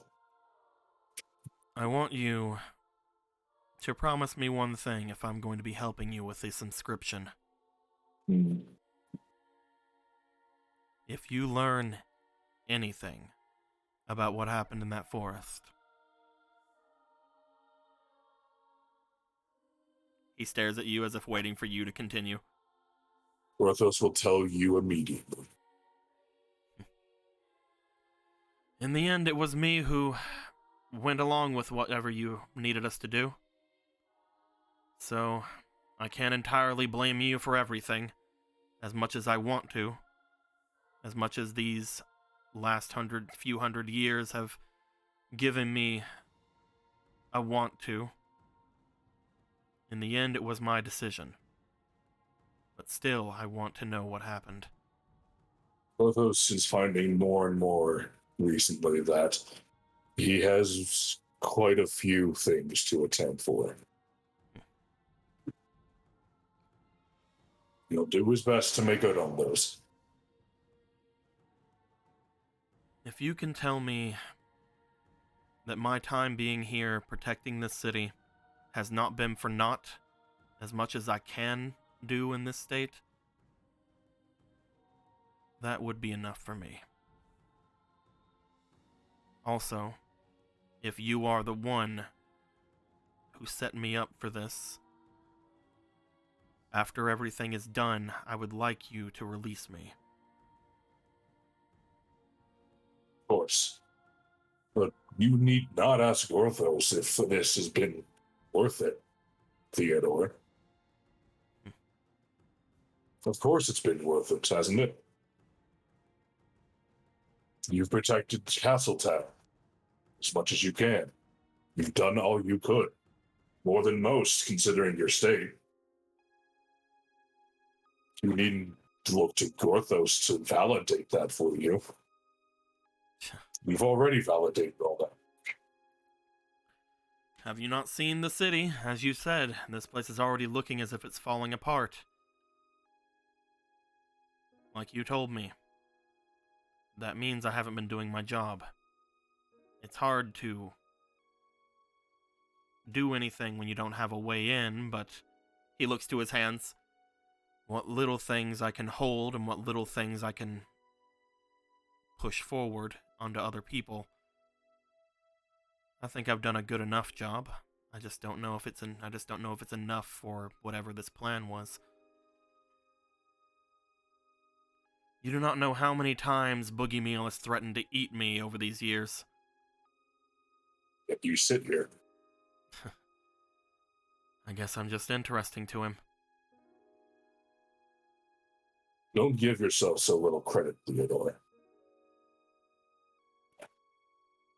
This place may be going through some difficult times. You've still held it together. No one person can do everything, no matter how mighty, how strong. Not even Gorthos. I don't consider myself mighty and strong anymore. Can't even hold a weapon. Then you've lost sight of who you were, Theodore. Gorthos suggests a mirror. A mirror. Maybe I will.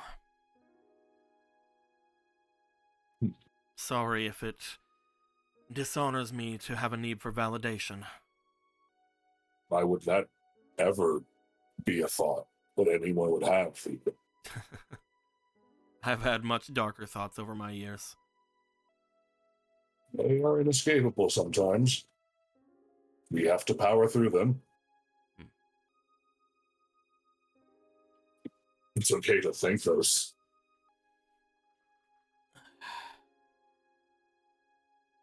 But yes, if you're looking for an inscription, if you're planning on leaving tomorrow, perhaps I can show up in the morning. And Swarthos' shop will be finished by then. He's After recently a day, commissioned they a better forge. be good. They better be good men that were commissioned by Smith. They seem to be fairly competent. We'll see when it's finished. They've had a little bit over a day by tomorrow morning. We'll see. What are they, dwarves? Maybe one. As he goes to sit back once again, you can keep the photograph. You guys hear yelling off coming from the hallway. Well, there's like kind of like gets up and has his staff ready. You head over to the door and you look out. As you do, you see what appears to be a very large man walking through the main hall of this place, followed closely by Polo, followed by a guard who is yelling, like, "You can't do this, sir! You have to go back to your cell!" Just immediately, Gorthos closes the door, starts wrapping up his face again, puts the hood up, takes the picture. Gorthos must be going now, Theodore. He will expect you at the house tomorrow morning. Goodbye. He just flings the door open and slams it behind him. Polo! Polo, you hear Gorthos behind you. Everything is okay, we swear! Everything is alright to your post, Mr. God. It's alright. We're just going to see the king. That is not all right! No, What is... everything is okay, please. Polo, what are you doing? Who is that? Who are you? This is the Bishop of War. Does he seem familiar? He does not. He just looks him up and down.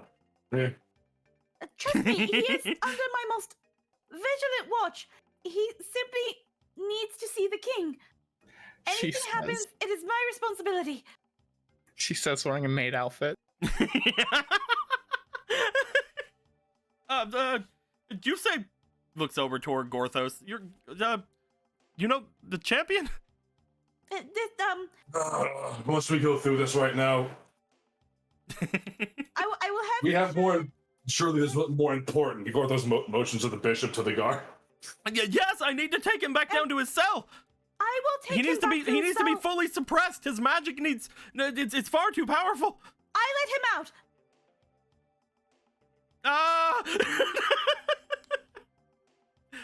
At this point, there are a few looks coming over to you. You see that some of the guards who are off to the front have gotten their weapons out, but are not coming closer. Hold on. Gorthos walks back towards the door he came out of. I It just let him opens. out. Please assure and Yeah. trust in my judgment as one of the champions that the king Well- will not be harmed. Please. What were you saying, Gorthos? Gorthos opens the door and pokes his head in. Theodore, Gorthos needs your help. We'll offer you more juicy gossip later. Already coming. As he stands there again, Polo, you seem to be convincing him. He understands, but he's like keeps looking over at the bishop, like, champion, are you sure this man? He's very dangerous. If anything is to happen to the king, then throw me in a cell with him. That seems problematic. And that is how much faith I am putting in my word. Please, just give me an audience with the king. He wishes to speak with him. If she's willing to go that far, I'd say let her. Sir Theodore, you just see the Bishop of War standing there, arms crossed. He's like, I could just walk over there. Nobody could stop me. Not only as a champion of Hyrule, but also as the demon princess. Please trust me. You heard her. If anything happens here, it's an international incident with Vega, right?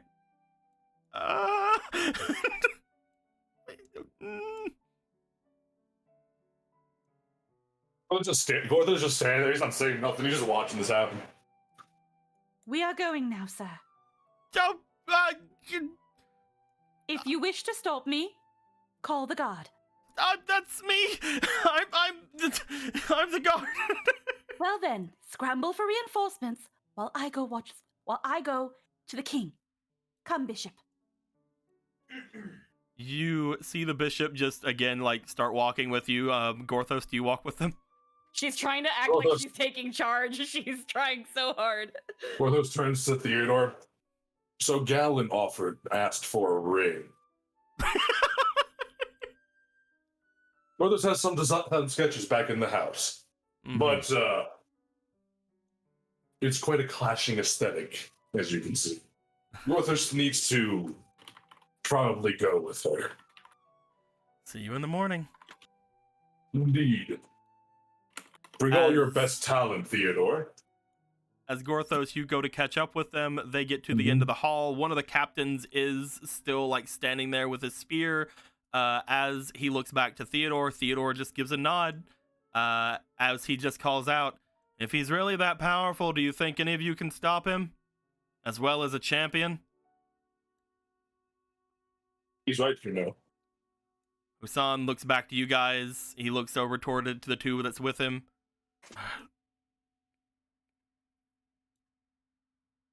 We will inform the king's guard. That's the best we can do. Yes, sir. Those kind of leans in. So, Polo, I'm trying my hardest, Gorthos, please. what in all things holy and unholy are you doing Please, here? I will explain later. Gorthos been getting that a lot today.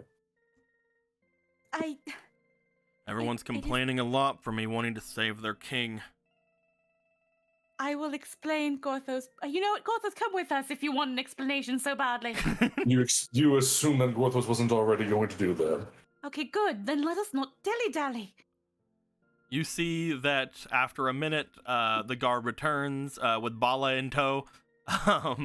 Bala looks off to you guys. Yep, that sure is a... Come along. Oh, there's just waves. Thank you. Yep.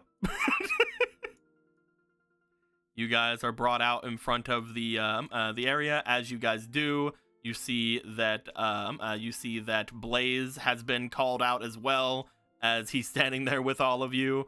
The five of you, if you are wanting to go to the king's quarters, are brought there. Bala seems to be staying with you the entire time.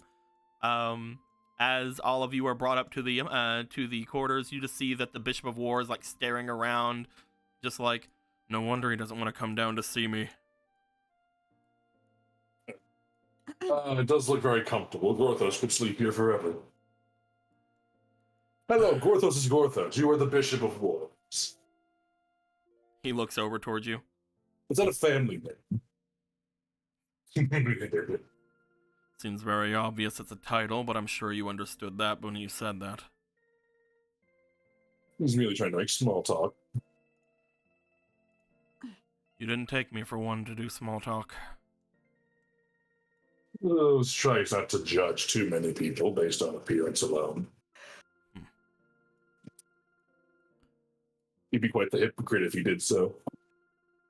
As the three of you are shown to the king's doorway, eventually Blaze goes in first, stands beside the king.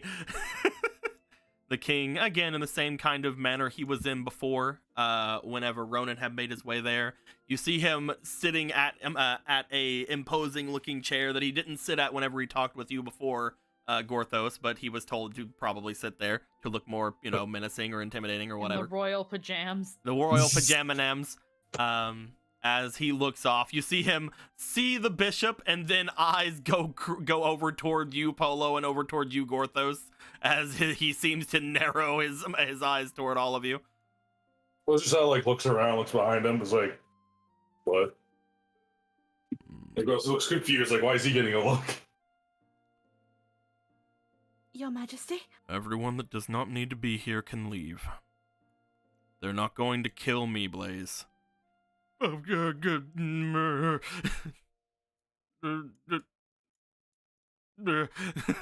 Such a devout defender. They are Maybe extremely devout. loyal to those they call their lord. Who? He looks to you for a second. Gorthos, before just like kind of getting a understanding upon hearing your voice. A new vassal, huh? He bows.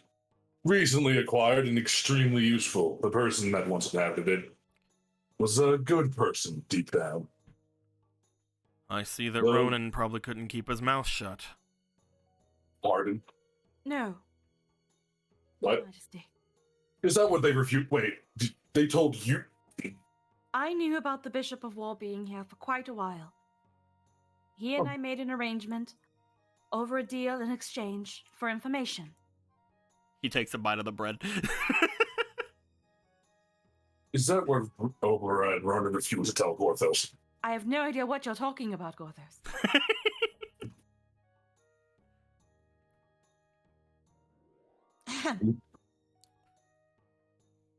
Anywho, any information that you are alluding to that had gone to Ronan, I am not aware of. This is information I acquired on my own simply by giving the bishop what he asked for. How? Let's just follow them. Yeah, other business completely unrelated to this. So are you ready to But die? pray! But Did you? What? oh. So, Your Majesty, to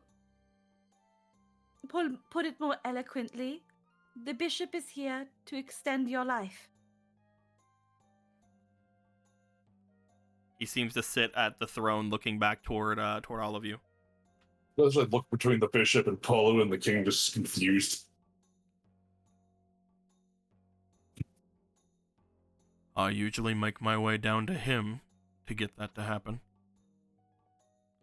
Yes, and every time it takes longer. If you were to leave this like this another day or so, you'll be dead where you sit. A throne for a dead king.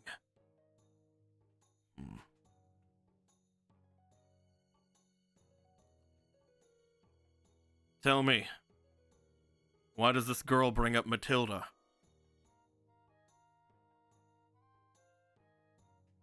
He looks over towards you, Polo.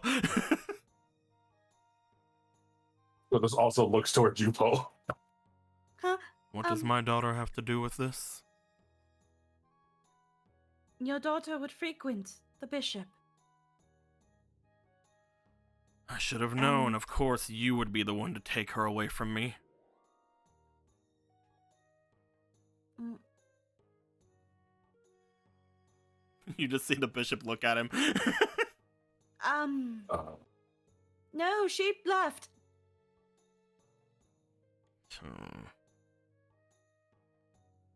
I heard from Ronan that all of you have been trying to keep that from me because of the strange feelings that have been going on through the castle that have been making my judgment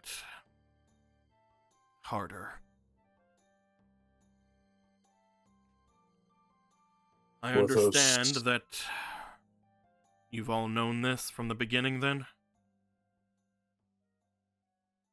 The issue with the princess, yes. Our intention was always to find her, bring her home. The true Matilda, not the mistaken hero chosen by the Master Sword. If you want to know where she's at, just show me where she performed her magic. She learned it from me. This is such a simple solution to this, it's almost comedic. Is it? If it is true what the princess says, looks down toward Polo, then the easiest way to go about is by performing the magic again that I had taught.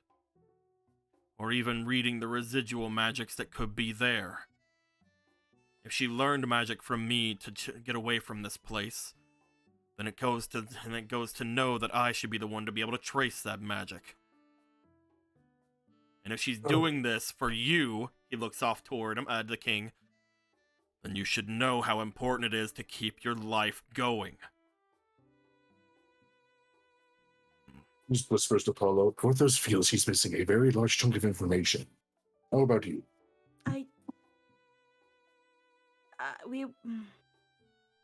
See, the Bishop of War, was mostly imprisoned to keep the king alive because the king is actually dead.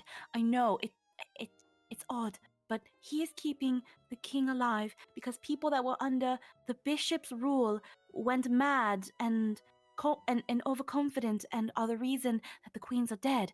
But it looks like they also killed the king, to which the bishop, out of regret and responsibility, made a pact with him and is keeping him alive. That's why he has these periods of sickness, you see. And in between the time of his imprisonment, the princess herself has also conversed with him, and apparently now also the reason she knows some magic. Might also be the reason she knows a little bit about demise. I am hoping with this sort of arrangement that is going on that we can maybe take him to Death Mountain, because he could also be a very good asset. Not just in what we're doing, but also in rebuilding the North.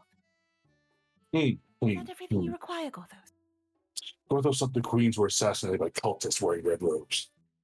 Yeah, probably. So demon lords are kind of seen like almost godly to some extent. There are probably people who are. There is probably a cult to my father. I don't want to think about it, Gothos, but honestly, people who are very devout to an entity that is not exactly a god. What else can you really call that but a cult? Gorthos, as you are seeing Polo talking to you and explaining things, whenever you mentioned like red robed and cult, you do see the bishop has turned his attention toward you. So while Polo's just explaining things, talking very fast, you just see a very serious looking demon standing over top of them like a stand looking back to you. His eyes just like drift out towards the bishop. And when she finishes, he just goes, "Yes." We have things to talk about. Sorry. What are those loves conversations? If your princess isn't here, I would like to end my imprisonment so that I might return her. That way this place can have an actual living ruler. Theodore can't do it all himself, King Magnuson.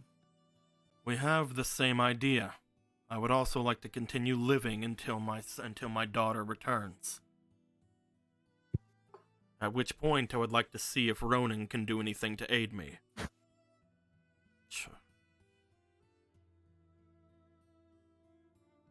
However, ending your imprisonment, I don't think is a part of that deal. But he can find your daughter. He looks over towards you, Polo. Is that not what you want, Your Majesty?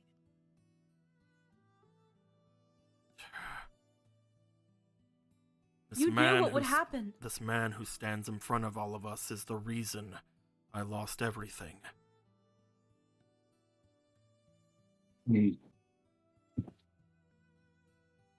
Were it not for his people,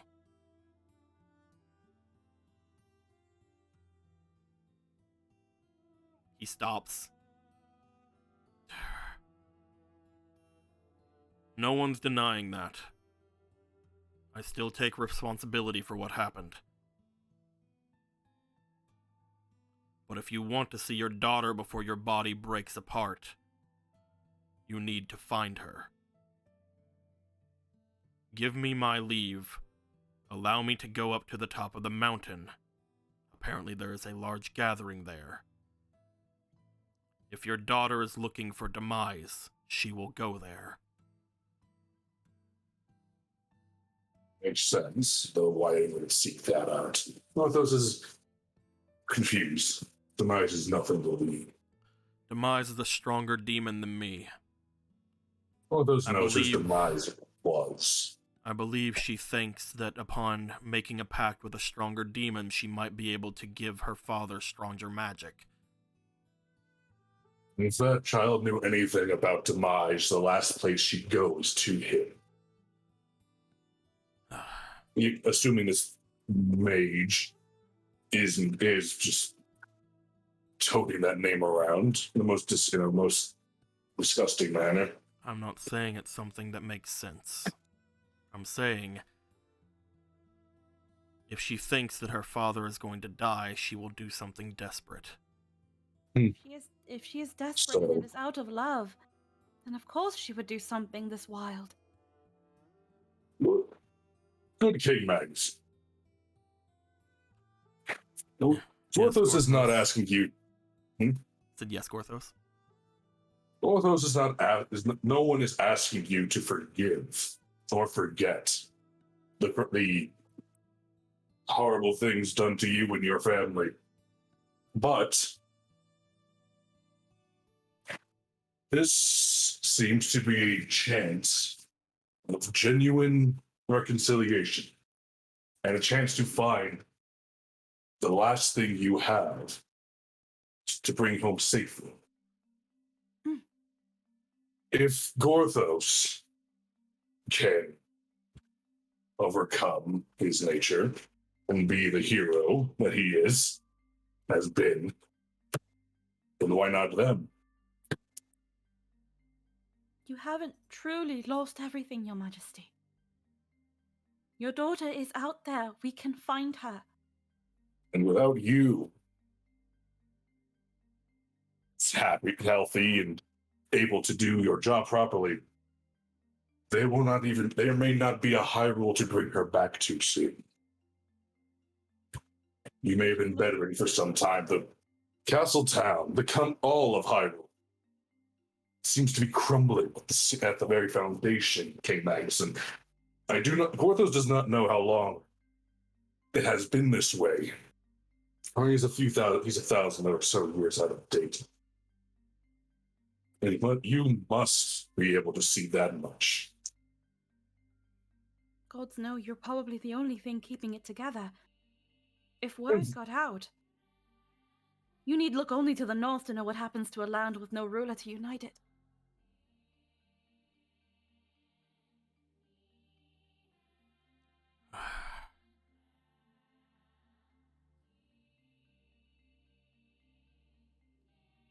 Looking over my daughter's magics is impossible. Her ritual room was in her workshop. I tried to look into it before. And apparently there were defenses set up. That room no longer has that symbol. You fool. If this Bishop of War is as powerful as everyone seems to claim he is, not that Gorthos disbelieves them, no offense, then such a thing seems completely irrelevant to true magic. How long ago did you do that? I believe it was around a week or so ago. I had heard that the sage had returned, so I called for him. I had hoped that he could look into what had gone on in that place. There was a lot of diverging understandings, and that was around the time that my sickness began. So I started to doubt my daughter, the princess, the hero. I started to doubt that they were all the same person.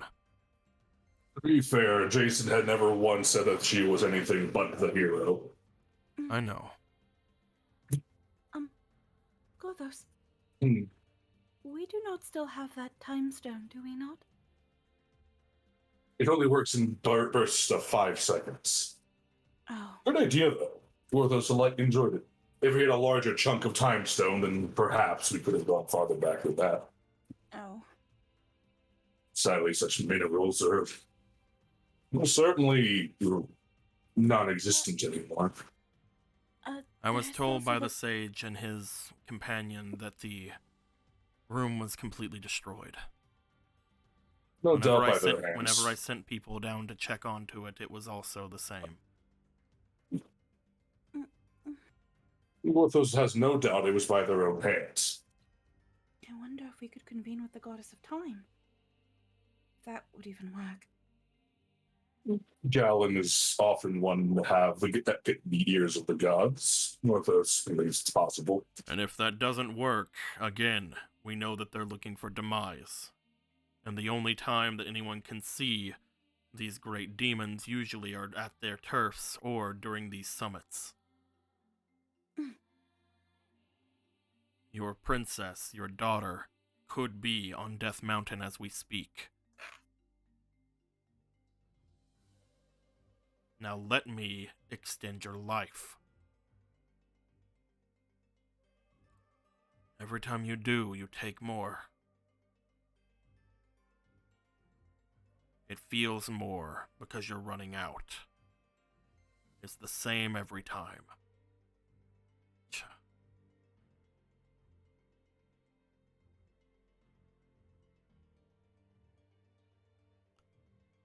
He steps forward. Nothing is without sacrifice, King Magnuson. As much as Gorthos hates it, at the very least, when your life it continues on, at least you get to keep your memory. Don't do it for Hyrule, Your Majesty. Do it for your daughter, so that you may see her again. So that she can see you again. You see him look back over towards you as you say that. If you are to die at some point, would you and her not wish to have a proper parting?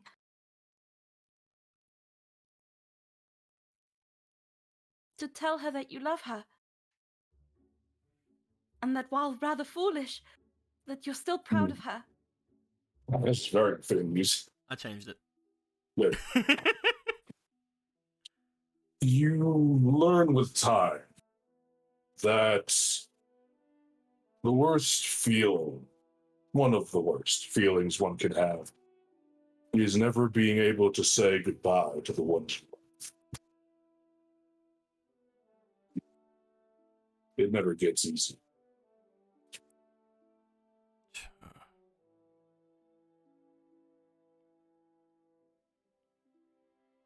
The both of you are correct, of course. What is a king if he cannot listen to his champions?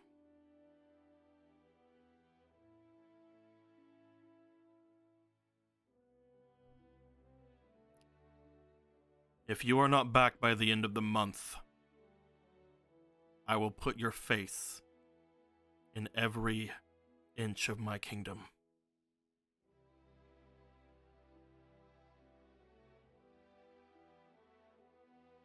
And you will continue to do the other duties you have promised me you would do. Of course, Your Majesty. Are those things they're learning to get along? Now hold still. You see him grab at the top of the king's head. You see a wince of pain coming from King Magnus. As he does, there's a glow coming from the jewel embedded in them, in the chest of the Bishop of War. As this happens, you see for a moment, you see this strange look go across the king, as if again his eyes seem to be full of malice.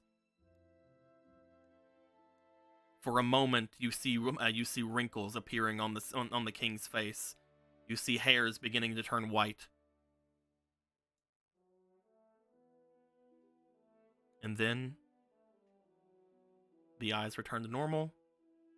The hair and skin go back to a youthful-looking appearance. And as he does, he seems to let go of the king, throwing his head back toward where the seat he sits is at. You don't have to be so forceful.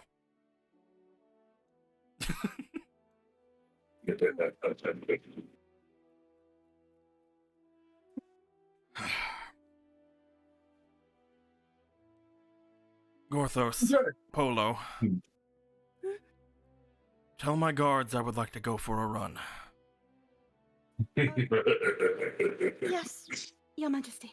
I will get ready. And while he is out, he is your responsibility, Polo. Yes, of course. I will also temporarily for a time be taking my brother Vega. He nods. And thank you again for getting him to wash that awful cloak. It was distracting. I'm really sorry. He kept coming in here and I hated it. It stunk. I'm really sorry that we've never noticed. I'm sorry that Vega just walked around with his own fucking atmosphere. Well, Orthos is glad that you've made a right decision, Magnus. If you return with my daughter, perhaps I can rethink some things.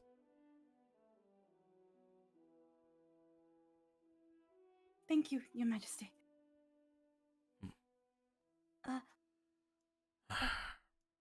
Try It not to is fine. scare my guards whenever you leave, please. I could hear them Okay. screaming from the window. Was that what that what was that? Yes. Orthos thought he heard some screaming earlier. Was that you two? Let us go, Your Grace. You nearly interrupted Orthos' stories. I'm really sorry. Don't be. You just I don't see do it. again a turn from the Bishop of War as he just walks right out.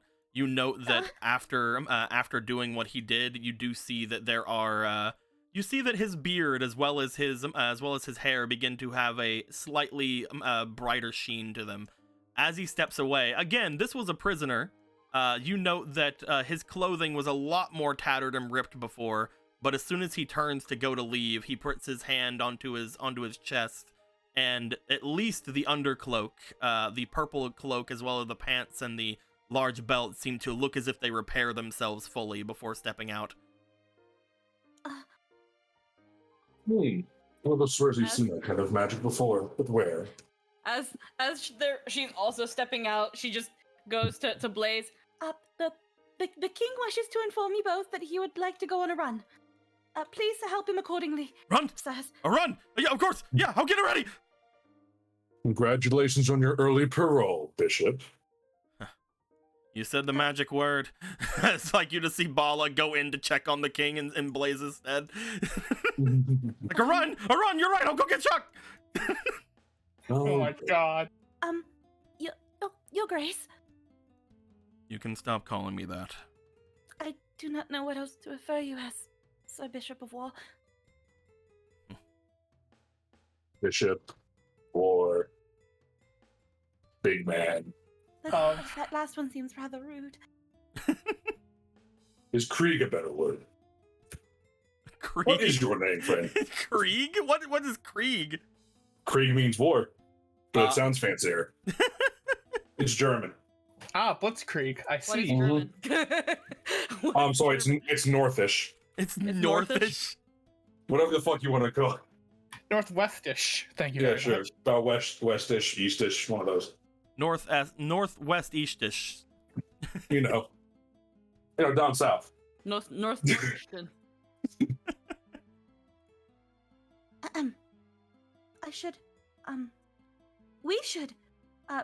We have a lot of explaining to do. Now that we're bringing home another guest. Here's another. Northos does hope that Marco finds a lead of those carts. We can return on Magic Frog post haste. Pardon. I only had so much time after I finished making the banana bread, so I wrote on Magic Frog. I also didn't get the time to change. This is a prototype. I didn't want to bring it up. But It's rather cute. it looks nice. This is for Gowan. What? Oh my god. What? Why would it be for Galen? He and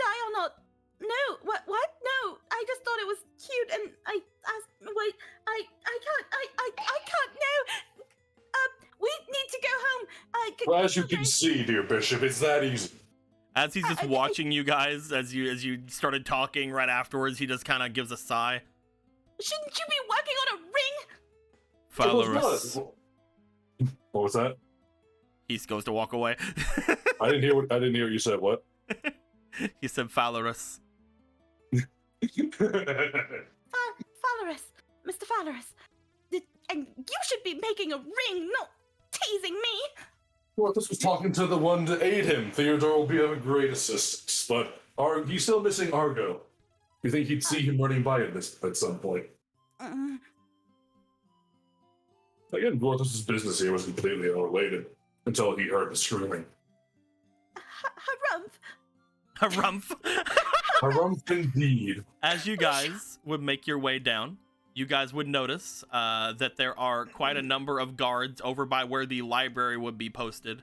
Upon doing so, you see that there's just a very small creature behind said guards. As he's like looking over toward all of you guys see an Argo. Gorthos just raises his hands up. Argo! Help! Argo! Help! Goes to help. You make your way over as the guards for a second look to you guys, give a slight part as Argo's just like in between the three of them. They wouldn't let me leave. They said that we're under attack. Oh, if that was true, there'd be far more screaming. But what's not important, Argo. Gorthos needs your aid. Help. But it seems you need Gorthos' aid first. We will be taking care of Argo from now on. He is formally denying the king's request to stay in the castle. They are all not looking at Argo. They're all looking over toward the bishop. And he is coming with us. Let us go, Argo, please. Yep. Bye. You can't come with us, Hal. You're not invited to the party. Oh, but I really want to go. No, you have a job to do. Well, just leans into you and Argo and whispers, they have names. Okay. Yes, they have little tags on them and they're engraved. You guys make your way off, heading off past where Theodore is still kind of standing. You note that Theodore gives a bit of a wave to you guys as you go. Upon getting out, you guys see Magic Frog has basically sat down on top of the bridge so they couldn't raise it up. Magic Frog, look at you. Everyone, all aboard and hold tightly. He What can go sort rather of great high. beast is this? This is He's Magic Frog. It's pretty much what it says. He goes over toward Magic Frog, puts a hand on it as his jewel in his chest begins to glow. What a fantastic specimen. Bernie would be glad to hear you say that, and perhaps Magic Frog is also happy to hear you say that. Yeah, he's really nice. He is very gallant for being a millennia old. A millennia, look, Frog, you're as old as Gorthos. All right. It's like a millennia. I should have known about you. All right. Well, sort of, kind of. Well, not really. You're still older, but... She just like puts the jar of marmalade of what was left in Magic Frog's mouth. Post haste. Magic Frog will look as if he's ready to go. He will start to get ready to jump. He'll do some hops. He'll start making his way back. This works. As Does it? you guys start to make your way back, I think this is where we're going to be ending things off for the night. As everyone begins to head back, the one thing that I will say, unfortunately, we are missing a boy. He had to leave. I understand that. We did go a little bit late today. I did want to go over that now that we have had a certain event going on with Gallon. I was wanting to show that we have some heckin' new cards over here. Ooh. Everybody has their new stuff. I would probably like to show them off whenever we actually have an Eric here, because 3 of them are his, and he has the funny one as well. So we'll probably show those next time, but we now have everybody's stuff in. We'll figure out what what the new blank scroll fund is going to be in between games. Again, I'll probably talk to you, Second Shadow, about that. I looked things through because there was apparently something else going on with the Gaming Morgana. About an hour ago, you followed, and I really appreciate that. You said that you had given some sort of a donation or some sort of bits. I haven't seen that go through at all, so I don't know Yeah, what's he going said on with Twitch, but I haven't seen that. They said that they sent $5 over. Okay. That they got the email and Streamlabs says it went through, but it hasn't gone through Streamlabs, so you might need to check your email, Deco. I checked the email. I checked Twitch. I checked like on the site and through OBS. Nothing seems to have shown up. But what did you give the $5 for? Did he ever say? They don't know what they can donate to. They're new. Ah, gotcha. I'll go ahead and just to make sure that things are going through with that, I'll give everybody a splation. Everybody will gain 1 splation. What these do, just so you know, Gaming Morgana, is that they allow for the players to add a 1 or a 2 to any of the rolls that they do. So that's really cool. Yeah. So usually each of them cost $2, but we'll just go ahead and give each of them 1. We'll just give them all. It seems like hopefully it'll make its way through, or either that or hopefully you'll get your money back. But yeah, hopefully everything will be doing pretty good. With that being said, we're gonna end the recording and then we can talk more about some things as well. But I hope everybody enjoyed themselves. We enjoyed ourselves. I'm glad we got to finally see the Bishop of War outside of a spoiler thing that Lindo did during one of his streams. And with that being said, until next time, guys, later days. Why? Bye-bye.